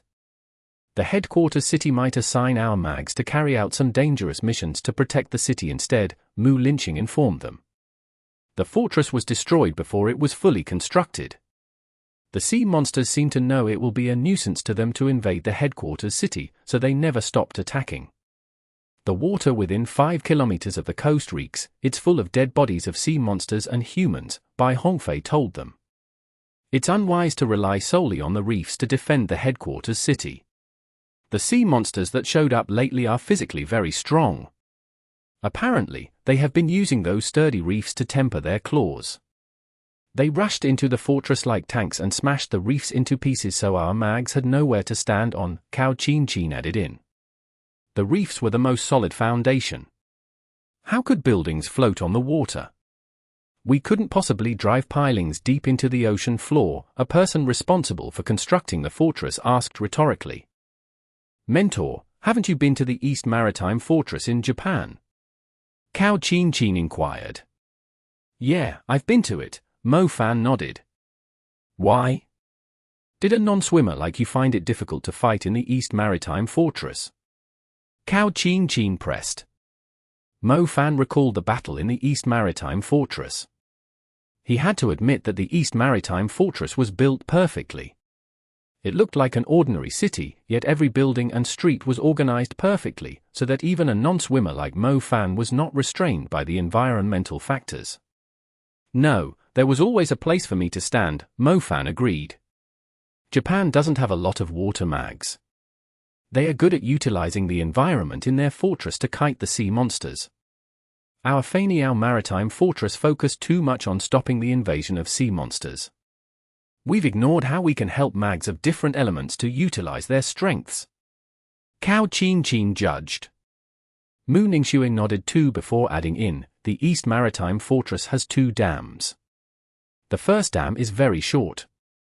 The water can easily go above it during a tidal rise, but the second dam is extremely high. It's an important line of defense between the city and the maritime fortress. Most mags fight the sea monsters between the 2 dams. We are too stubborn with our defense, and we don't give the sea monsters the slightest gap to sneak past our defense. But the coastline is so long and we only have limited material. It's impossible to build an impenetrable dam more than a few kilometers long. Why don't we purposely leave a crack so the sea monsters can come inside and fight us at a spot that is advantageous to us? Cao Qianqin proposed. Cao Qianqin, weren't we discussing the problems of the Feiniao Maritime Fortress? Bai Hongfei led the discussion back on topic. Fanshui Mountain did not decide how the fortress was built. Opening up a gap and letting the sea monsters in, the councilmen of Feiniao City would think they were out of their mind. It's easy to solve the problem. Didn't Sister Mu bring some blue ocean trees back from Greece? They grow very quickly and their roots intertwine quickly underwater, so when we rebuild the fortress, we just need to plant the seeds and set up a defensive perimeter with the trees. The sea monsters will struggle when they try to destroy the foundation of the fortress again. Cao Qianqin declared confidently. That's right, we can fill the water with plants. How brilliant! Those cunning councilmen demand we solve the situation, but I can't figure out an effective way, no matter how I see it. Those blue ocean trees are the perfect solution. Mu Zhuoyun exclaimed excitedly. The blue ocean trees are special because they can grow in seawater. We can sprinkle their seeds as we are rebuilding the fortress and let them grow between the buildings to provide the mags more areas to move around on, Mo Fan agreed with a nod. An ocean with plants both above and under the water was much friendlier for non-swimmers like him. Chapter 2084. Preparing for the Duel. Exodus Tales. Exodus Tales. Translated by Zephazid. Edited by Aelrianth. Have we produced the seeds of the blue ocean trees? Mu Zhuoyun asked Mu Linqing, who was sitting beside him. Mu Ningxue had brought the seeds of some blue ocean trees back from Chris' hometown. She had thought of planting them around Fanshui Mountain to fend off demon creatures after seeing the beautiful mystic plants floating on the water. The Feiniao Maritime Fortress happened to be in a pinch, and Fanshui Mountain had been given the difficult task of rebuilding it. That had been Cao Qianqin's field of study when she was a student at the Pearl Institute. She believed she would finally be able to discard the useless arrangements there and build a better fortress. Cao Qianqin, it's finally your time to shine. Mo Fan sighed in relief. Dean Xiao of the Pearl Institute was the best teacher when it came to constructions and defenses, but he was currently busy in other headquarters cities. As a matter of fact, he was supervising the defense of the whole coastline. Cao Qianqin had finally finished her apprenticeship under Dean Xiao. She had also gone to Japan to study further. Mo Fan believed the new fortress would impress Feiniao headquarters city. If we can finish the task well, our reputation in Feiniao headquarters city will continue to grow. We might become the strongest powerhouse of the city, ha ha ha. Mu Zhuoyun burst out laughing. Feiniao headquarters city was countless times bigger than Bo City. It was Mu Zhuoyun's dream to become the local tyrant of the Feiniao headquarters city. Mu Zhuoyun was getting closer to achieving his dream. He could not help but fondle his beard and look at Mo Fan. That **** isn't as much of a prick as I thought. Are there other important matters to discuss? Mu Ningxue reviewed the agenda.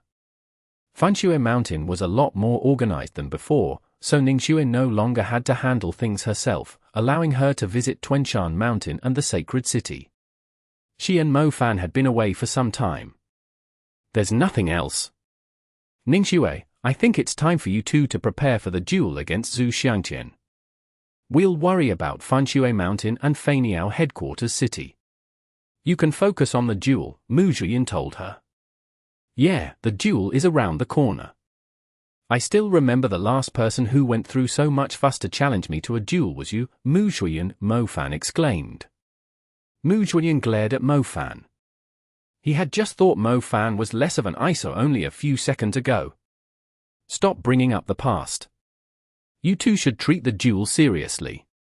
After all, Zhu Xiangtian is strong enough to be ranked internationally, while people kept boasting how you are the strongest young mage in the world. Not only will the younger generation put a lot of attention on the duel, many people from other countries will also come to watch the duel. It's a chance for you to show off the strength of our Fanshui Mountain. You better not mess up, do you understand? Mu Zhiyin glared at him. Why do you sound like we are in the Olympics? Mo Fan rolled his eyes. The Magic Association forbids super mags from dueling one another, so why did they approve the duel between you two? It's obvious that the Magic Association is using it as a chance to motivate the young mags across the world to work harder. Mu Zhiyin harangued him. Mu Zhiyin's words reminded Mo Fan of the reality of the situation. It was true that the Magic Association did not allow super mags to duel, yet not only did they not put a stop to the duel, they had even promoted it a little. Too many mags had been hiding in the cities behind safe walls doing office work instead of fighting demon creatures in the wild. The situation along the coastline was getting grimmer. The Magic Association did not want them to be short on fighters. They must have agreed to let the duel take place to motivate people to become battle mages. Fine, father. Mo Fan and I will prepare for the duel, Mu Ningxue nodded. She was also aware that the duel had received too much attention. It was only a simple matter of Mo Fan and Zhu Xiangtian finding one another an eyesore and trying to prove they were better than the other, but it had somehow evolved into a duel of the strongest young mags in the world. Mo Fan, Zhu Xiangtian reached the super level earlier than you. He might have a few elements at the super level, while you have only reached the super level this year. If you lose, Mu Linqing spoke up in a worried voice. There's no way I'll lose, Mo Fan declared confidently. We'll discuss the rest of the matters. If you two are tired, you should take a look around. You don't have to worry about anything else, Mu Zhiyin assured them. We'll be going then. Cao Qin, tell me if you are in any trouble. I have an urge to loosen my bones too. Oh, I meant loosening some sea monster's bones, Mo Fan quipped. All right, mentor, Cao Qin nodded. Mo Fan and Mu Ningxue left the meeting. They heard the person responsible for buying the necessary material for the reconstruction bringing up another topic as they left. It's only a matter of time until we get the material. Speaking of which, they are being more lenient with us. When the mayor of Feiniao City went in person to buy a batch of high-level defensive materials, they told him they were out of stock. However, when we went to place orders, not only did they sell the material at the basic price, they even arranged trucks and a squad of battle mages to deliver the goods. Even the mayor was dumbfounded, the man said.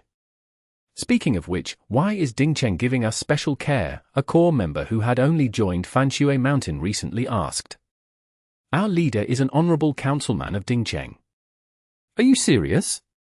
I heard many councilmen failed to get themselves a role in the elemental capital after spending a fortune trying to. How did our leader become an honorable councilman? Cough cough. About that, we should keep it a secret between ourselves. We shouldn't tell others. The reconstruction of the maritime fortress required a lot of stone. They could not possibly dig up the stone off some random mountains. The stones had to be firm and solid after being around for a certain period. They were the main material defending the fortress from the sea monster's powerful attacks. Dingcheng was the main source of the stone. Mo Fan's identity as an honorable councilman had given Cao Qin a huge hand. Otherwise, she would not have had the courage to take on the role of rebuilding the fortress. Chapter 2085. 3 Innate Talents. Exodus Tales. Exodus Tales. Translated by Zephyzid. Edited by Aelrianth. It was winter. The plum trees on the mountain had blossomed. Mo Fan and Mu Ningxue were strolling along the path between the trees. They could not help but recall the incident in the sacred city. Mo Fan felt there was a delay in his state of mind. Whenever something with great impact happened, he would carry on with his life or put all his attention on something else. When he finally relaxed, the impact of the incident would hit like a tide, bowling him over mentally. "You've improved a lot in this month," Mu Ningxue told him. "You too," Mo Fan replied in kind. Mo Fan was improving quickly because of Little Loach. It had evolved again after they returned from the sacred city, greatly speeding up Mo Fan's cultivation rate. At this rate, he might be able to upgrade another element to the super level. Mo Fan had a feeling it would happen in the next few days, too. To Mo Fan's surprise, Mu Ningxue's cultivation had improved a lot as well. Mo Fan had been very efficient because of Little Loach's help, but he noticed Mu Ningxue's cultivation speed was almost on par with his. Mo Fan had to look after 7 elements, but Mu Ningxue only needed to focus on 2. It was possible that her wind and ice elements had both reached the second tier of the super level. Sister Qin seemed to know her life was coming to an end. "She gave me something when we were stuck in the scar on Xiangtian Mountain. It's been very useful to me," Mu Ningxue said. "I see. Can you fully control the bow now?" Mo Fan asked her. "Not yet, it's a lot more powerful than I thought, and for some reason, I have a strange feeling about it," Mu Ningxue answered. Strange feeling? Mo Fan did not understand. "When you were fighting Xinghui, Sister Qin told me something. She said the Mu clan hasn't used any extreme measures against me because they are still using me to raise the ice crystal bow. Once the ice crystal bow is completed, they will take it away at all costs." Mu Ningxue explained with a worried face. "Don't worry, no matter how powerful the Mu clan is, they can't do whatever they want in this country. I won't let them hurt you when the time comes," Mo Fan promised. Mu Ningxue nodded. In the past, she would think Mo Fan was just comforting her with some meaningless words. She knew exactly how powerful the Mu clan was. The top clans in the country were not as simple as they looked. But now she believed him. She knew taking on the Mu clan alone was far-fetched. She was no longer as lost and afraid with Mo Fan around. As they were walking, Mo Fan noticed a few couples around them. They were also taking a stroll in the beautiful mountain while enjoying the warmth of the sunlight and a private time with their beloveds. They approached Yushish's territory as they ventured deeper into the woods. No outsiders were allowed here. The mystical moths were hostile toward outsiders, not to mention there was now a totem beast looking after the woods. The little cub sensed Mo Fan and Mu Ningxue's presence from far away. She ran over to them like a white piglet who had just escaped from its pen. The little cub was fond of Mu Ningxue. She came up to Mu Ningxue like she was begging for hugs. Mu Ningxue was not interested in her at all and kept walking forward. The little cub had no choice but to crawl up on Mo Fan's head and lie there like a tiger cub hat. Her round eyes kept staring at Mu Ningxue. "You drooling cub, did you already eat all the food in the pen where the pigs are kept? How much weight did you put on?" Mo Fan reached his hand up to rub the little cub's belly. He had a feeling her belly was about to fall off. The little cub scratched Mo Fan's head in an act of protest. Mo Fan was visiting Yushish's hut for something very important. He was too focused on going to the sacred city when he accepted her offer. Now that he had returned, he came to check on whether Yushisha had kept her promise. If she didn't, he would turn into Ju the exploiter and ask the research union to arrest her for bewitching him. "Ningxue is here too," Yushisha called out. "Yes, I came to take a look around." "Where's little moon moth phoenix?" Mu Ningxue asked her. The little moon moth phoenix, her glow still unique, flew out of the room before Ningxue could finish. She seemed sleepy, as if she was in the middle of a nap, but landed happily on Mo Fan's shoulder. It was strange how the little cub was fond of Mu Ningxue, but Mu Ningxue was fond of the moon moth phoenix, who was fond of Mo Fan instead. When little Flame Bell is back, this place is going to turn into a kindergarten, and I'm the headmaster. Mo Fan sighed. Yushusha and Mu Ningxue both smiled. Mo Fan indeed had special ties with the totem beasts. Now that you mention it, where is your little Flame Bell? Yushusha asked him.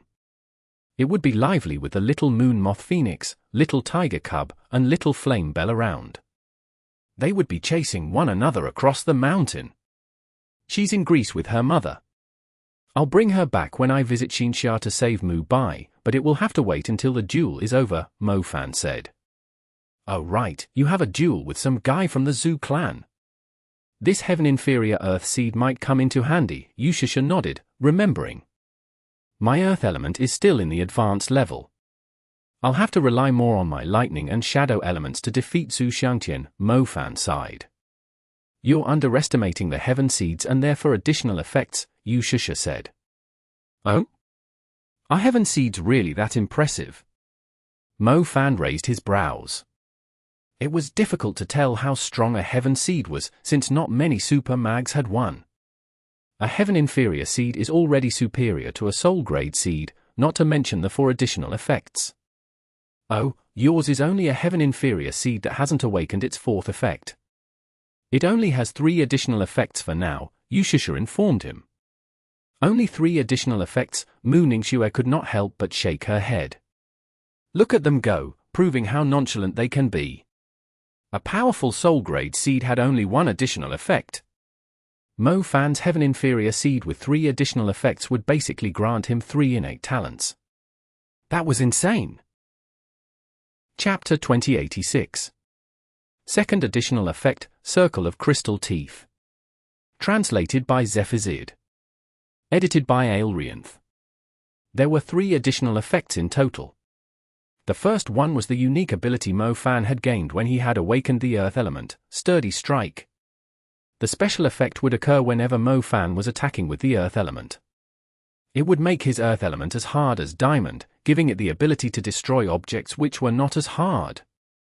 Whenever Mo Fan used something like rock fangs, they would inflict much more serious damage and have a stronger impact on enemies with thick flesh. The second additional effect is called the Circle of Crystal Teeth. It's a trap effect. Every time a star orbit is constructed, the Circle of Crystal Teeth will take a small amount of its energy and summon some stone spikes within the area.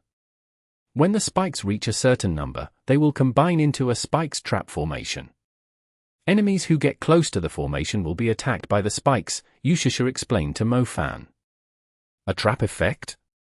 It sounds like something I lack, Mo Fan nodded, intrigued by the Circle of Crystal Teeth.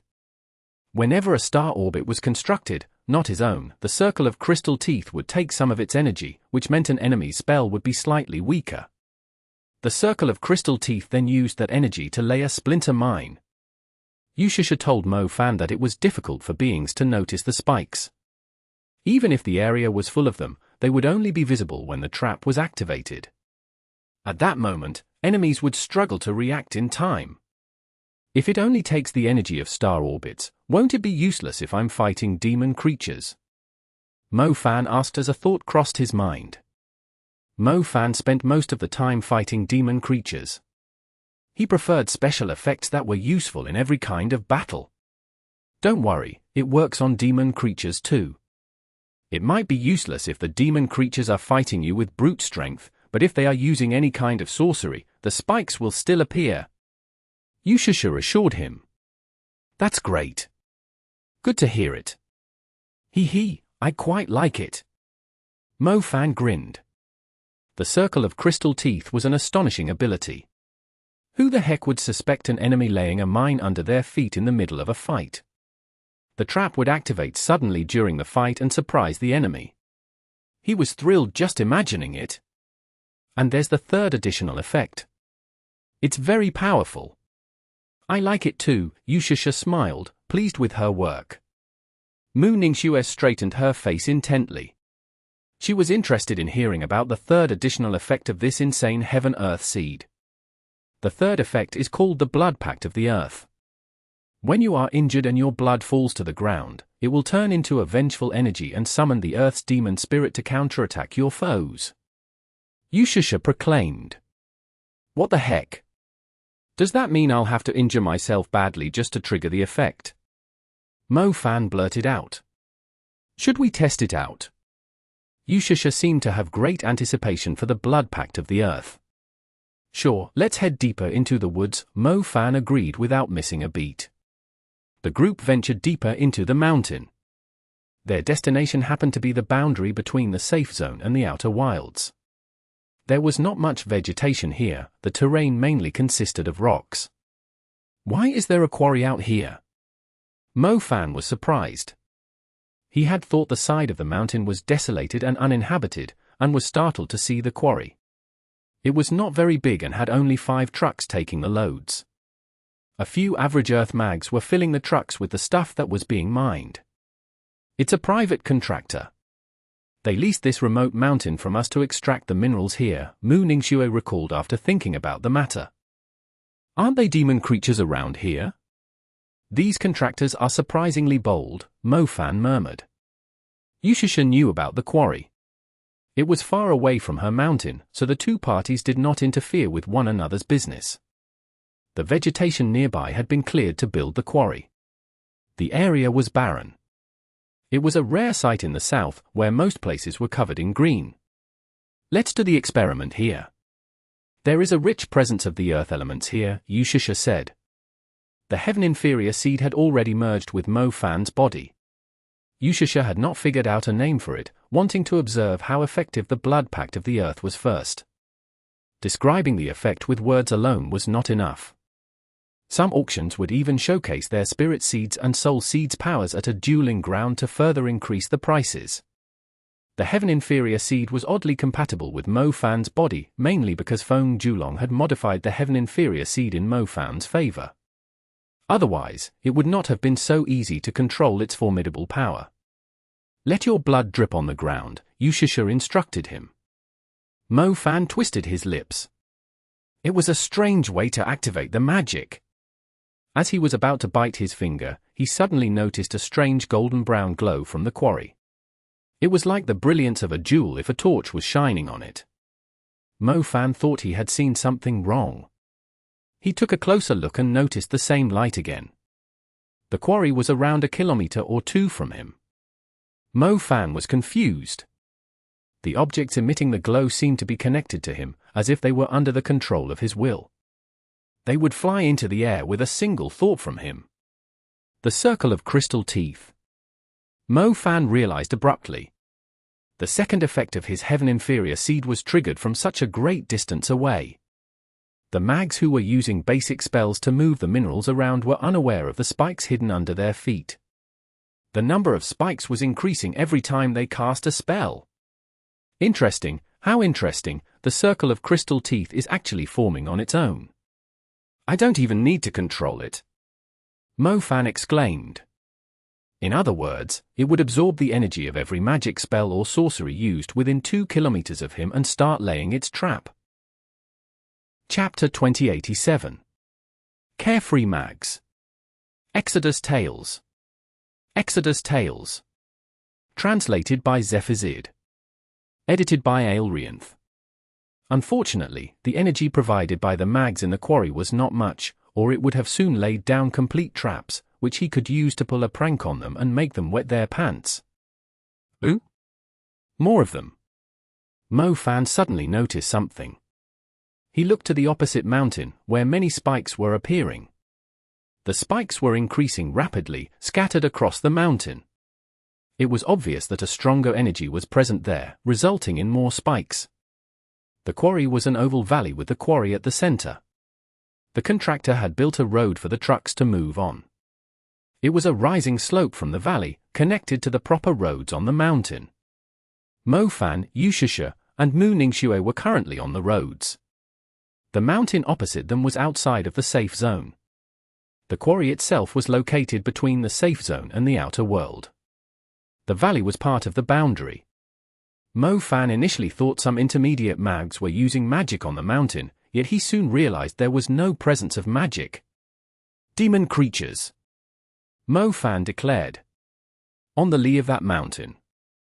Mu Ningxue followed Mo Fan's gaze, but did not see anything unusual. Yeah, at least 3 of them, Mo Fan said. Mu Ningxue was surprised. Normally, she was more sensitive to the presence of an enemy because of her wind element, yet Mo Fan had discovered the demon creatures roaming on the back of the mountain around 2 kilometers away, before she had. It seems like the circle of crystal teeth is useful for detecting enemies, too. It can quickly lock onto the enemies who are using their magic. Yushusha smiled. I didn't expect the circle of crystal teeth to have such a huge coverage area. I thought it would only be around me, Mo Fan admitted, surprised. Since when was his ability to detect an enemy so outstanding? He mainly relied on the shadow element to detect an enemy. However, he could only sense an enemy when his dark material had spread into his surroundings. In other words, he had to guess if something fishy was nearby before spreading out his dark material to learn its whereabouts. However, he did not have to control the circle of crystal teeth himself. As long as he and the enemy were on the ground, the circle of crystal teeth would detect all sorcery and magic. Therefore, it would be impossible to ambush him within 2 kilometers. I should warn them, Mu Ningxue said. Here they come. Mo Fan announced. He could see the top of the mountain from his position. There was a sentry tower on the mountain. It was initially built for the people in the quarry to keep an eye on the surroundings. However, the private contractor had a terrible sense of safety. The sentry tower was supposed to be manned all the time, yet it was empty. That guy should be on duty, but he's playing cards and drinking with the others. Yushusha saw a man in his uniform. He had left his post and was playing with others in a tent. They had no clue that the demon creatures were already at the top of the quarry. Not every mage is as diligent as Xue and I. Mo Fan was not surprised at all. Cultivating was tedious and boring. Most mags looked for a stable job after they realized they could no longer improve their cultivation. Those stable jobs would not necessarily guarantee them a luxurious life. They were unable to do their job properly most of the time, so they began to slack off and neglect their duties. The mine leased by the private contractor was not very professional in the first place. The guards did not undergo strict training. If they did not drink and play cards in a place like this, they would have gone mad. Why don't we wait for now? I agree, those contractors should learn a lesson the hard way. If the quarry was destroyed, the contractor would just open another one in a different place. Mo Fan and his group just happened to be around to experiment with the Heaven Inferior Seed. They might be able to take out the demon creatures easily, but there was no guarantee that these contractors would be so lucky next time. If they did not encounter any hardships, they would only focus on maximizing their profits instead of caring about the safety of the miners. Mo Fan, you should go and warn them. Only intervene if their lives are in danger, Mu Ningxue urged him. Sure, I'm waiting for the circle of crystal teeth to stack up. Let them fight for a moment, I'll observe the situation, Mo Fan conceded. Mo Fan had great anticipation for the second effect of his soul stone. He slid down the slope like a professional skier. Mo Fan went straight to the tent and skidded to a halt in front of it, arriving before the people who were playing cards in spectacular style. Cough cough. Cough, damn it, who the hell is riding a bike here? The dust is everywhere. My drink is going to get dirty, the mage in the uniform cursed. Hey you. Enough looking cool, go get a few cans of beer for us. Hee, I'll be taking all your pay for the week. Hey, you guys, how long does it take for you to fill up the trucks? Aren't you students of some renowned magic high schools? I can do it quicker than you even though I never went to school. I can fill up the trucks in less than 10 minutes. You should treasure the opportunity to train yourselves, the foreman berated them. Mo Fan looked at the trucks and noticed the mags were very young. It was likely that they had yet to graduate from school. Why were they here doing this work? They might be using magic to fill the trucks, but it was no different from manual labor. By the way, aren't you supposed to be on guard? What if the demon creatures show up? Mo Fan asked. Piss off, that's a bad omen from you, the foreman shot back. Kid, are you new? Everyone here knows we aren't capable of killing demon creatures. It's useless to be on guard. We are done here next month. We are only here for the money. I've already prayed to Buddha. He told me the job is safe, so don't you curse us now, the guard scolded him. Mo Fan dropped his jaw after hearing those words. Were these people relying on Buddha to look after the quarry's safety? They were AF *** king bunch of carefree mags. Chapter 2088. Intermediate Mage, Awesome. Translated by Zephazid. Edited by Aelrianth. Mo Fan looked at the top of the mountain. Dust was still lingering in the quarry and hindering their vision, making it impossible to see the demon creatures at the top. Seriously, can't you treat your lives more preciously? A few bright-colored beasts are on their way down. Hurry up and figure out a plan or run for your lives, Mo Fan told the carefree mags. Are you stirring up trouble here? The foreman glared at Mo Fan. I'm stirring up trouble? The quarry will soon turn into a slaughterhouse. What exactly are these guys thinking? Damn it, look there yourself. Do you think those things that are running toward us are just some kind of rocks? Mo Fan swore at them. The mags who were playing cards finally looked up the slope. A truck filled with ore was slowly moving up it. The truck had made its way around the basin to reach the slope where the road was. Unfortunately, a huge bright-colored beast the size of a bear was already standing on the road. It charged down the slope and slammed its shoulder into the fully loaded truck. The muddy road was not solid. The truck immediately rolled down the slope after the powerful slam. Metal scraps scattered across the place. The front of the truck was almost separated from the rest of it. Luckily, Mo Fan reacted swiftly and wrapped his golden-brown rock around the driver like a layer of skin so he would not be crushed by the truck as it was rolling around. Bang! The truck landed heavily in the quarry and smashed a temporary hut into pieces. The noise finally caught everyone's attention. They looked up the slope to where the truck had been and realized the bright-colored beasts were already too close to them. Damn it, which *** is on duty today, the foreman yelled in a panic. The guard in his uniform wore a dark expression. Holy crap, weren't you the one who called me over to play cards? What are we waiting for? Let's run, the guard yelled. Don't bother taking the cars, the foreman snarled. Driving vehicles at a time like this was a bad idea. The trucks were in the quarry. They would have to drive past the demon creatures to leave this place. The demon creatures could easily catch up to them, even if they gave them a 5-minute head start. Hide in the caves, quick, the guard shouted. The whole place was in chaos. No one knew whose orders they should be listening to. They were running for their lives, just following their instincts. Mo Fan was shaking his head when he suddenly saw a quick figure rushing at the bright-colored beasts. It was one of the young mags who had been loading up the trucks. Mo Fan was impressed by the young mage's courage facing the demon creatures when another teenager yelled, "Ju Pingy, you're going the wrong way." The young man called Ju Pingy stopped. He looked up and saw a bright-colored beast with a huge head and fangs only inches from him. The young man's eyes rolled up, and he fainted after seeing its menacing appearance. Ju Pingy, it's no use pretending to be dead, run, his friend shouted. Mo Fan rapped himself on the head. Please, he lost consciousness from terror.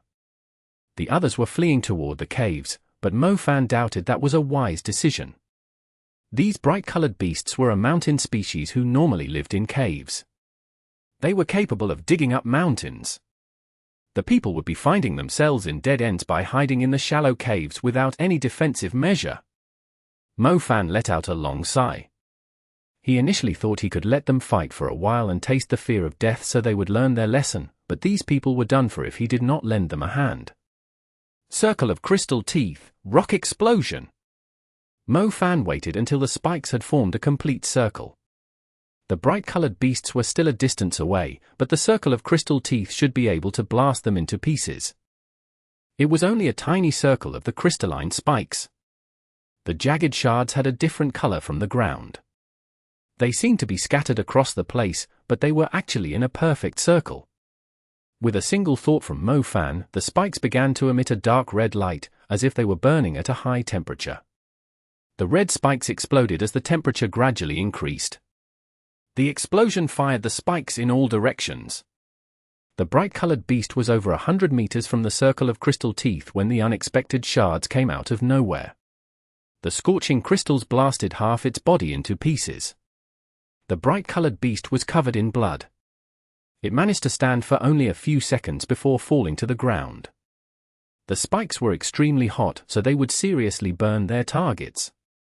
In addition to that, Mo Fan's rock element also had the innate ability of sturdy strike. The bright-colored beast was killed instantly, even though it was only at the edge of Mo Fan's trap. If it was in the middle of the circle, I bet even a warrior-level creature with thick skin would die instantly. Mo Fan murmured to himself in satisfaction. It was only a tiny circle of crystal teeth, mainly because the mags in the quarry were absolutely useless. None of them had the courage to fight the demon creatures. Otherwise, Mo Fan would have collected more spikes and formed a bigger circle. It seemed the number of spikes would determine the strength of the trap that was triggered. The rock explosion was only the basic version. Someone's explosive just killed a creature, the foreman exclaimed. I don't think it's anyone's explosives. Someone is using earth magic, the guard corrected him. Who's using magic? I think it's that kid. The guard pointed at Mo Fan. Why aren't those creatures moving? Oh my, what's that kid doing? The foreman asked. I don't know. The guard was lost for words, mainly because he noticed the ferocious beasts had turned into animals in a circus show as they were fighting Mo Fan. It was difficult to accept that a young man was making a fool out of the demon creatures that had been chasing them around like livestock. That young man is strong. We are safe, the guard, Zhan, said after a while. Really, the foreman said. Trust me, that kid must be an intermediate mage. Zhan said confidently. An intermediate mage, how impressive. When I'm rich, I'll hire an intermediate mage to protect us. Chapter 2089. Scum of Society. Translated by Zephazid. Edited by Aelrianth. Mo Fan was not satisfied after killing the bright-colored beasts with ease. They were already dead before he could test the new additional effect of his earth element. The bright-colored beasts were very weak. It was common for these servant-class creatures to roam around the boundary of the safe zone. The mine seriously needed to be managed better. If he had not happened to be around, more than a dozen people would be dead. Kid, I didn't expect you to be so strong. You must be a high achiever of some renowned college. Are you interested in working in our quarry? I'll offer you a handsome pay. I can definitely afford it. It might look like a small quarry, but there are a lot of valuables in these mines. Once we extract them, I will build a bigger mine. I promise I won't mistreat you. What do you say? The foreman said. I'm already being kind for not reporting you for not following the protocols, Mo Fan answered. I'm just short on funds. Once have the funds, I'll tighten up security. Mo Fan was about to beat the foreman up when he suddenly noticed more spikes appearing on the other side of the hill. There were a lot more of them this time. More of them. Mo Fan frowned. It was common to see a small group of demon creatures at the boundary of the safe zone, but it would be unusual if there were more of them. Mo Fan had already used the earth pistol to cleanse the land. It was unlikely there were so many demon creatures living in the area. The heavy stomping was shaking the mountain so vigorously that it was on the verge of collapsing. A few enormous beasts appeared from the cloud of dust, running straight toward the quarry. There were 3 warrior-level creatures with green hides. Their auras were significantly stronger than the bright-colored beasts, feeling like they were going to trample the quarry flat. Mo Fan was astounded. They were still at the boundary of the safe zone, close to human territory, so where did these strong warrior-level creatures come from? Was there a new demon horde in the mountains close to Fanshui Mountain? Mo Fan finally noticed a group of people riding on the creatures as they arrived. A man in a brown coat was riding on the creature that was around 10 meters tall. He was wearing a pair of glasses with golden frames, and had a cold and vicious look to his eyes. The man scanned the mine coldly. His expression shifted when he saw the corpses of the bright-colored beasts. Leader, the bright-colored beasts which were looking for the Silverstone heart for us are dead. Who killed these bright-colored beasts? The man in the brown coat demanded. My friend, the foreman began, stepping forward with a smile. These people who were riding the strong beasts were obviously no ordinary people. The difference between the green-skinned beasts and the bright-colored beasts was like comparing a few stray cats with a bunch of lions. Answer my question, the man in a brown coat shouted. Mo Fan was about to speak when the guard grabbed him on the shoulder and shook his head. They are mercenaries. You might be in trouble. Let me handle it, Zhan told Mo Fan. He walked toward the mercenaries. We killed them together. These bright-colored beasts suddenly showed up in our mine and attacked our trucks, so we killed them, Zhan said. Fellow Mags, were these bright-colored beasts your summoned beasts? The foreman asked cautiously. Summoned beasts? Impossible, Mo Fan could sense the innate savage auras about the bright-colored beasts. They were clearly not summoned beasts. We were training the bright-colored beasts in the mountains to search for something. It took us a great effort to train them, but you have killed them all. Should I kill you all too? The leader of the mercenaries spat. The creature he was riding swung its arm and knocked Zhan flying. Zhan did not expect them to attack him. He slammed heavily into the building behind him. What are you doing? The foreman yelled in shock. Those creatures attacked us first. It's normal for us to kill them. Why are you being so unreasonable? The young mage said angrily. Unreasonable, the leader of the mercenaries smiled nastily. He looked down at the young mage and said, to be honest with you, the thing we are looking for is more valuable than all your lives. We drove the bright-colored beasts here. They were so close to finding the Silverstone heart, but you killed them. I already have the urge to kill you all, and you're telling me I'm unreasonable. Please, let's all stay calm. What did you say you were looking for? The Silverstone heart, the foreman said. Yes, do you know where it is? The man said coldly. Maybe, I guess, the foreman did not dare to lie after seeing how vicious these mercenaries were. As a matter of fact, he had built the quarry here because he had found something extremely valuable. As a normal merchant, he would struggle to dig the treasure up himself. He could only lease the area and slowly mine the minerals that the valuable object was producing. Once he saved up enough, he would figure out a way to dig the treasure up. To his surprise, someone else was looking for the Silverstone heart, and they were a bunch of vicious mercenaries. Zhan would most likely have to spend all his life in bed after those injuries. The foreman believed he should guarantee his safety first, no matter how greedy he was. Otherwise, he would not be surprised if these people killed them and made it look like demon creatures were responsible for their deaths. Spill it out, or our battle beast mercenary group will break the bones of everyone here, the leader of the mercenaries declared coldly. Yes, of course, they are only working for me. Please spare our lives, the foreman nodded very quickly. Battle beast mercenary group? You're going to break the bones of everyone here. Mo Fan lifted his gaze. He looked at the aloof leader of the mercenaries and grinned. It's been a while since I last stumbled into scum like you. Chapter 2090. Bury him or I'll bury you all. Exodus Tales. Exodus Tales.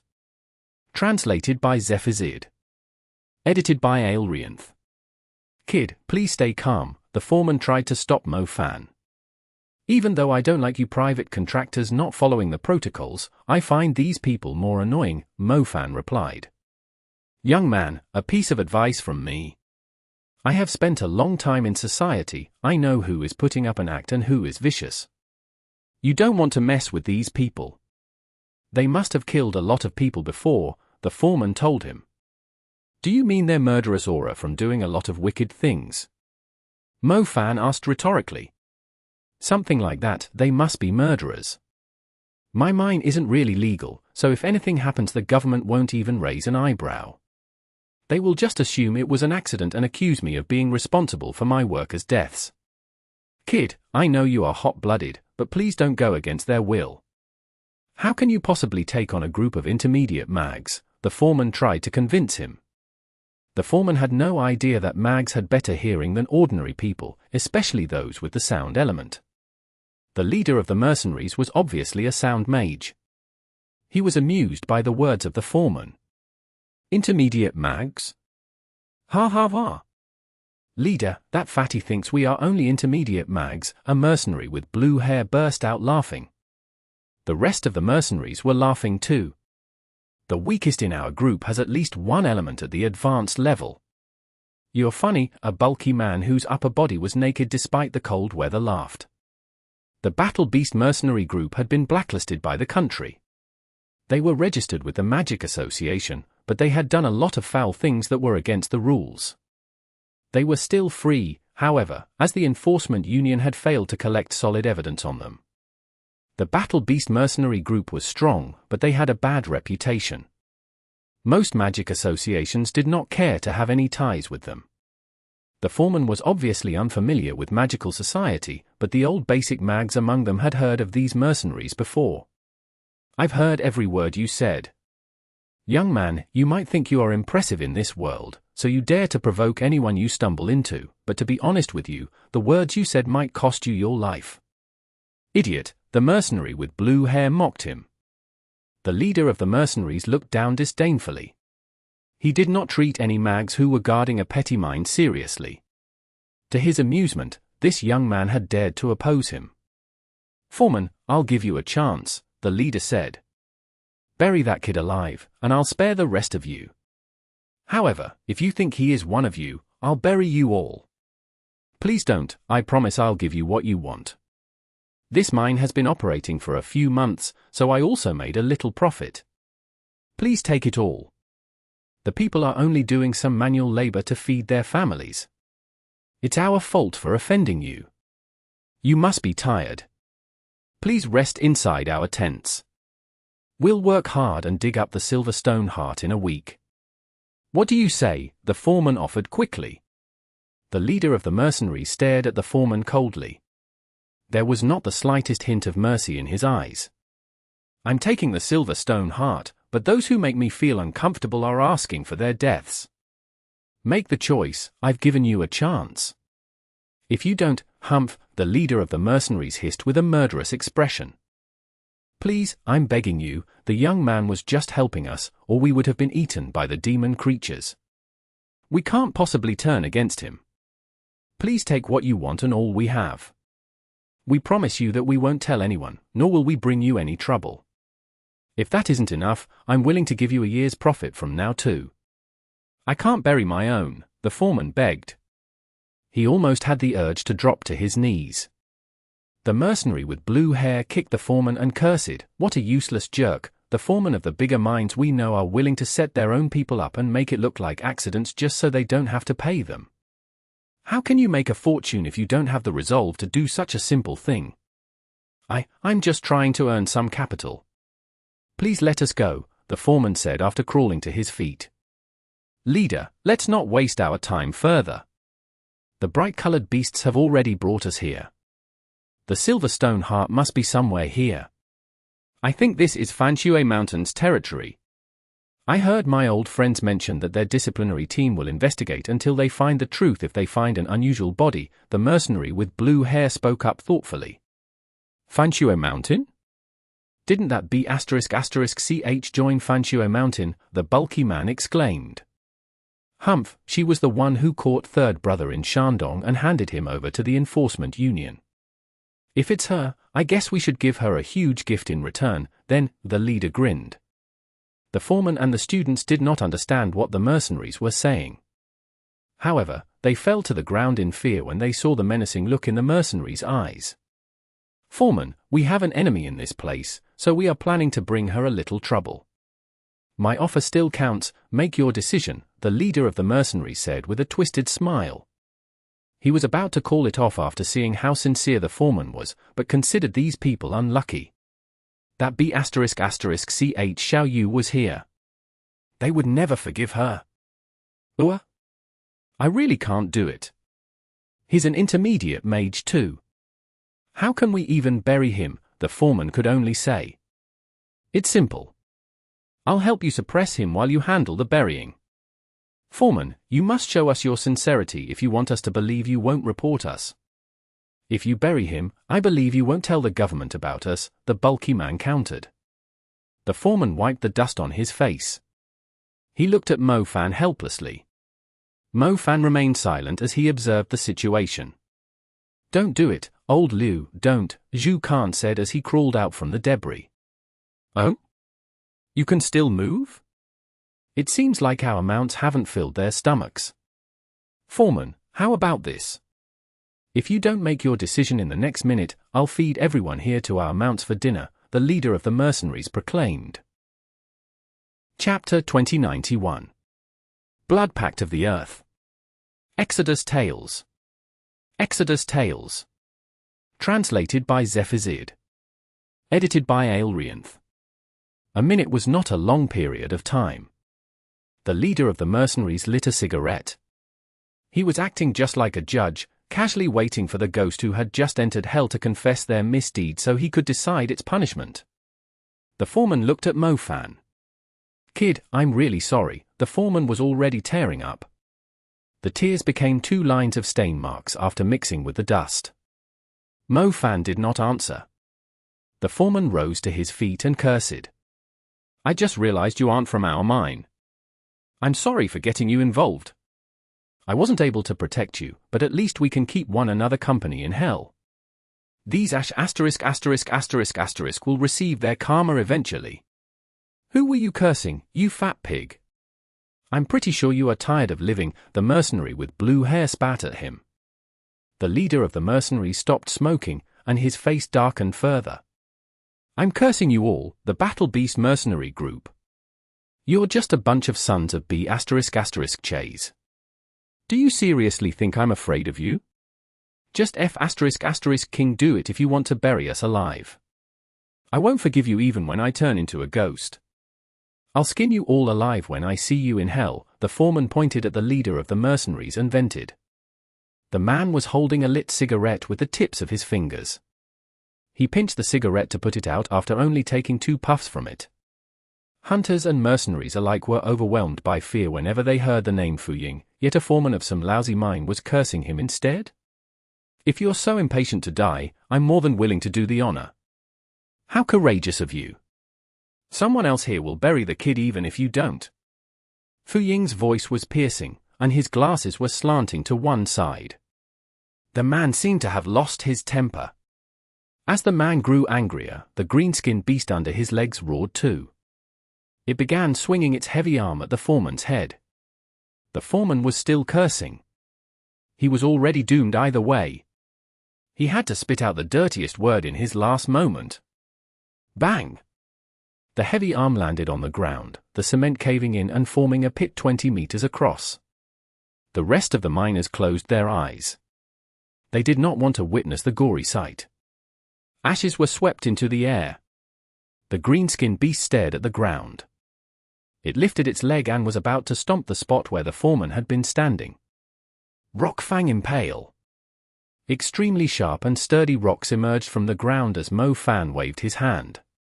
There were 16 of them, each with a golden-brown surface. They appeared just as the green-skinned beast was stomping down. The rock fangs drove up through the green-skinned beast's hooves, nailing it to the ground. Green blood immediately poured out. The creature screamed in agony, struggling to pull its hooves off of the spikes. The green-skinned beast had sturdy hooves, and would normally just break piercing objects summoned by magic to pieces, but unfortunately for it, the first additional effect of Mo Fan's earth element had come into play. The golden-brown rocks had insanely high density whenever they were used against sturdy objects. The dust dissipated. The people looked ahead and realized the foreman was still alive and perfectly unharmed. On the other hand, the terrifying green-skinned beast's hooves were punctured. A few rock fangs had gone right through its knees and its legs.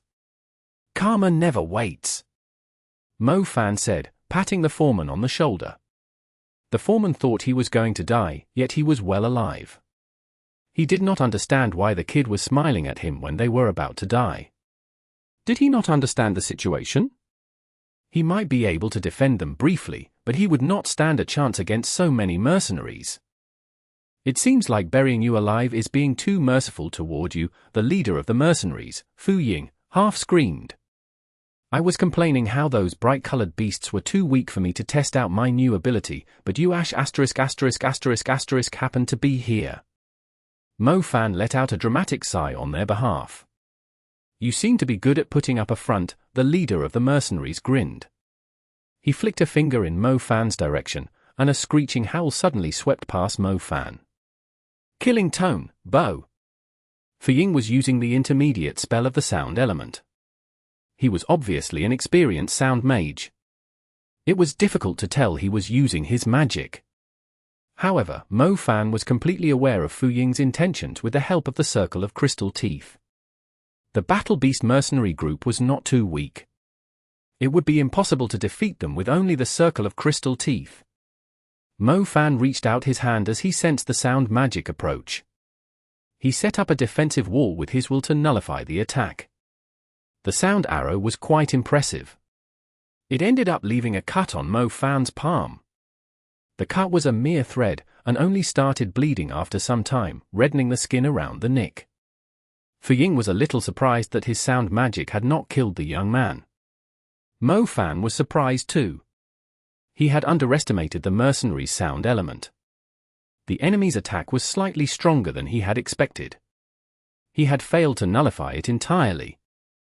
However, it still did Mo Fan a favor, since he was now bleeding. Mo Fan slowly clenched his hand into a fist, applying more pressure to the wound so more blood would come out. A few drops of dark blood fell to the ground from the gap of his fist. The soil was supposed to absorb the blood quickly, but instead quickly spread across the ground, like ink poured into a clear pond. The blood dyed the whole place red in an instant. Blood Pact of the Earth. Mo Fan tightened his fist. The blood-red ground began to shake vigorously and crack apart like mud. When Mo Fan lifted his gaze and looked at Fu Ying, a bulky figure suddenly emerged from the blood-red soil. A red rock demon steaming with heat rose from the ground.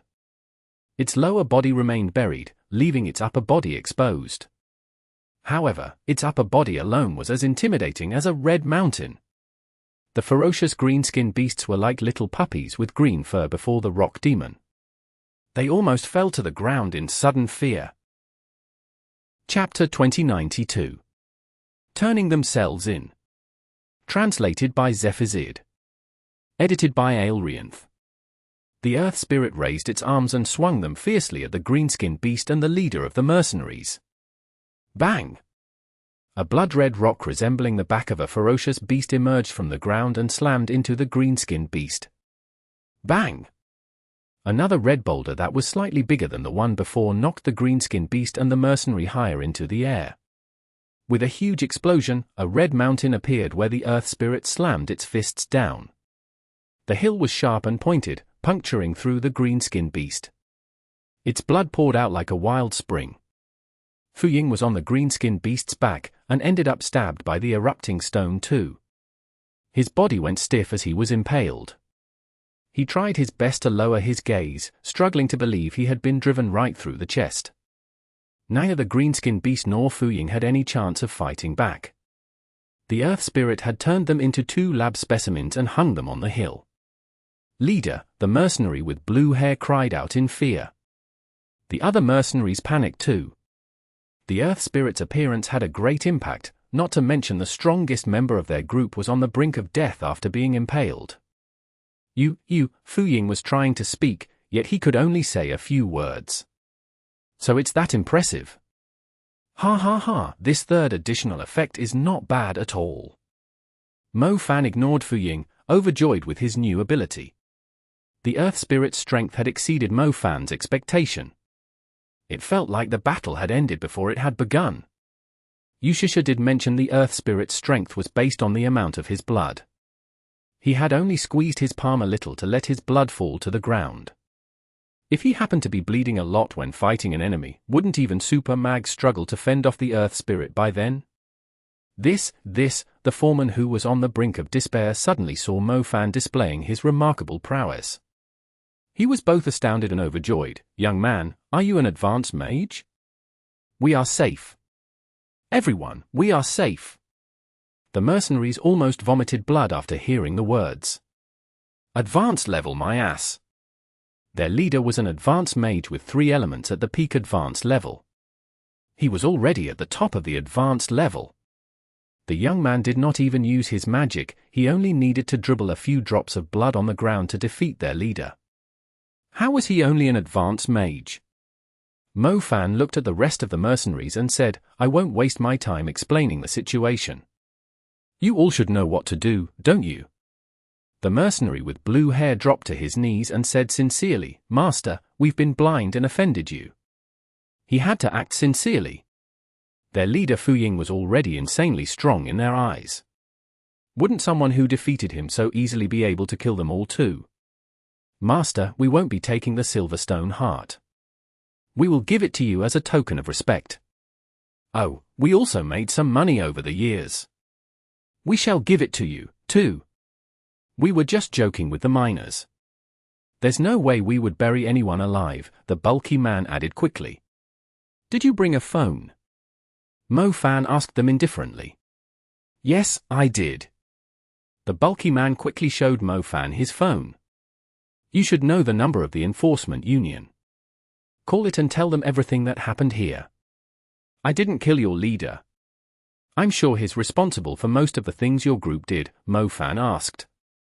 Ah? You're asking us to turn ourselves in, the bulky man asked.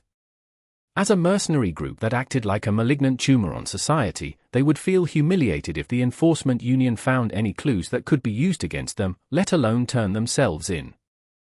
It's fine if you don't want to call the enforcement union, I'll just deal with you myself. I have a lot of new abilities that I haven't tried out. I forgot to mention that you are in our Fanshui Mountains territory. I have the right to execute you for your offenses on the spot. When the enforcement union comes looking for you, I'll just give them your corpses. They might even give me a reward, Mo Fan said coolly. I'll call them.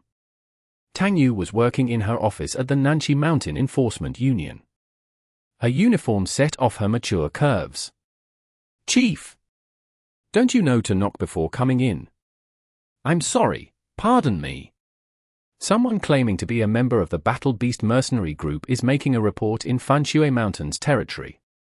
He said they have been educated by a master and have decided to turn themselves in.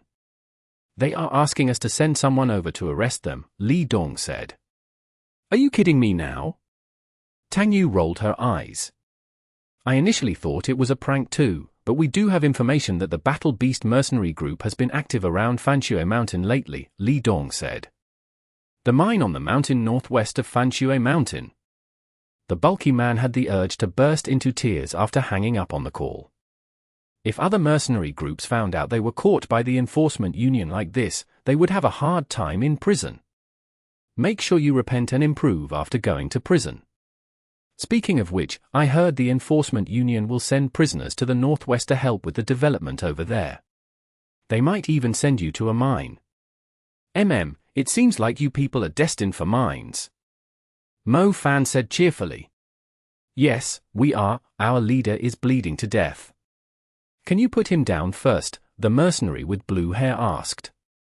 Fine, it doesn't look good to keep him hanging on there. By the way, what do you think about the Earth Spirit? Mo Fan asked them eagerly. The mercenaries were about to lose their minds. Was he seriously collecting feedback now?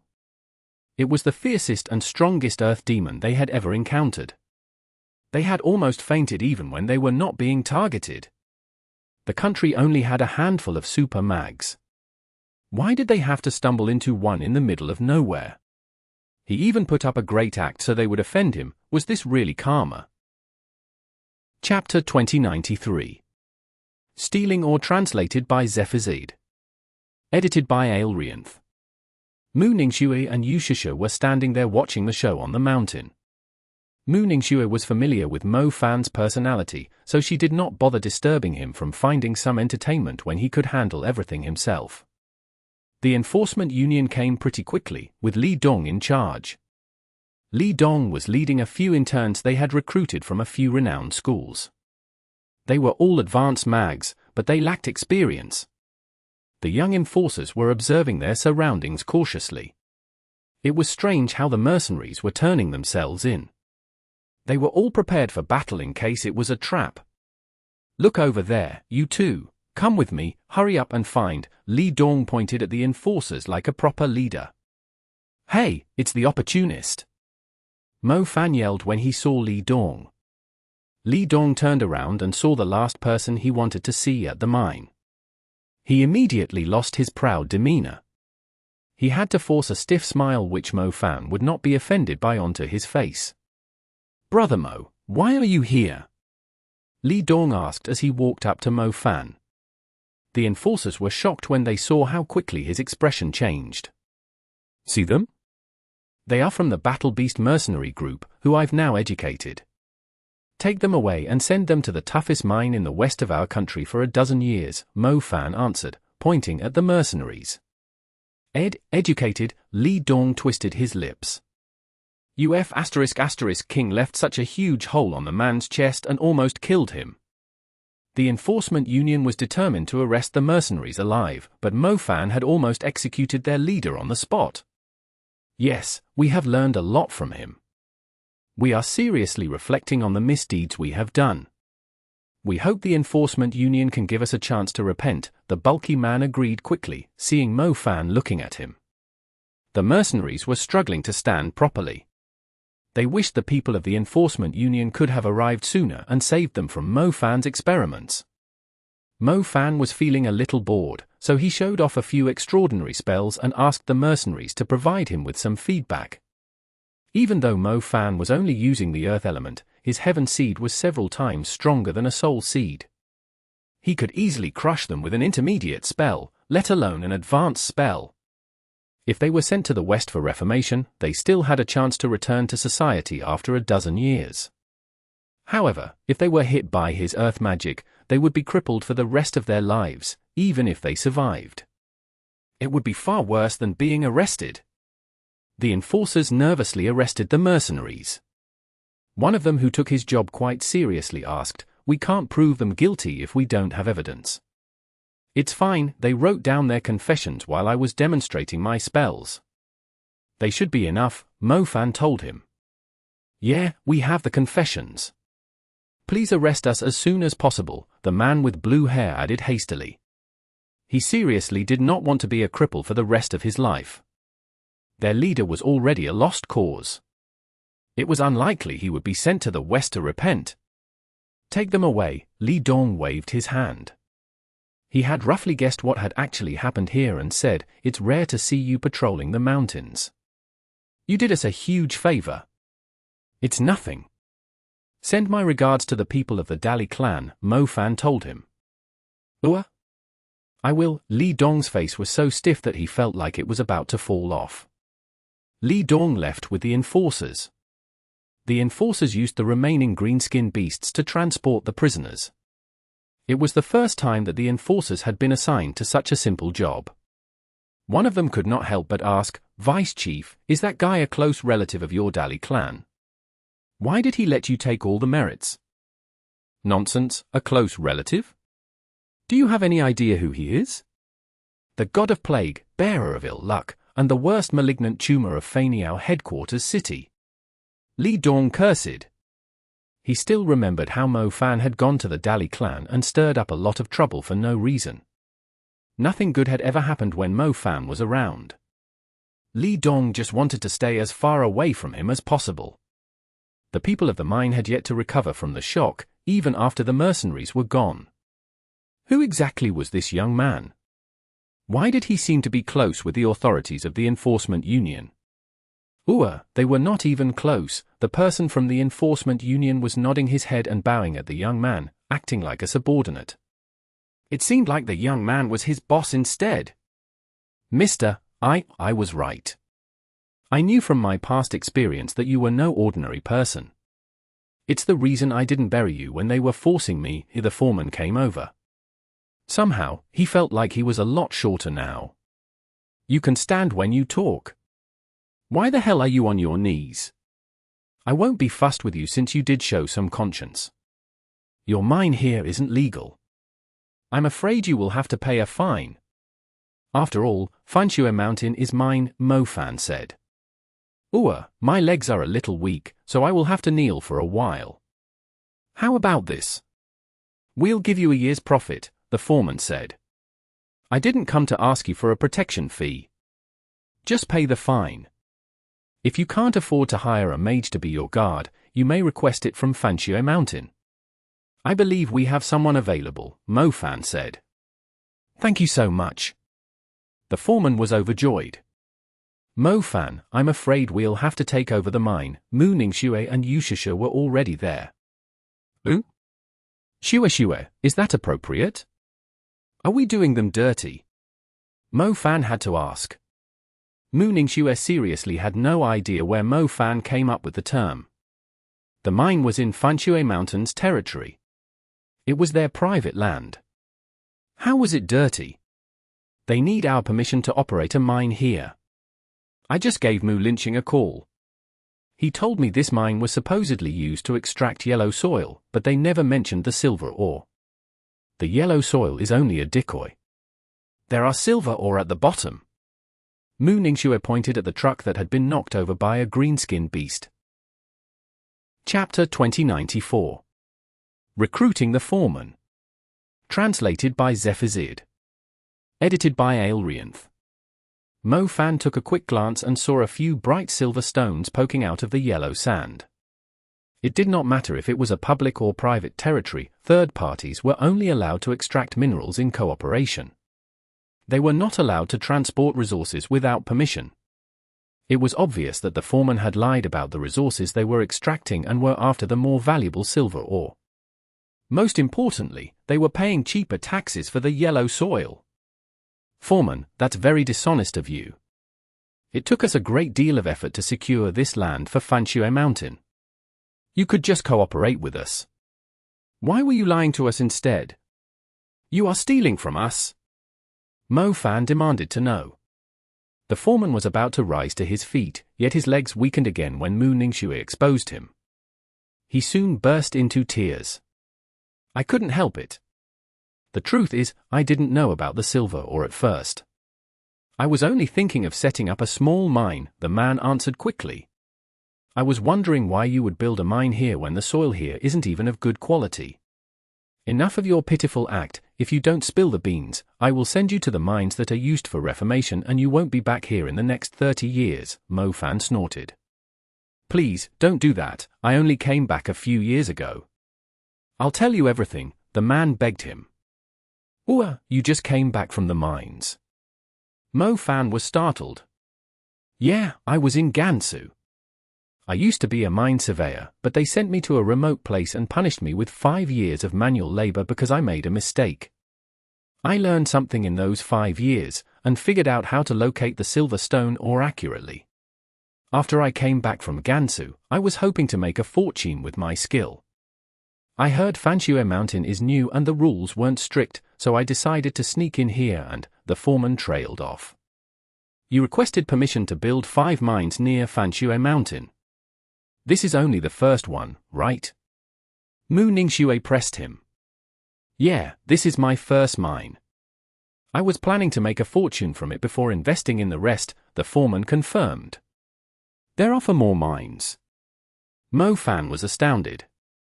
Do the 4 of them have silver stone ore, too? Mu Ningxue also asked with a surprised face. Yes, exactly. Fanshui Mountain happens to be rich in silver ore. It took me a year to figure it all out. The foreman did not dare lie any further. Mu Ningxue took out her phone and called Mu Linqing after hearing what he had to say. Linqing, put everything you are doing aside and come see me right now. Mu Ningxue ordered. Do we have to handle the matter? It's only a little contractor stealing some ore from us. Mu Linqing protested. Our Fanshui Mountain has 5 silver mines. The same contractor has requested being allowed to mine all of them. Mu Ningxue went on. Silver mines? 5 of them. Yes. I'll be right over. Vice Mayor, I have something urgent to attend to. I won't be able to stay here any longer. No, I wasn't disrespecting you. My wife is about to give birth. She's at the hospital now. Sigh, yes, thank you for your understanding, Mu Linqing said on the other end. Mo Fan was a little confused. He did not understand why Mu Ningxue had to call Mu Linqing over. Mu Linqing was not exaggerating. He soon arrived in a helicopter. The propellers of the helicopter swept the dust into the air. Mu Linqing knew there was no place for the helicopter to land on, so he simply decided to jump from it. Catch me! Mu Linqing's cultivation was far from impressive. He would injure himself badly if he did not have any help. Mo Fan caught him with telekinesis. However, he was unable to control his power properly, and Mu Linqing almost fell to the ground miserably. Mu Linqing, why are you in such a rush? Mo Fan had to ask. How could I not be impatient? These are 5 silver mines we are talking about, 5 of them. Mu Linqing was very excited. He completely ignored the dust on his face. It's just 5 silver mines. Why are you making such a huge fuss over it? Mo Fan said. Boss, you are ignorant to even say that. Do you have any idea how expensive silver stone is right now? A silver stone mine can support a small platoon. If we really have 5 silver stone mines, we are going to be rich overnight. Mu Linqing said. Rich overnight? Is it really that crazy? Could this perverted-looking man with a big nose really dig up something so valuable? Mo Fan looked at the foreman suspiciously. The foreman's eyes reddened. He told Mo Fan sincerely, Mister, I was a mine surveyor working for the country when I was younger. Besides, do you seriously not know how valuable silver stones are? Why do you think the Battle Beast mercenary group came here and threatened to bury us all alive? Mo Fan looked at Mu Linqing, Mu Ningxue, and finally back at the foreman. Seriously? Was he really going to become rich in just one night? Boss, a mine of this scale can bring us an annual profit of this sum. Mu Linqing spread his fingers. 50 million? That's impressive. If we have 5 of them, we will earn 250 million every year.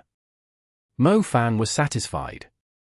Boss, I meant 500 million. Mu Linqing corrected him. Do you think I'm that bad at math? Isn't 50 million times 5 250 million? Mo Fan said suspiciously. Mo Fan, I think he meant each mine will bring us a profit of 500 million every year, Mu Ningxue explained calmly. Holy crap! A silver ore mine would bring them a profit of 500 million every year. Was it some kind of golden fuel? A silver mine usually lasts for 2 to 3 years, but if we can make a huge fortune in the next 2 to 3 years, our Fanshui Mountain will seriously become the strongest powerhouse in Faniao headquarters city. Mu Linqing declared. Actually, I also found traces of silver ore along the coast and islands of the East China Sea before I came to Fanshui Mountain. There should be even richer veins there. The silver ore that is dug up from the ocean usually has a higher density. I could find more of them if it weren't for the sea monsters, the foreman spoke up. Are you trying to absolve yourself? Mo Fan said. No, not at all, I just don't want to go back to the mines and do manual labor. I'm not exaggerating, but you won't find a better expert on silver mines than me. After all, the experts have never worked in the mines themselves. I just want to live a free life and make some money. I realized I'm placing my workers in danger if I keep operating my mines illegally. Therefore, I'm willing to work for you as long as you don't send me to jail, the foreman said with tears rolling down his face. Mo Fan was surprised. He had not expected the foreman to be such a talented person. That being said, he was obviously asking for death if he operated the mines himself. He would not be able to handle the greedy scum of society or demon creatures.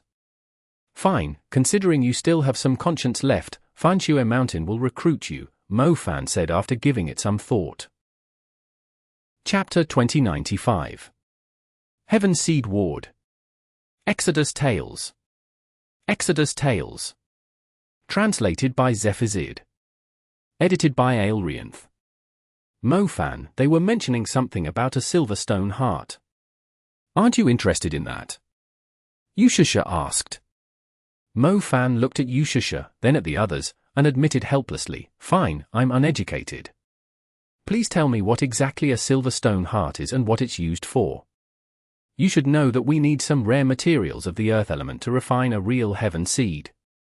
The Silverstone heart just gave me a great idea.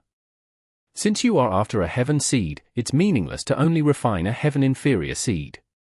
If you can collect some Silverstone hearts, I might be able to refine a real heaven seed. Yushasha said quietly. Are you kidding me? You're telling me I can turn something here into a heaven seed, even though it's just a random mine we found? Mo-Fan found it hard to believe. Heaven seeds are not made of fixed materials.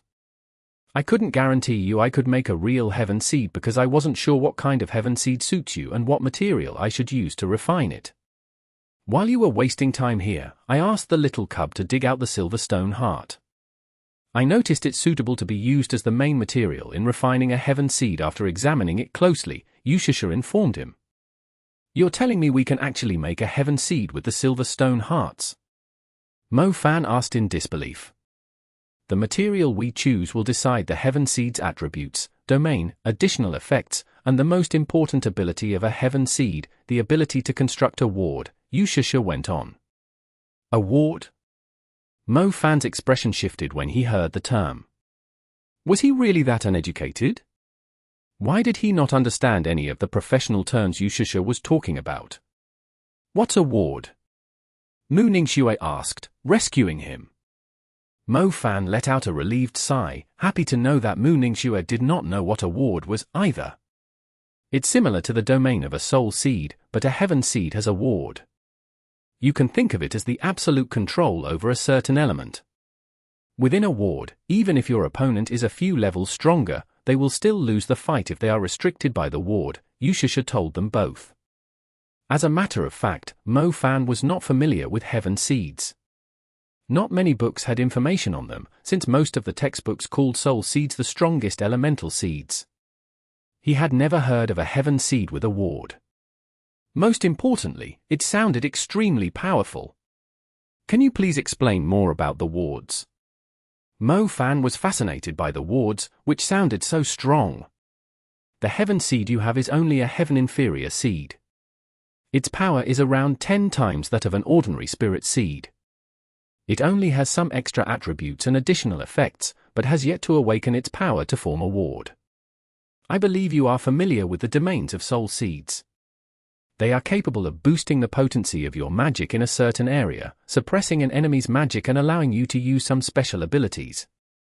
It's like a little boost to your strength while suppressing your enemy. It will give you an advantage if the gap between you and your enemy's strength isn't huge. However, if the enemy's cultivation is far superior, the domains won't be as effective.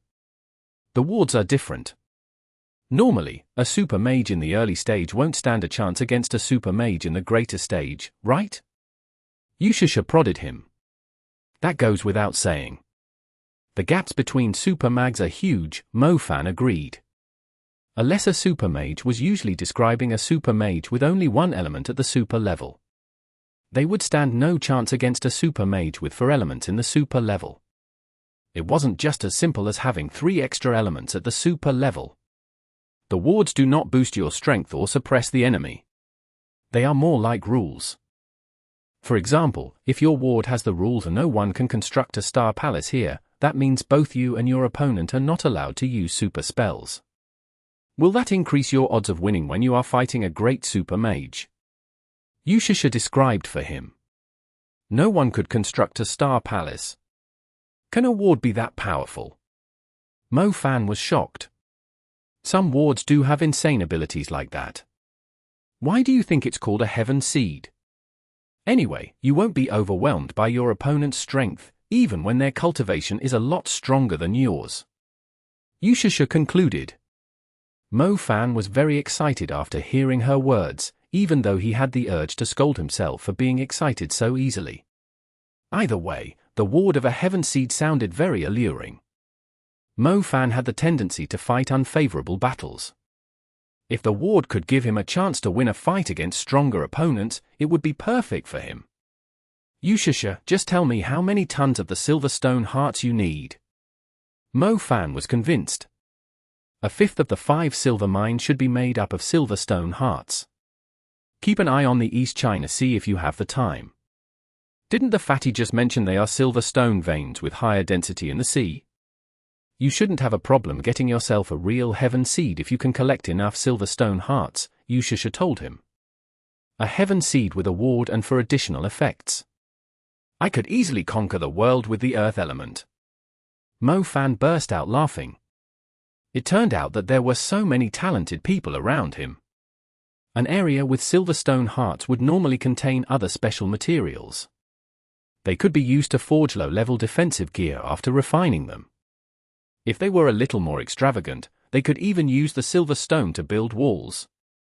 If an entire wall was built with the Silverstone, it would take even a ruler-level creature some time to destroy the wall. The Silverstone was a lot more precious right now because of the grim situation along the coastline. Their prices kept increasing, as there was a huge demand for it. The Silverstone hearts were even more valuable. They were the heart of a silver ore vein. The Battle Beast mercenary group was after the Silverstone hearts to forge themselves some outstanding magic equipment. The little cub tasted every valuable she discovered and lubricated it with her saliva. As Mo Fan thought, the Silverstone hearts had fallen victim to her mouth. He proceeded to take the valuable stone from her mouth despite being disgusted by her drool. Speaking of which, the little cub was the first to find this mine. Otherwise, I wouldn't even know it existed. I only remembered it when you said you wanted to try out your new abilities. Does that mean the little creature already knew there was something valuable here in the first place? Yushasha pointed at the little cub for emphasis. That means she was the one that brought us here. Since you have helped us find something so valuable, I'll let you hold on to the Silverstone heart for a little longer. Make sure you don't lose it. Mo Fan told the little cub, and gave the stone back. Chapter 2096. Coming Out of Seclusion. Translated by Zephazid. Edited by Aelrianth. Even though Mo Fan was looking forward to having a real heaven seed, he was still quite satisfied with the 3 additional effects of his earth element. His earth element had not reached the super level, and it was not as solid as his other elements, but it was very useful in battles now. Mo Fan did not waste his time, as there were still a few days left until his duel with Xiangtian. He went back to the Magic City and visited the 3-step tower to consolidate his cultivation. There was a benefit for becoming the most talented student of his school. In the past, he had to work extremely hard to earn the chance to cultivate in the 3-step tower briefly, but now he could visit it anytime, like he was given a free membership. The 3-step tower was unique because it had many levels. The pressure of every level was different, so Mo Fan could still cultivate in it even though he was now a super mage, and he would continue to awaken new elements, too. It was very effective to learn how to control the energy of his new element while in the 3-step tower. It was the reason the Pearl Institute had remained at the top of the country's schools. Mo Fan went straight to the highest floor of the 3-step tower. He now had 8 elements, meaning he had a great supply of energy. Cultivating in the 3-step tower would consume his energy very quickly, especially on the highest floor, but Mo Fan was still able to stay in the tower for around 5 hours. The progress he could make in 5 hours was comparable to a few months outside the tower. Why is it glowing? Could it be? Mo Fan looked at his chest when he noticed the reaction from the little loach pendant. Any reaction from the little loach pendant would make Mo Fan excited, since it had given him great benefits every time it showed some reaction. Mo Fan had planned to visit the 3-step tower to strengthen his earth element. After all, it had only reached the first tier of the advanced level. If the cultivation of his earth element was too low, it would not be effective even with the effects of the heaven seed. To his surprise, Little Loach had reached its limit. It had absorbed a huge amount of energy at the sacred city, and now had a mysterious and special sheen, unlike its previous dull appearance, like it was turning from a sparrow to a phoenix. Mo Fan was guessing Little Loach would soon feed him a lot of energy. Mo Fan had already had a few breakthroughs because of it in the past. Is it coming? Mo Fan spread his arms like he was trying to catch something. Don't hold back, shoot everything at me. Mo Fan could already feel the huge amount of energy Little Loach was transferring to him. There were 8 elements in Mo Fan's spiritual world. There was the Lightning Universe, Shadow Universe, Fire Galaxy, Summoning Galaxy, Space Galaxy, Earth Galaxy, Chaos Galaxy, and a little star representing the Demon element. The Fire Galaxy, Summoning Galaxy, and Space Galaxy were surrounded by firm walls, stopping them from expanding into a universe. The energy from Little Loach immediately shattered the wall around the Fire Galaxy. The stars of the fire element emitted the purest and brightest light as they evolved rapidly. The light spread as it grew from a red ribbon into a beautiful whirlpool. The light was extremely vivid, as if it would never be extinguished. It's a fire universe! Ha ha ha, my fire element has reached the super level 2. Mo Fan was overjoyed. He was dancing happily, while his flesh was trembling. His fire element. It had finally reached the super level. He had waited a long time for this day. Mo Fan had been relying on Little Flame Bell to support his fire element. It felt like his fire element had lost its limbs when Little Flame Bell was not around. Now that his fire element had also reached the super level, no one could possibly stand a chance against him once he joined hands with Little Flame Bell, once she came back from the Parthenon Temple. He could easily become unbeatable with only the fire element. Quick, I can't waste even a single drop of the essence from Little Loach. Mo Fan sat on the ground and focused on cultivating. Little Loach had obviously evolved, and Mo Fan's cultivating speed had improved significantly. Therefore, the best time to cultivate was when Little Loach was feeding him energy, not to mention the extra help from the 3-step tower. His cultivating speed had multiplied. It was the same method that people used to improve their efficiency in the past. Mo Fan's Little Loach pendant was a soul container. The higher its level, the higher its efficiency. On the other hand, the 3-step tower's ability to compress the presence of magic and increase its density was like a pond full of mana. Mo Fan's cultivation was increasing at the speed of a rocket when the two combined. Mo Fan did not want to waste even a single minute. Not only was the energy from Little Loach able to break the barrier of his cultivation, it could further multiply his cultivating speed. In only a day or two, Little Loach would return to its usual efficiency, so he had to be quick. Mo Fan spent the whole week in the 3-step tower. He might have skipped the duel with Xiangtian if he had not told the student outside the 3-step tower to remind him when it was time for the duel. When Mo Fan left the 3-step tower, the school ground was covered in snow after a rare snowstorm, giving the school a different vibe. Mo Fan was only wearing a t-shirt as he checked the time. He could still make it in time after having breakfast at the canteen. He bought his favorite meat bun. He seemed very relaxed, even though an important duel was about to take place. He took a sip of the bottle of soy milk. "Madam, did you buy a Joyowing sand mixer? Why does it taste of sand? What the heck are you talking about? Please don't mix soybeans with sand. I prefer to taste the sweetness of the sand. What do you want? Where are you from? Why do you have a terrible accent? I'm from Shanghai." Mo Fan decided to go back to his apartment and take a shower. He passed by the women's dormitory and saw a man sneaking out of it. The man was obviously overwhelmed by fatigue, like he had been up all night. "Old Zhao!" Mo Fan yelled. "Damn, you came to sneak into the women's dorm too." Zhao Manyang was shocked. "Piss off!" Mo Fan cursed him promptly. "I have something to ask you. Why did you stand Xiangtian up yesterday? Did you come up with a better idea to deal with him?" Zhao Manyang asked him cautiously. "Is your brain malfunctioning? The duel is supposed to take place today." Mo Fan answered, a certain feeling in his gut. "Fine, I understand." Zhao Manyang turned around and called a number on his phone. "Hello? It's me, I found the guy. He's at Pearl Institute. Nothing's wrong, he's perfectly fine. He just remembered the wrong date." Chapter 2097. Apologize? Impossible. Translated by Zephazid. Edited by Aelrianth. Did Mo Fan remember the wrong date? He already asked the junior who was on duty at the 3-step tower to remind him of the time. Did that idiot tell him the wrong time? How could this happen?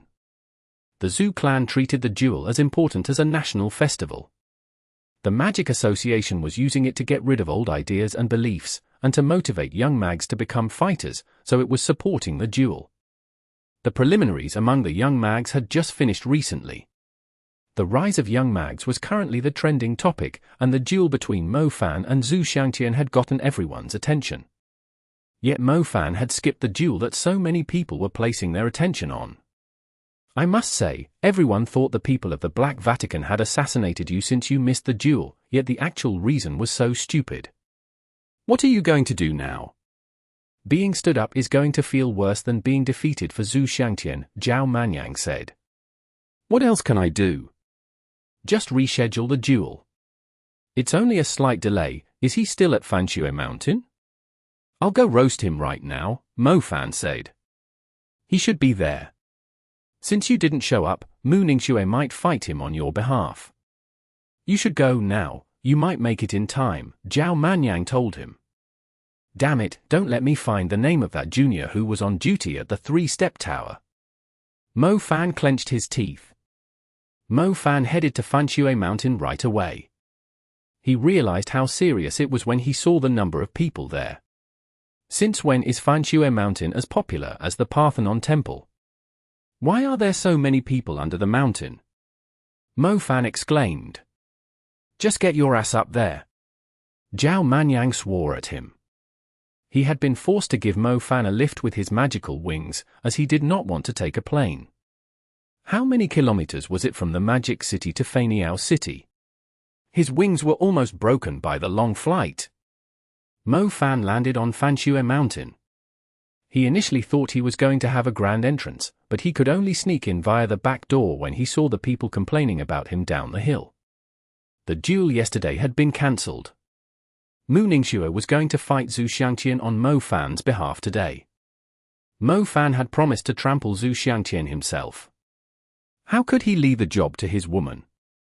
Everyone was preparing for the duel when he walked into the meeting room.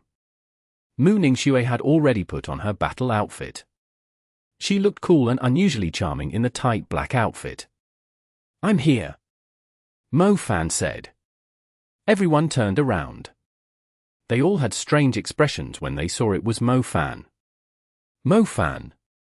Mo Fan. Where the hell have you been? Mentor, you have no idea how arrogant that Zhu Xiangtian was. He gathered 1,000 of his men on Fanxue Mountain to curse you out for the whole day.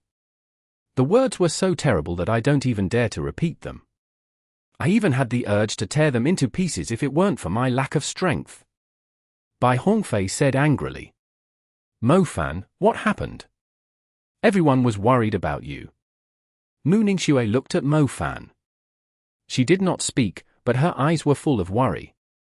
She finally calmed down after she saw he was okay. The people of the Black Vatican set me up. I almost ended up like Mu Bai, but I was being awesome and impressive as I usually am. I killed the scum of the Black Vatican and came here right away. Mo Fan believed it was better to use that excuse after thinking about it. I told you it was the Black Vatican. Brother Fan, you're the best. Zhong Xiaohu had shown up too. He had purposely asked for some leave to watch the duel. It's not much of a big deal. Am I late? Mo Fan asked. You just fought the Black Vatican. Should I fight the duel on your behalf? Mu Ningxue asked. That won't be necessary. I can handle it myself, Mo Fan replied quickly. It's good to see you back. I'll tell them you are fighting the duel. Mo Fan, you should have seen the people below the mountain. Many people were cursing us because you didn't show up yesterday. You must make them pay and claim the title of the strongest young mage. Mu Linxing exclaimed. Strongest young mage. Mo Fan grinned. He had already won that title at the World College Tournament, yet many were still shunning it. It was time to prove his worth to them. Otherwise, every Tom, Dick, or Harry would keep challenging him to a duel wherever he went to prove he was unworthy of the title. "Come, let's go receive our guests," Mo Fan said. It felt like Fanshui Mountain was holding a huge festival. Many people enjoyed watching magic duels, but the rules of the Magic Association had taken the chances away. There were only private duels that the rich and powerful could watch. It was the first time that the Magic Association had officially agreed to a duel between two super mags. Mo Fan and Zhu Xiangtian were standouts among the younger mags.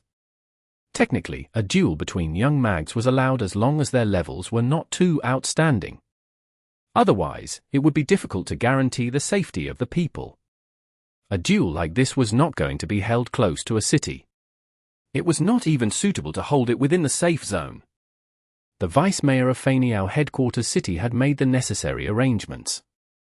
The duel would take place out on the sea. The Faniao maritime fortress was left in debris after the raid by the sea monsters, and they had yet to rebuild the fortress. Faniao headquarters city had assigned Fanshui Mountain to handle it. The reconstruction needed some careful planning, and they were still busy demolishing the place. There was a lot of work to clear the rubble from the buildings that had been destroyed. The vice-mayor had conveniently arranged the duel to take place in the destroyed fortress. The duel between the two super mags would conveniently destroy the rest of the buildings, saving them a lot of work. Mo Qianyan is here. He has no choice but to accept the duel because of the pressure from the people. Who's Mo Qianyan? What does that mean? He's a 1,000-year-old tortoise who keeps hiding in his shell. TL note, Qianyan means 1,000 years. Did he come to apologize? We came all the way here to watch the duel. Even if he was going to miss the duel, he should have told us first. We have been waiting for a day and a night. I seriously don't know why he's so popular. I don't think he is really that skilled. On the other hand, Zhu Xiangtian is well known at the international level. The people under the mountain kept ranting, but their words were like the noises of tractors to Mo Fan.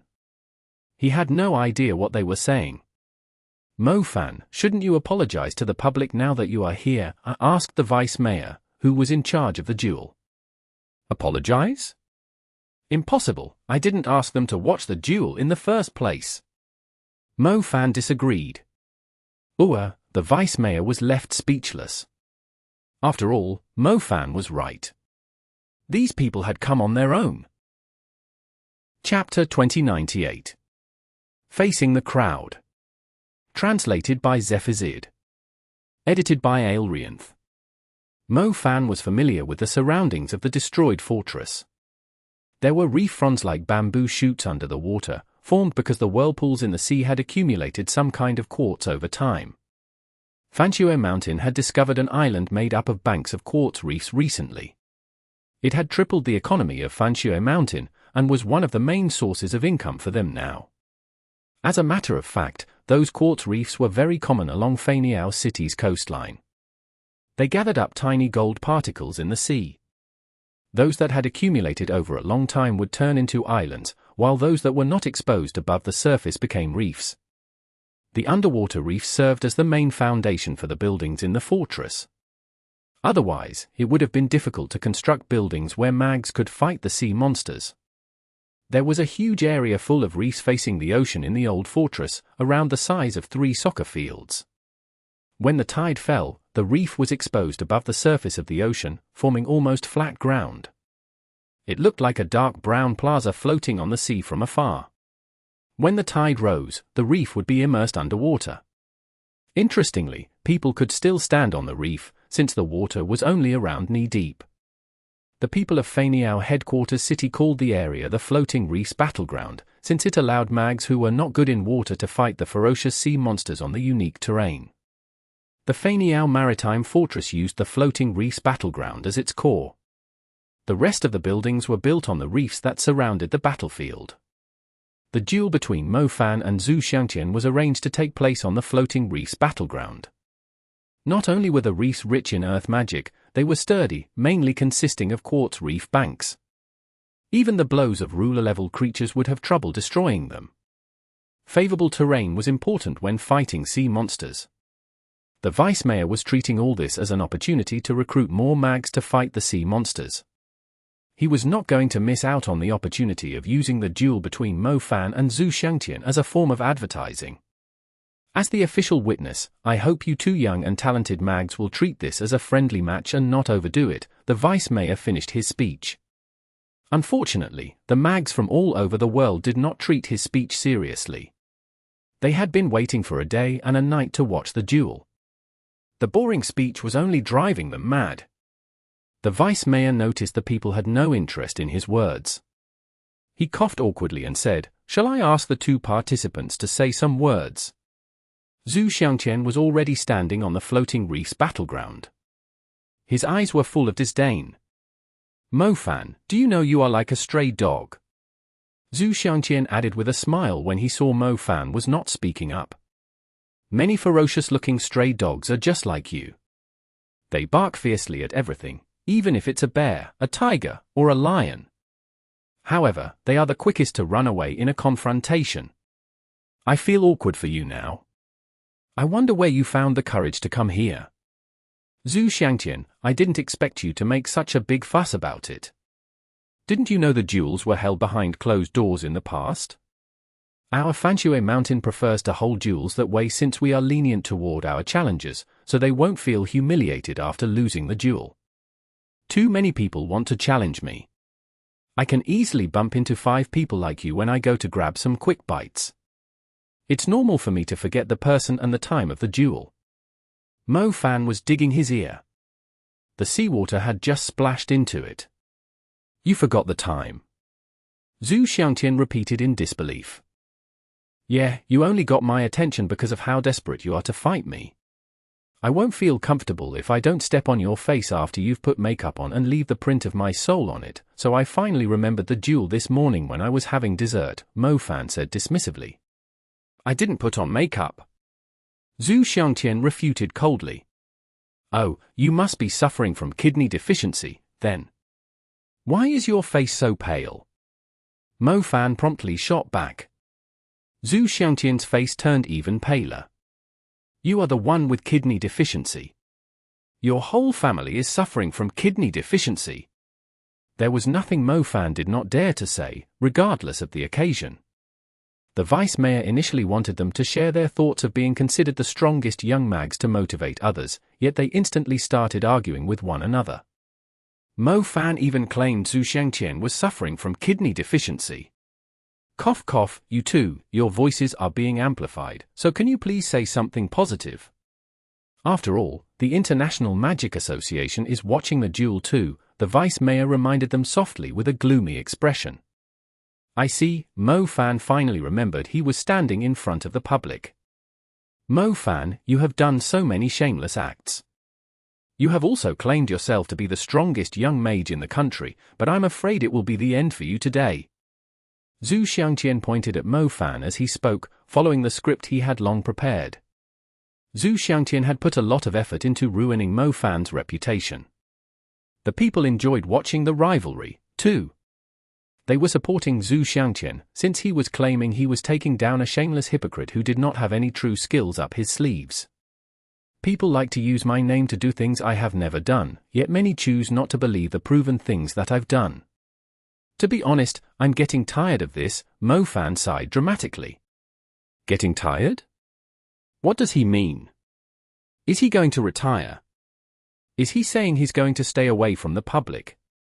No, please don't. Brother Mo Fan, I like you the most. I've tried so hard to enroll into Pearl Institute. I just need to score 500 more, a young student screamed. Mo Fan, you are the savior of Beijing and the ancient capital. We don't care if people are jealous of you and try to ruin your reputation. We have always believed in you." The crowd was in an uproar. It was mainly split into 3 groups. The first group consisted of the people who blindly followed the rumors and supported Zhu Xiangtian. The second group was made up of the people of Beijing and the ancient capital who were grateful to Mo Fan for fending off the Black Vatican. The rest were onlookers who were interested in the duel. They had no clue who the good guy or the bad guy was. They would just support whoever earned the most attention. Mo Fan, we trust you. A bunch of his loyal supporters was shouting among the crowd, remaining faithful to Mo Fan. Some of the survivors from the inner walls of the ancient capital had come to support Mo Fan too. Chapter 2099. Adding Gunpowder to Everything. Translated by Zephazid. Edited by Aelrianth. Mo Fan had rarely shown himself in the past. He was finally going to beat some Ash **** up publicly this time, so these people purposely came all the way here to support him. They were not going to let those with ulterior motives vilify their hero. That won't be necessary. You don't have to believe me, it's only adding to the burden. After all, I'm not a nice guy. I will feel troubled if I want to follow my own will, yet it's against the moral standards you have for me, Mo Fan said. Wooa, you still have our support, his loyal supporters exclaimed regardless. It's just like a cult. Xiangtian harumphed coldly, scoffing at the people who were siding with Mo Fan. It's rare to have a chance to talk to people who understand me in public. I would like to say a few words. I already mentioned that a lot of people thought I was the strongest young mage in the country after I won the World College tournament. I used to think it was ridiculous back then. I was only a student. I hadn't really come across those who had already entered society, and I'd only been to a few places, Mo Fan said. The crowd who came to watch the duel quieted down. There were lots of rumors about Mo Fan going around, claiming he was either going on adventures or picking up chicks. He rarely showed himself in front of the people who were following him closely, so many people were interested in hearing him talk. The vice mayor's expression calmed down when he saw Mo Fan was finally willing to speak properly. Mo Fan was giving a nice speech. He had great achievements at a young age, but he believed it was necessary to visit more places and learn from his experience. He realized the world was a lot bigger than he had imagined. It was exactly what the younger generations needed to hear. I've been to many places these few years. A few places in our country, the East China Sea, Thousand Islands Lake, Mount Kunlun, Tarim Basin, the desolate land in Beijiang, and Tianshan Mountain. I also went to other countries, such the Alps, Egypt, the Mediterranean Sea, Greece, and the sacred city. Mo Fan briefly described the adventures he had after the World College tournament. Impressive, he's been to so many places. As expected of a model of the younger generation. The leaders of the Feniao headquarters city's impression toward Mo Fan improved significantly where he listed the places he had been to. The young man had visited more places than they had, even though they were already in their 40s and 50s. I think I can no longer consider myself a student. I believe there are people who have been to more places than I have, but I can now discard my identity as a student and truly become a member of society, Mo Fan went on. You did well, Mo Fan. The national team is proud to have someone like you, the mayor of Feniao City called out. This was the real positive energy he was hoping to get from Mo Fan. They had always heard how unreliable Mo Fan was in the past, but Mo Fan's speech had awakened the youthful hearts of the leaders and councilmen of Feniao City. They were thinking of traveling around the world after they retired. I've met a lot of people who looked down on me and challenged me these last few years. I just smiled, and I beat them up. Many people say I'm a coward who doesn't dare to accept any challenges despite holding on to the title of the strongest young mage. I'm getting tired of these rumors and being discredited. I've practiced magic for so many years and come so far. I'm no longer a student without confidence. I, Mo Fan, am no longer willing to please immature people. The strongest candidate in the World College tournament? The strongest young mage in the country? The strongest young mage in the world? What a joke! These titles are nothing. I'm the King strongest mage in the world. If anyone in the country is unconvinced of my strength, I'll beat them up so they will learn it the hard way. If anyone outside the country doesn't agree with me, ask them to see me, and I'll convince them. I'm a busy man, just so you know. I will hold an arena for a day every year in the Feniao headquarters city or Fanshui Mountain. Let's make it today. Every year, on this day, as long as you think you are worthy enough to challenge me like this arrogant Xiangtian, go ahead and register your interest for a duel at Fanshui Mountain and secure your spot. I'll fight you all. Mo Fan pointed at Xiangtian. Today, I shall treat Xiangtian as the chicken whose blood I'm offering to the heavens to establish the arena. The man totally lost his calm when he heard the last sentence. Mo Fan was going to treat him as a sacrifice to set up an arena fight once every year. He had never seen anyone more reckless. The whole place fell silent.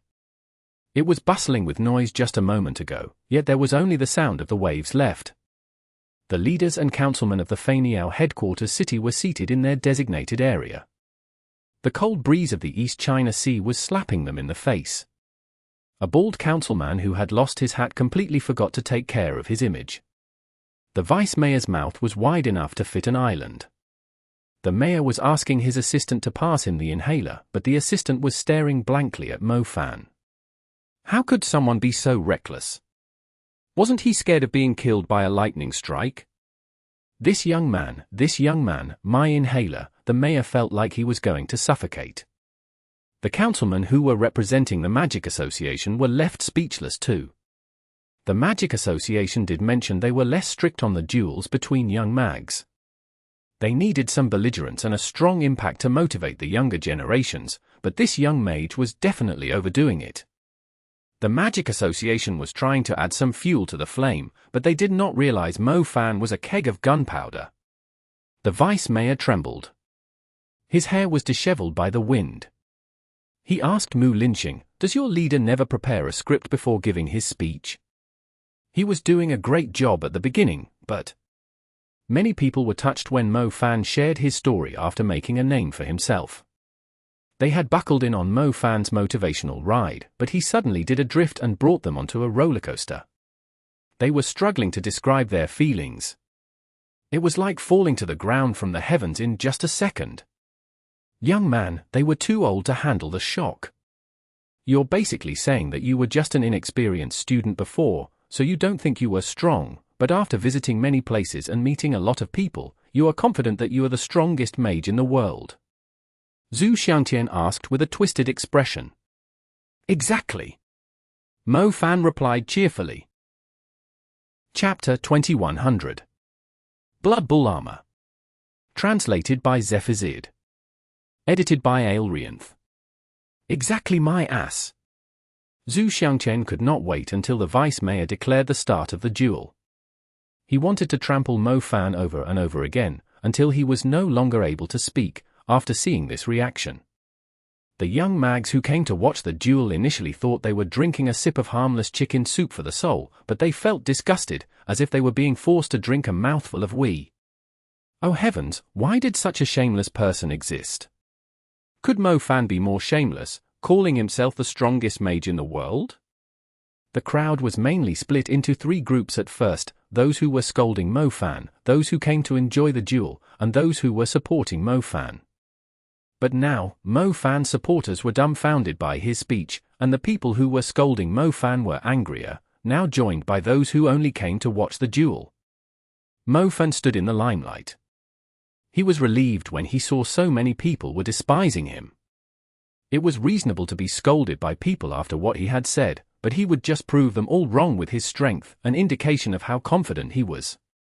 Xiangtian was just a nobody.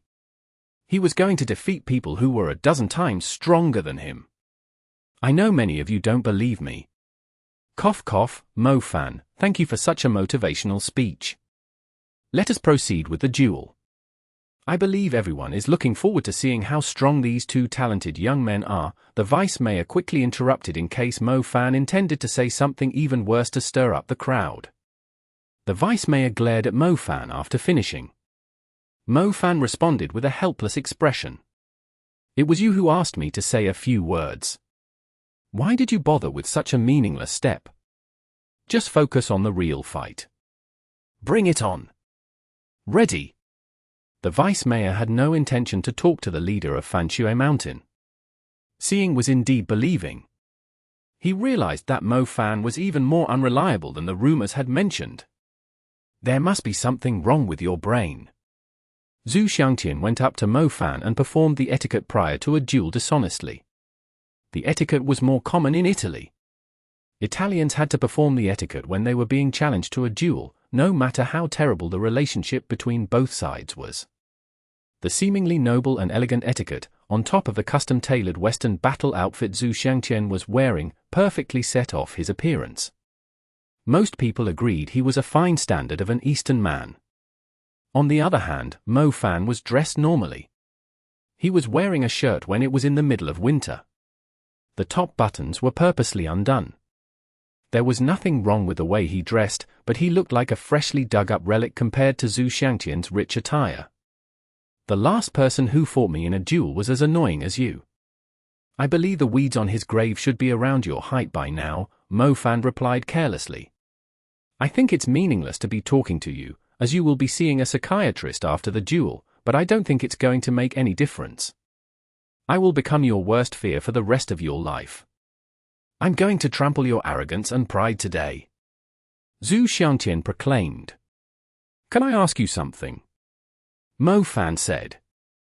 Xiangtian was about to make his move when Mo Fan interrupted with a stern tone.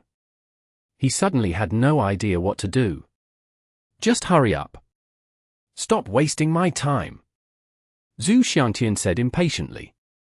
Did you hire people to impersonate me and do those shameless acts? Mo Fan asked directly. Xiangtian was amused. There was indeed something wrong with this idiot's brain. So what if I did?